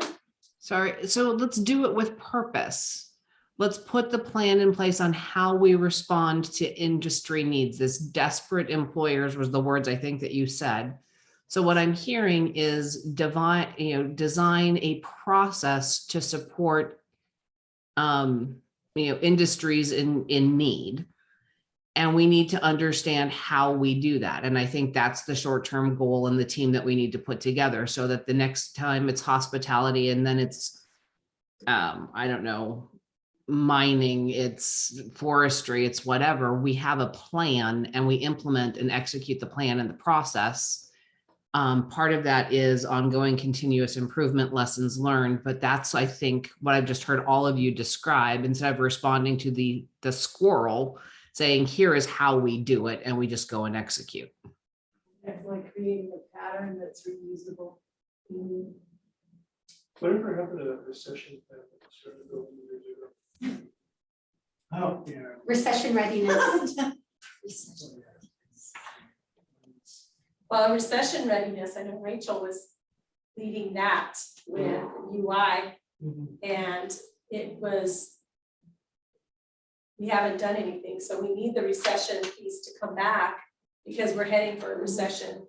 And what are we gonna do with that? So that one's so high, that one's kind of a weird one too. I mean, it does give people like specific tasks and so on and so forth, but maybe we just need to look at this one, and I'll just say in relationship to recession readiness.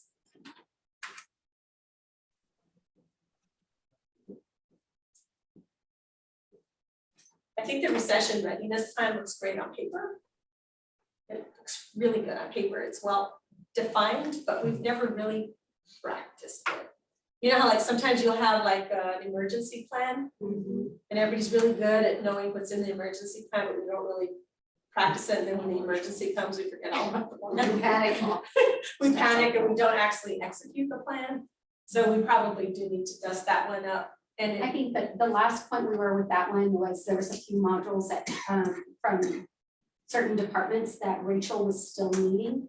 And right as she was needing all that, then COVID hit and recession just took a like a total, like not backseat, but like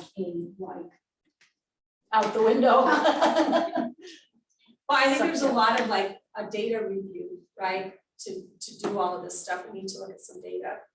We've got all the data, we don't use the data, guys, ourselves, but I know Ed just finished up that.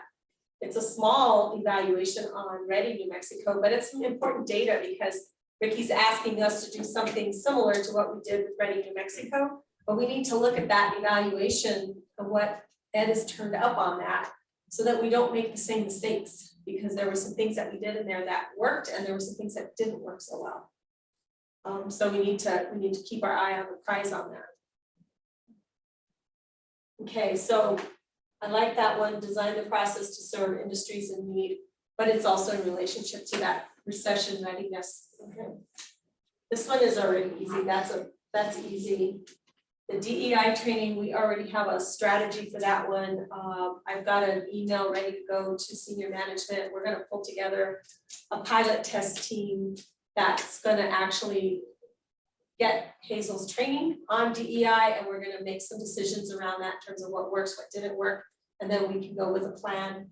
We probably would be able to give that one to the training team overall, so do it as part of onboarding and see where it fits. Reignite the partnership meetings with our state partners. I need to reignite that. We were going on a monthly basis, but I need to do it with more purpose. We need to figure out what our purpose is there and really have better agendas for them as they're going through. And I might actually have Hazel help me with that, since Hazel's a great trainer for us. She thinks that way so good. And then WIOA awareness is part of onboarding. We probably could think about that internally as a team on a short-term basis in terms of what would be those key concepts that we would want to do. On the medium ones, we've got understanding who's not making it in our system. So it's really more of an evaluation, right? It's to start to maybe draft up or think up, but we talked about using the 211 report as a way to start looking at that referral mechanism. So maybe that's where we start. It's like a short term, it's kind of like the quick thing is looking at that data. I'm looking at Ed too, because I'm glad you're here, because this is why. And yeah, and it's not just, I mean, that goal, that opportunity is understanding who doesn't make it through the system. Okay, so that's, it's not just Title I, it's, you know, workforce system overall, so. Right. Yeah. But maybe that's a medium thing, is like, it's really coming up with a strategy around how we would tackle that and what that would look like. Growing institutional knowledge, that's more, that's our internal team PD.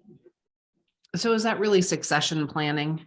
Yes. Yes. Yeah, and that, in that context, you know, is it, you know, not mentoring, maybe shadowing, you know, or building in some initiatives for managers to have the backups and things like that to carry through that. It goes back to that being a directive for managers, every manager being told, you have to train your replacement. And that has to be the ideology.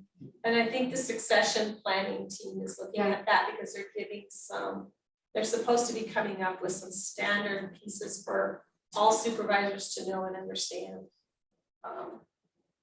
But with this team, it's kind of weird, it's kind of harder, some of the stuff, but anyway, we can get there.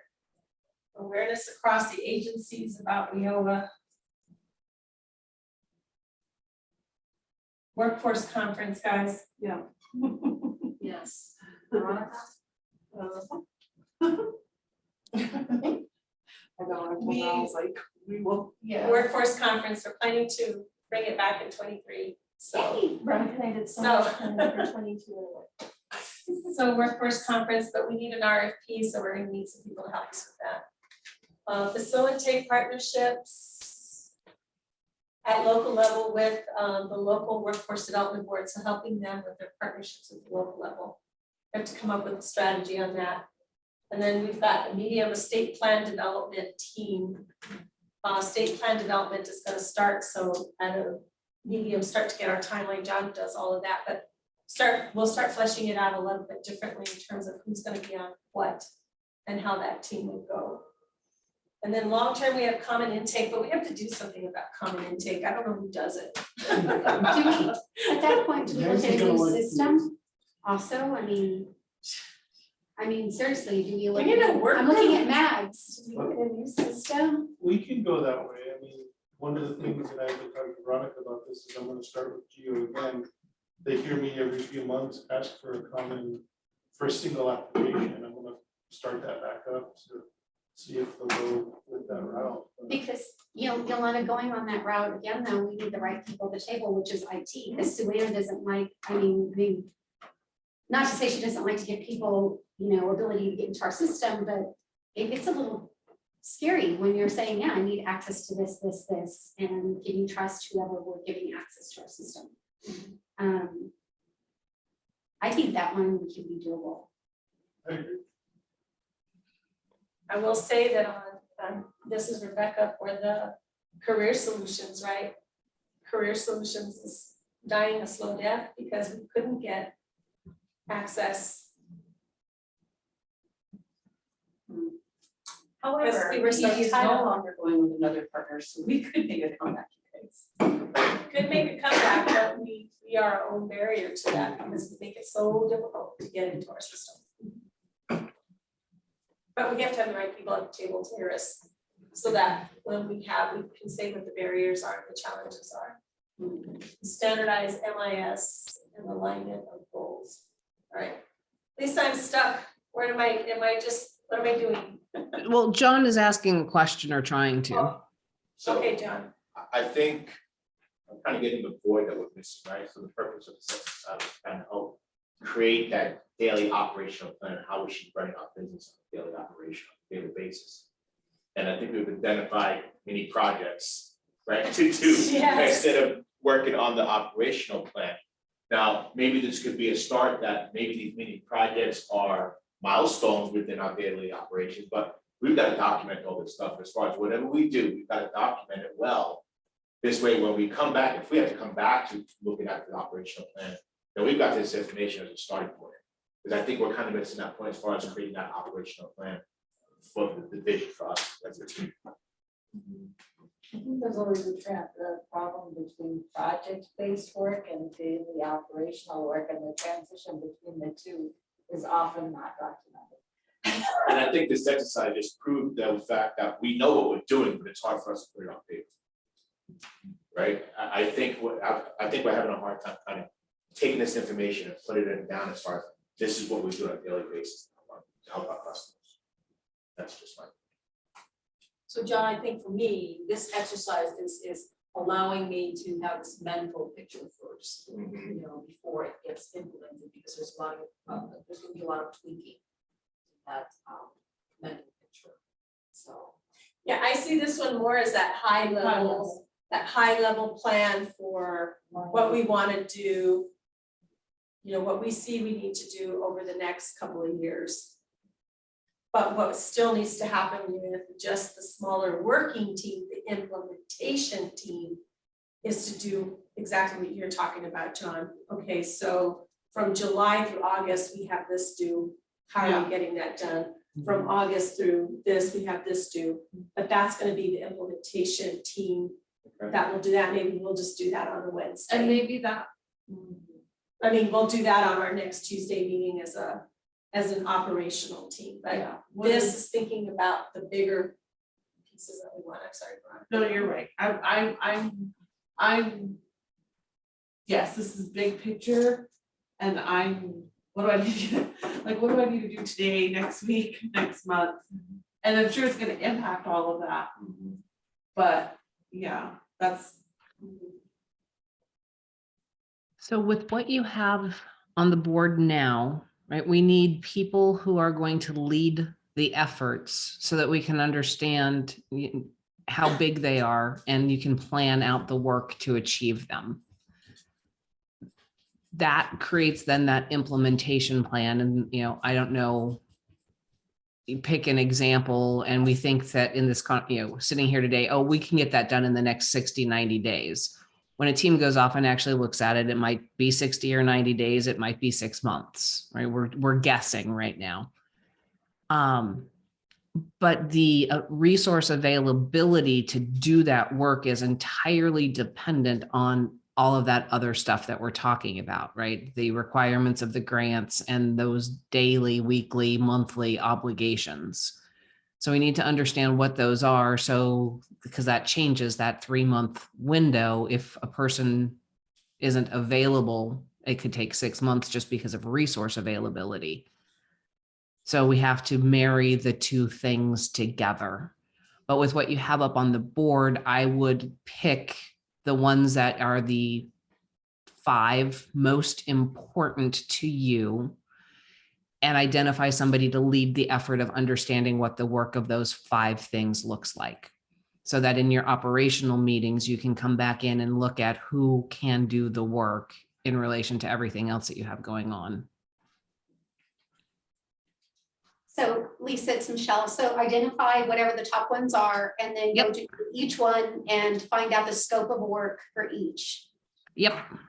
Okay. And then you're going to put a plan around it based on the constraints of day-to-day operations and resource availability. And that will get us to understanding what we can do in a month, in a quarter, and in 6 months. Well, I already know that design the process to serve industries in need. It's, you know, Marcos are already part of that team. Because Ricky's gonna call us to do it. We're scheduled to start talking about it this week. You have been voluntold to represent on that one. So we've got a priority item there.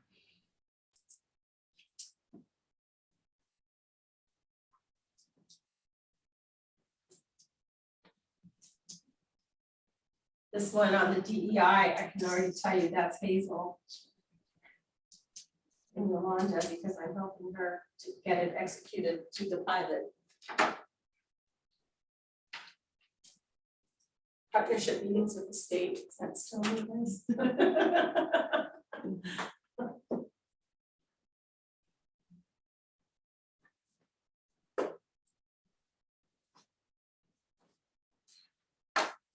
The state plan is obviously mine. To save that work team, so.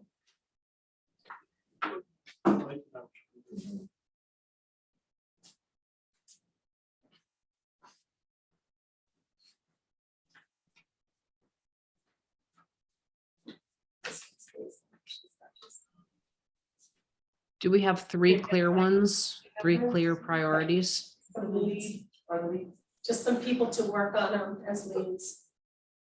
So designing the process, it's Marcos and Yolanda, we'll pull in some of you guys into that conversation.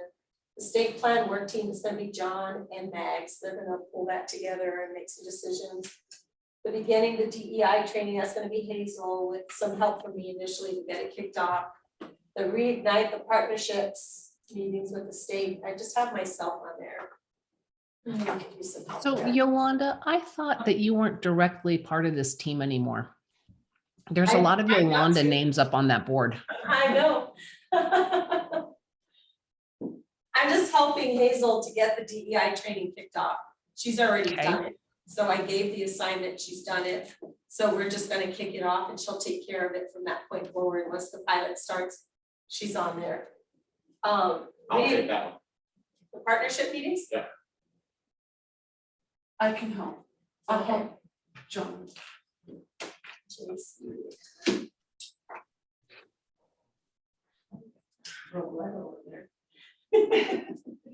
Cause I'm the favorite. Response. We were all thinking it. What's that last one? This is that WIOA awareness part of onboarding. Hazel's got that part, so we'll make sure that we get that as part of training. The medium one is understanding who's not making it in our system. Sort of like looking at that whole piece of like how we could start to craft all of that piece together, starting to look at that. Can we do, Michael? So I could be totally wrong, but I think I heard Michael talking a lot about that one. Is that an area, What was that, Lisa? Mike? Who was, is it Michael who was talking about that? And I apologize if I mess up names. Gentleman sitting right in front of the doors. Yeah, Yeah, that's me. yeah, it's Michael. Yeah, that's you. Weren't you the one talking a lot about that particular topic? I'm just trying to get Yolanda not to volunteer to own it. Yeah, I talked about, yeah, anyway, you can put me on that, I'll work with Veronica, probably Ed. And we're gonna put you on there too, Ed, because you probably have some insights there I anyway. think that would be an awesome group to start that. Just at least to start thinking about a strategy of where some of the other pieces might come from.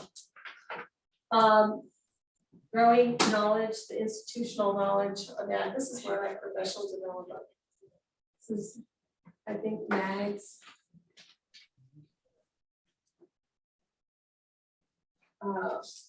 Awareness across the agencies about WIOA. This requires a team. I'll be part of that, but I don't want to lead. Okay. You know what, Yolanda, I'll do that one since that's part of the whole Okay. organization thing we're doing anyway.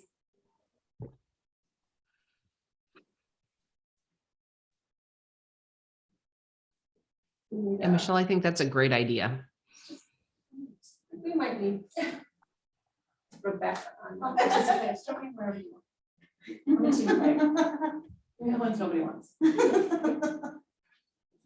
You know, this is where you shine, is facilitating partnerships, you know, at the local level. You're a great connector with partners, and maybe it's sort of coming up with the strategy of how we would facilitate some of that partnership development at the local level. To gain their trust. I am extremely trustworthy. No, but you're good at it. Right. I'm giving you a compliment. I mean, this is what you're great at. Would that be with the new liaison? Yes, with the new liaison, right. New person, who we know it's gonna be, new person. Oh, did you guys finally do that interview? If it works, hopefully if it gets funded. I'm not funded, it's got funding, if it gets approved, it's fun. Oh. Yeah. I have to be on state plan development, so it's nice. So the awareness of agencies about the conference, that's Hazel, right? I believe. No, Who's that on was there? so there's two pieces. Oh, There's okay, within internal DWS, which is in the short. yes. And then this is awareness across like partner agencies. Oh, got it. Okay. Oh, but it does have workforce, the Yeah. workforce conference is a process, it's gonna be an activity. And we'll have to have a team who's gonna pull together the conference, but we'll talk about that later.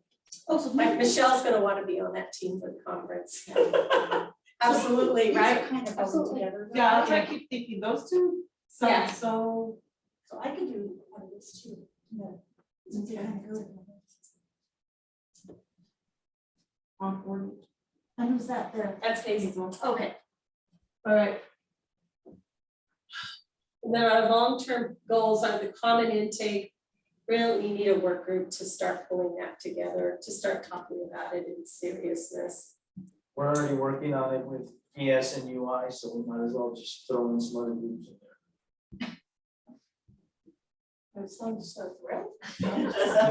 Or not. Well, and Molly's gonna have to be part of that conversation anyway. Yeah, I mean, I can submit a documentation for you and certainly write up what exists today versus where you want to go. And differences in operational processes, all that stuff. And is that part of the standardized MIS that Yeah. goes together? And then alignment of goals is. I don't know what alignment of goals means, but it's a long term, that's a big, it's a big gray area. Across the system, let's focus, that goes kind of like with these partnership meetings, yeah. As well, I mean, that's, the state plan, really, that's kind of where it's. All right. We have initials after each one of those, Lisa, so we did that part. It's still as clear as mud, but. Well, but right now it can only be clear as mud because we need those groups. Wait, I can't hear Lisa. What, Lisa? So it's supposed to be clear as mud right now. The teams need to go off and do two things. Define what they're going to drive the results to be, right? We need to know what we're doing, right? What is the problem statement? What is the solution look like when we're done? What are those results? So we need what we're going to do. And once everybody understands what they're doing, we need to figure out the steps on how we're doing it and how long it's going to take. So after we have those two pieces, this should all be very, very clear. That's almost like a project charter, right? It is very much like that. It doesn't have to be that formal, right? This is an operational plan. And so, but it is, right, understanding what we're doing, why we're doing it, and how we're going to get there. And what's, the scope of the effort. The scope is the what, and the effort is the kind of the how and the how long.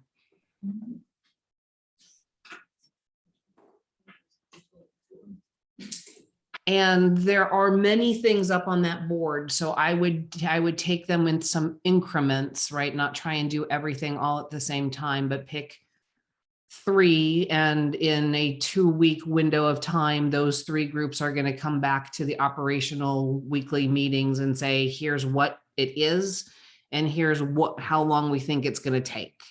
The how long we think it's going to take is going to mature over some time.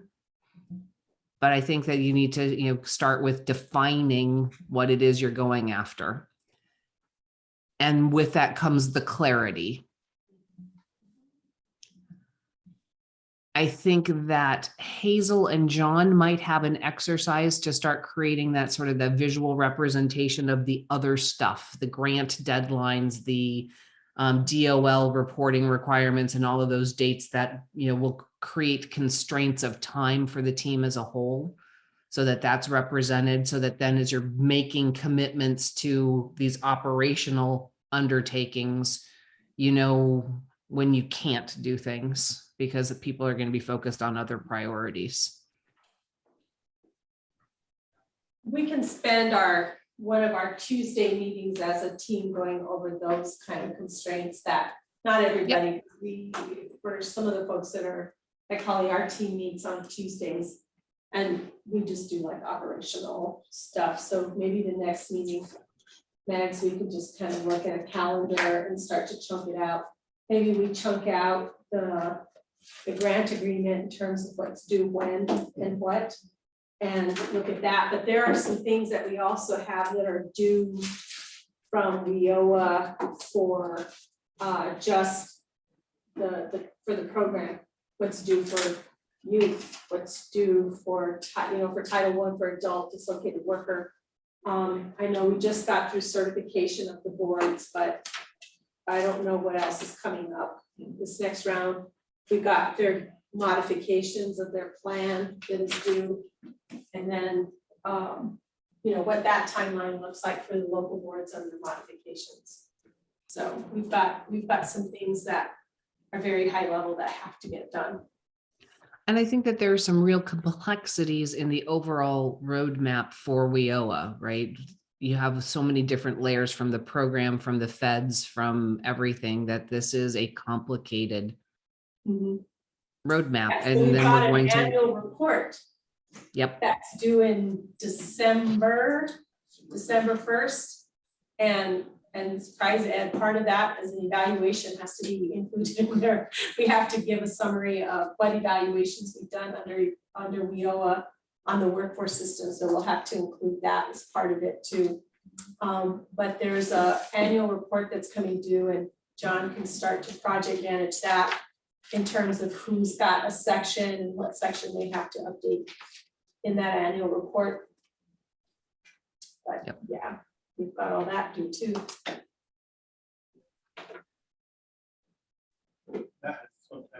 And that has its own, it's a beast. Because we have to figure out how to get to a point where, and I was telling the team, if Mags and I were not here for some reason, can you write that report without us?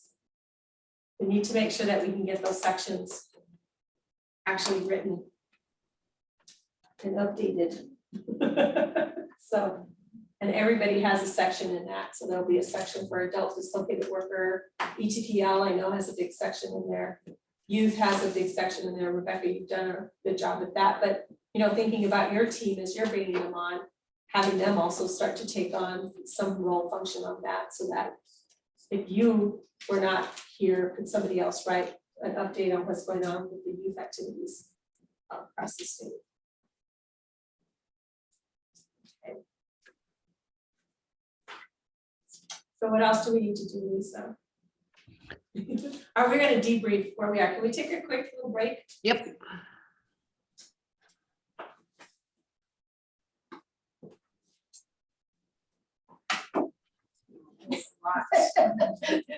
Breathe. For a little program.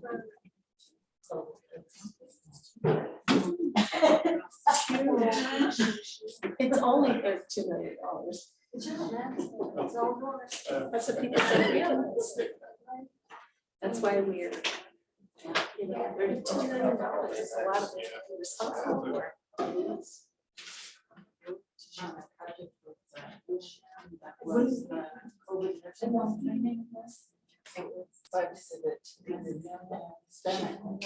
Because it had to be done that fast. Included writing in the system. She was probably Yes.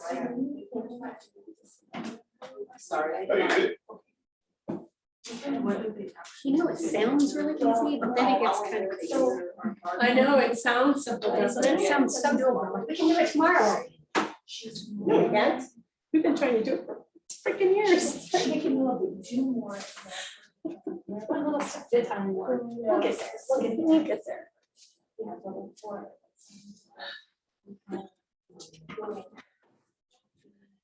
Thanks.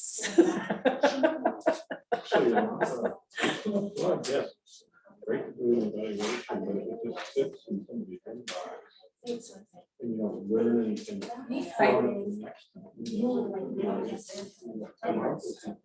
Like a play.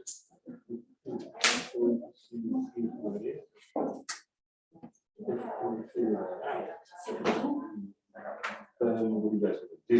Exactly, And, it's you know, exactly the next step. And that's why I was so frustrated with like those wonderful studies that Rachel does. Like she does this great study maybe 3 years ago on who are the frequent utilizers of our system. We can see the gap, you know. She had like the demographics of here's men versus women, and here's, you know, and sort of the regions and everything. And then but we didn't have something to do with it because there wasn't like, it was organized around. I sent that to so many people. I sent it to our boards. I said, I need you to organize yourself thinking about this. Look, Veterans are not considered, look, it says Native Americans are not considered in our system. So what we did right after that is I organized all of the WIOA funded Native American tribes. We have 16 of them in the state. They had never met with us.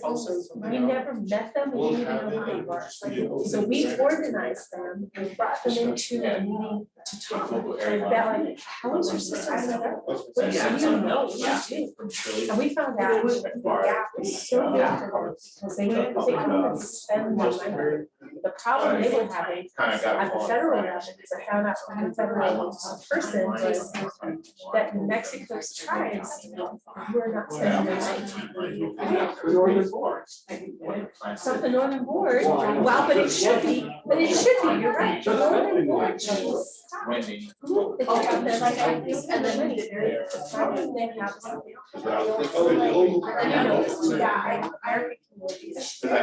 we always have the administrative burden. And they just can't get to spend that. So during that meeting, we shared our goals. We just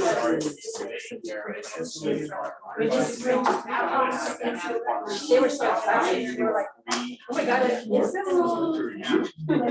It's great. You can use it until not really. Because you don't have, I mean, MOUs and agreements, and such that you have to get all of the stuff and we.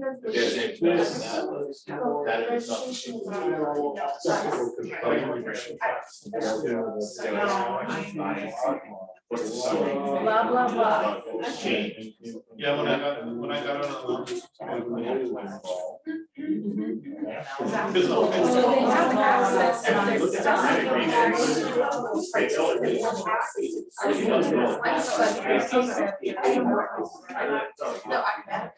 Because we do the same thing with career solutions. The individual customer has access to that service. And can do all the stuff that the case manager can't be able to back in to help them facilitate it because they don't have access to the system.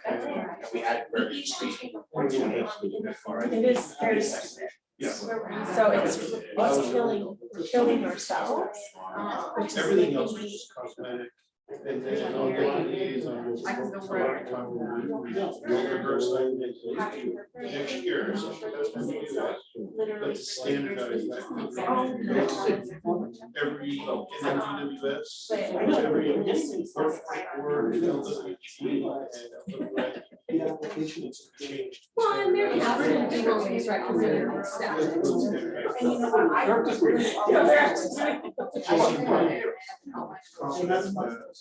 Yeah. But I think it was bad. This is all this stuff. Okay, I mean, I know what context, and we did, I have It is. I have a folder. I don't have a job. I think I have a hard time. Yeah, I know it's hard to talk through.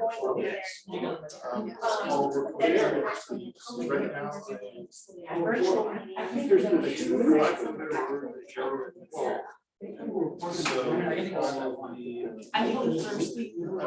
No, you're. Do I ask them right when you did it?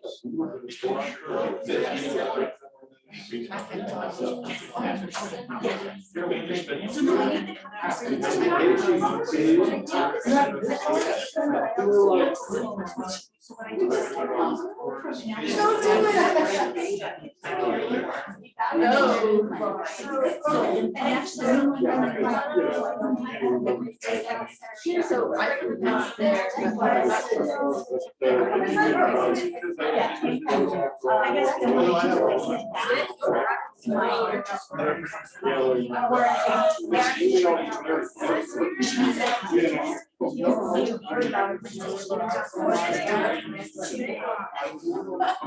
So that's the only reason why. Just whatever, like right now. Because when it is, it's for a month, right? We just closed down. So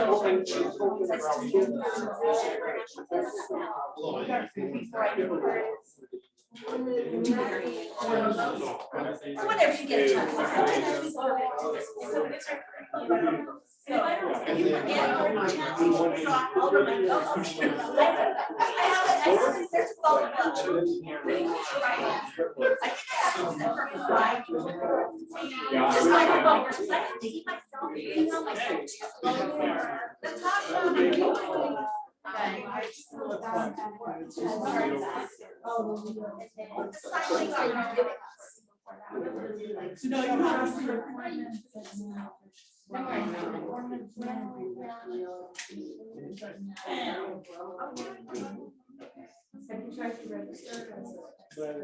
Still.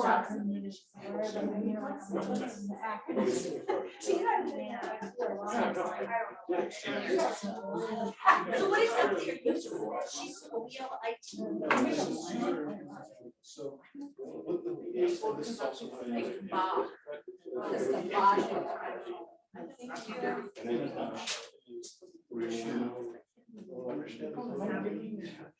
Understand the process and explain IT. Okay, kind of like what UI does right now. Yeah. They do the actual, and then there's the UI system, they give that information to IT. They write the system to make it better for the users.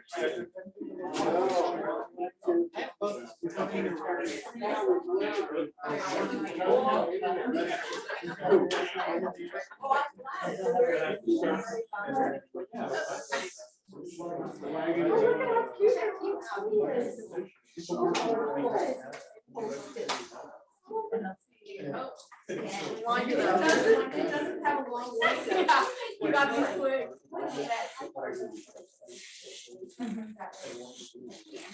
Look at that cute little toy.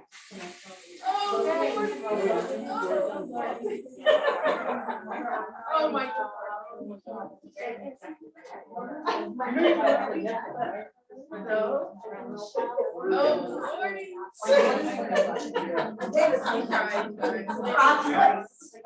That is so cute. I love it.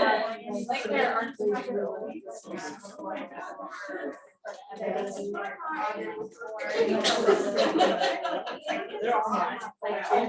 Oh, man. All right. Are we ready for a debrief?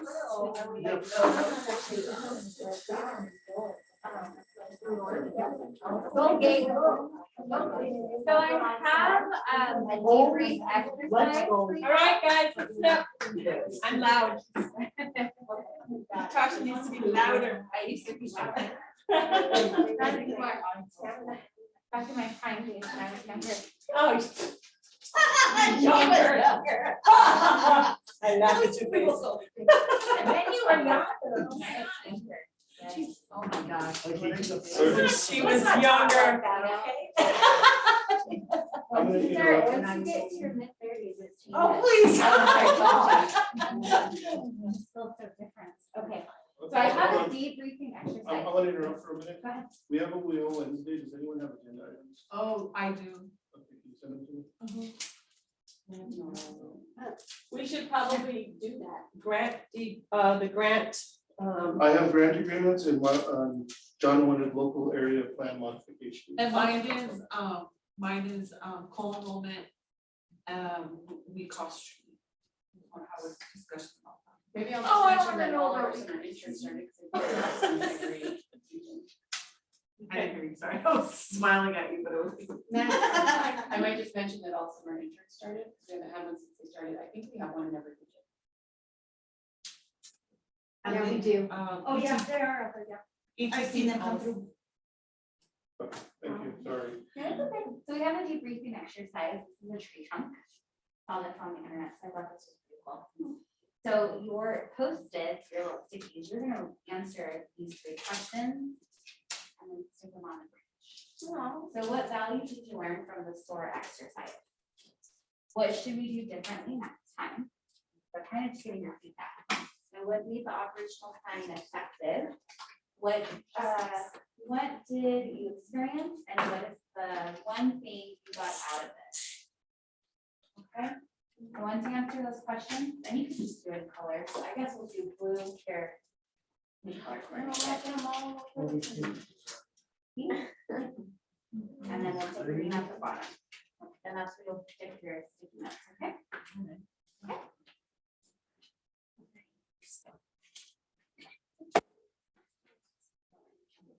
I know. My brain is still buzz. Yes, so blue is, what value did you learn from the SOAR exercise?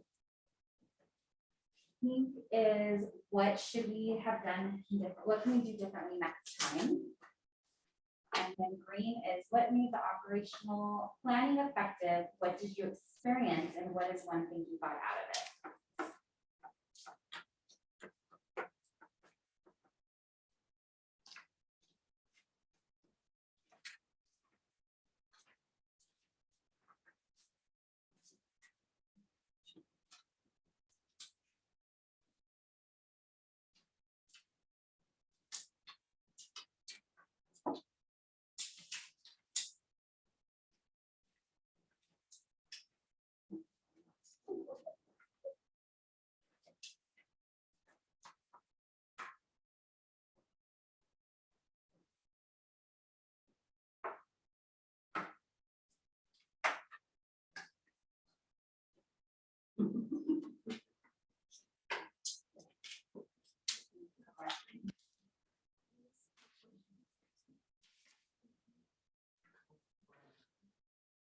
Yes, the one in green is going to be what made the operational planning effective?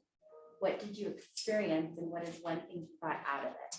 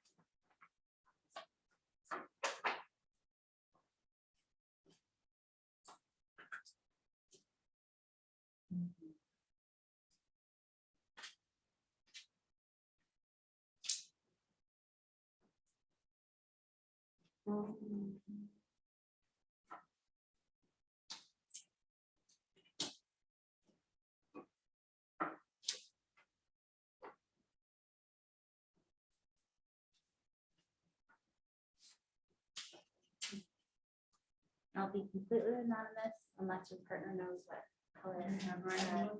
Your handwriting and what color utensil you're using. Just go stick them? Yeah, go ahead and just stick them. When you're ready. And we'll go through some of them very quickly because we're almost at 3. Go ahead.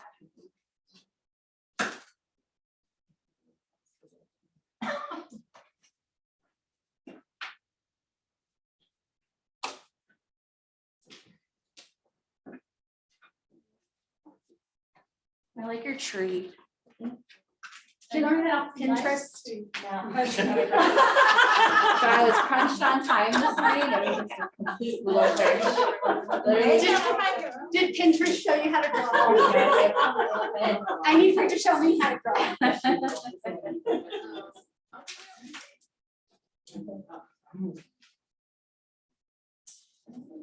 Well, I'm so happy I got to keep this.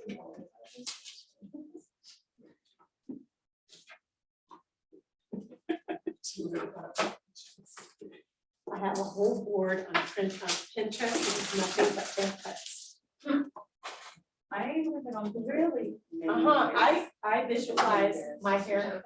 Oh, Haircuts. Oh, I looked up haircuts and decide, oh, I like that haircut. So my hair has gone from like short to like how I'm trying to grow it now. have you ever tried those apps where they put them on your picture and, oh, yeah. those are- No. I don't know how to download this stuff. It's too hard. Oh, that's good. Yeah. I think I have somebody do it for me.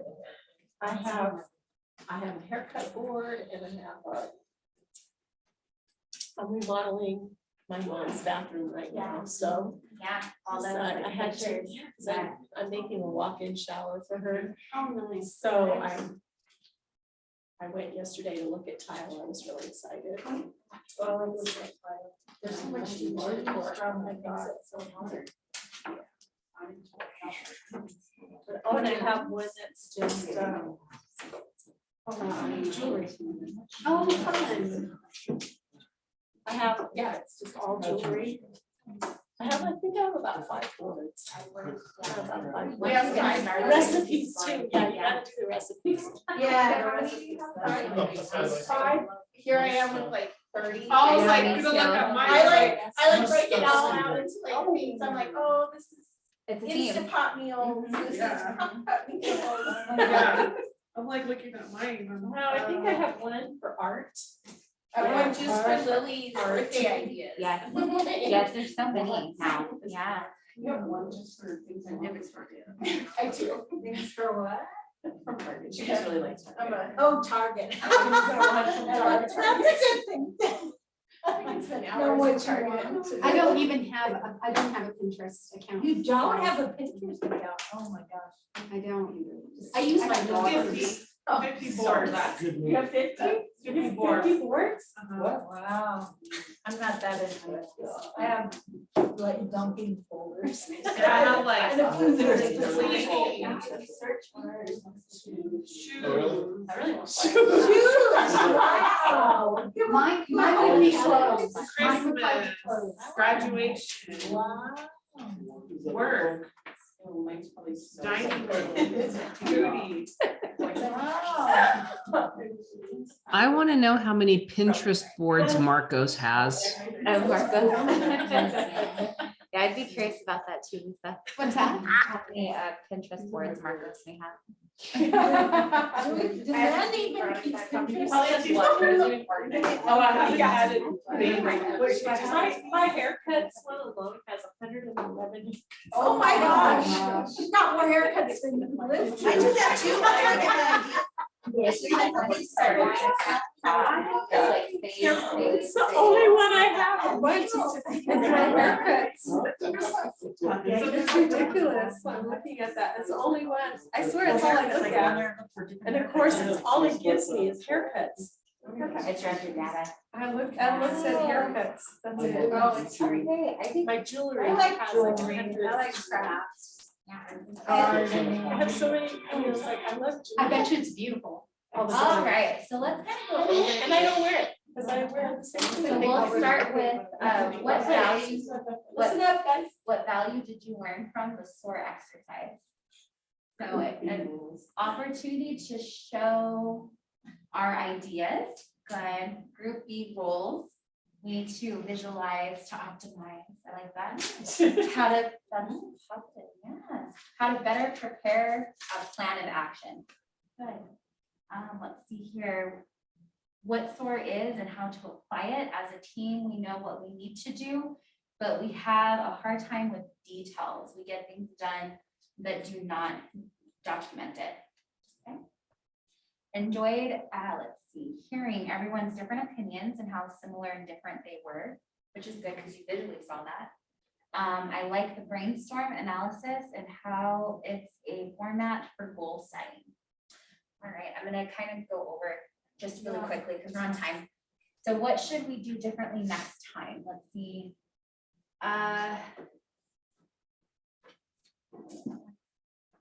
That was definitely mine, sorry. What does this one say? Oh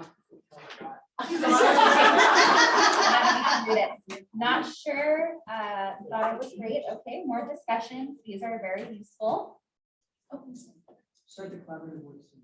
Awesome. Okay, it's probably your marker. huh? Yeah, no. Yeah. Sure, we'll go with that. It's okay. All right, so be away from what? Okay, I see that. Next, need to tie conversations to, is that an actual plan? Use last exercise, is that to develop short-term, medium and long-term goals. Okay. A little more structure, okay?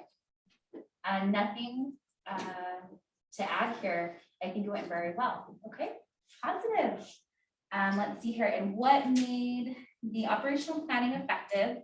What did you experience and what is one thing you got out of it? A neat and organized schedule. Okay, roadmap, draft. We have a lot to do. I'm not alone in my thought process. My aspirations are in alignment with others. Good, because you're keeping it here, right? You got to verbally speak on it. So that's good. Assigning goals to team members. DM, must follow up.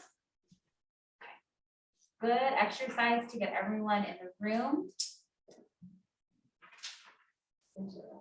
Interactive. Got consensus on where we go. Okay.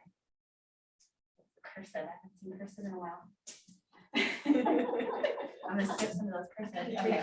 The experience I gained is knowledge at agency struggles and goals. Okay. So it sounds like you guys have really good feedback so far about today. So I'm gonna open it up now for questions.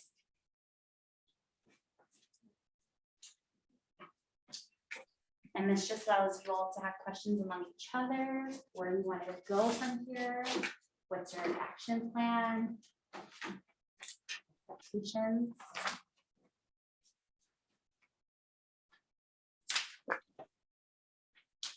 Becca looks so scared. There's so many questions. So many questions. Like, do we circle back or do we do? Well, I guess that's kind of like my question. So like whoever was picked as the lead here, it's going to be then their responsibility to get the ball rolling. So I think we'll talk about that at our next Tuesday meeting, so that we can operationalize the plan. So that we can figure out what would be the next steps for that. Because I think, when I said we'd come back and circle back in our next Tuesday meeting, we need to talk about the calendar for this next year too, around some of the things in the grant agreement. How do we get all of those things pulled out there as well? But we do, I'm so glad that you remembered, John, thank you, that we have a new person that's gonna join us. So, and that's the person that's always been the keeper of the grant agreement. Alex was really good at that, which I really appreciated her, because she kept us on schedule in terms of what the timeline was on that. So we'll circle back at our next Tuesday meeting and figure that the next steps out for us for there. All right. Okay, Lisa, did you have anything for us? No, I think it was a great session. I loved listening to laughter. It was fun seeing everybody in a room together, actually sharing ideas, building on ideas as a group. And, there are some next steps that will start to bring all of this together so that there is a visual representation of what all the work is and then how we're going to get it all done. Mm-hmm. So this was step one in the journey. Good day, though. Good work, everybody. I think it was fun to get together and do something different, right? Than just sit and talk about the board and our schedule. All the work we have to do. And all the work, but it was nice I really appreciate everybody, committing to the day and doing this, because I think it was fun to we haven't been able to do this as a team for a long time. And so it was a good thing for us to get together and just see each other and sort of think on a different level of, rather than just the day-to-day grind that we do every Tuesday. Because I see us sometimes walking into our meetings and we're all like, yeah. We're here. Yeah, there's something different just to get us out of our normal routine. But I just want to say thanks to everybody, and thanks to all the newbies that sat through it too with us. It was helpful, and for our interns, it just gives you an idea of how crazy adults can be too, and silly that we are. But something that hopefully you take this to when you go into your workplace in the future, because you are gonna have an opportunity to be part of a team that's gonna do strategic planning very much like this, and you might get to lead it, so we hope that we didn't bore you to death. That was fun. Good. I thought it was fun. And I like that everyone participated. I think that you guys have a really great group who all work really well together and very respectful of each other too, and ideas. And you all feed off of each other, which is really good for a team to have. So congratulations and kudos for being on this team. Nice. All right. Thank you. You're welcome. That's all I have. All right, thank you, Lisa.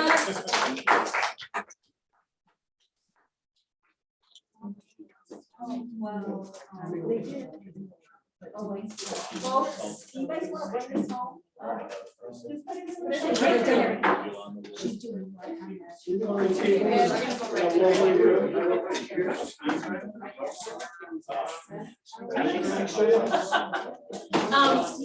We're in the process. I have a friend, yes, she just did it for me.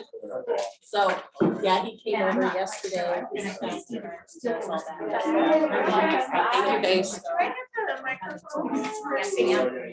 Absolutely. I mean, we're facing a few tracking projections, but it's like, we're just getting the budget plan. So,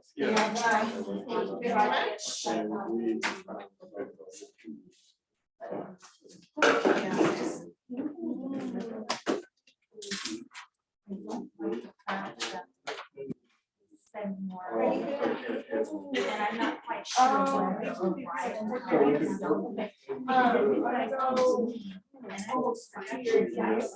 If it's not a year or 2 years or 3 years, and you say, well, we gotta spend all this money, and now we're just starting, and they say, you don't have the money to support that. And I don't. So it's scary because I don't. Because it's very stressful for me to try to figure it out. Okay. And then that's what I heard. I don't like.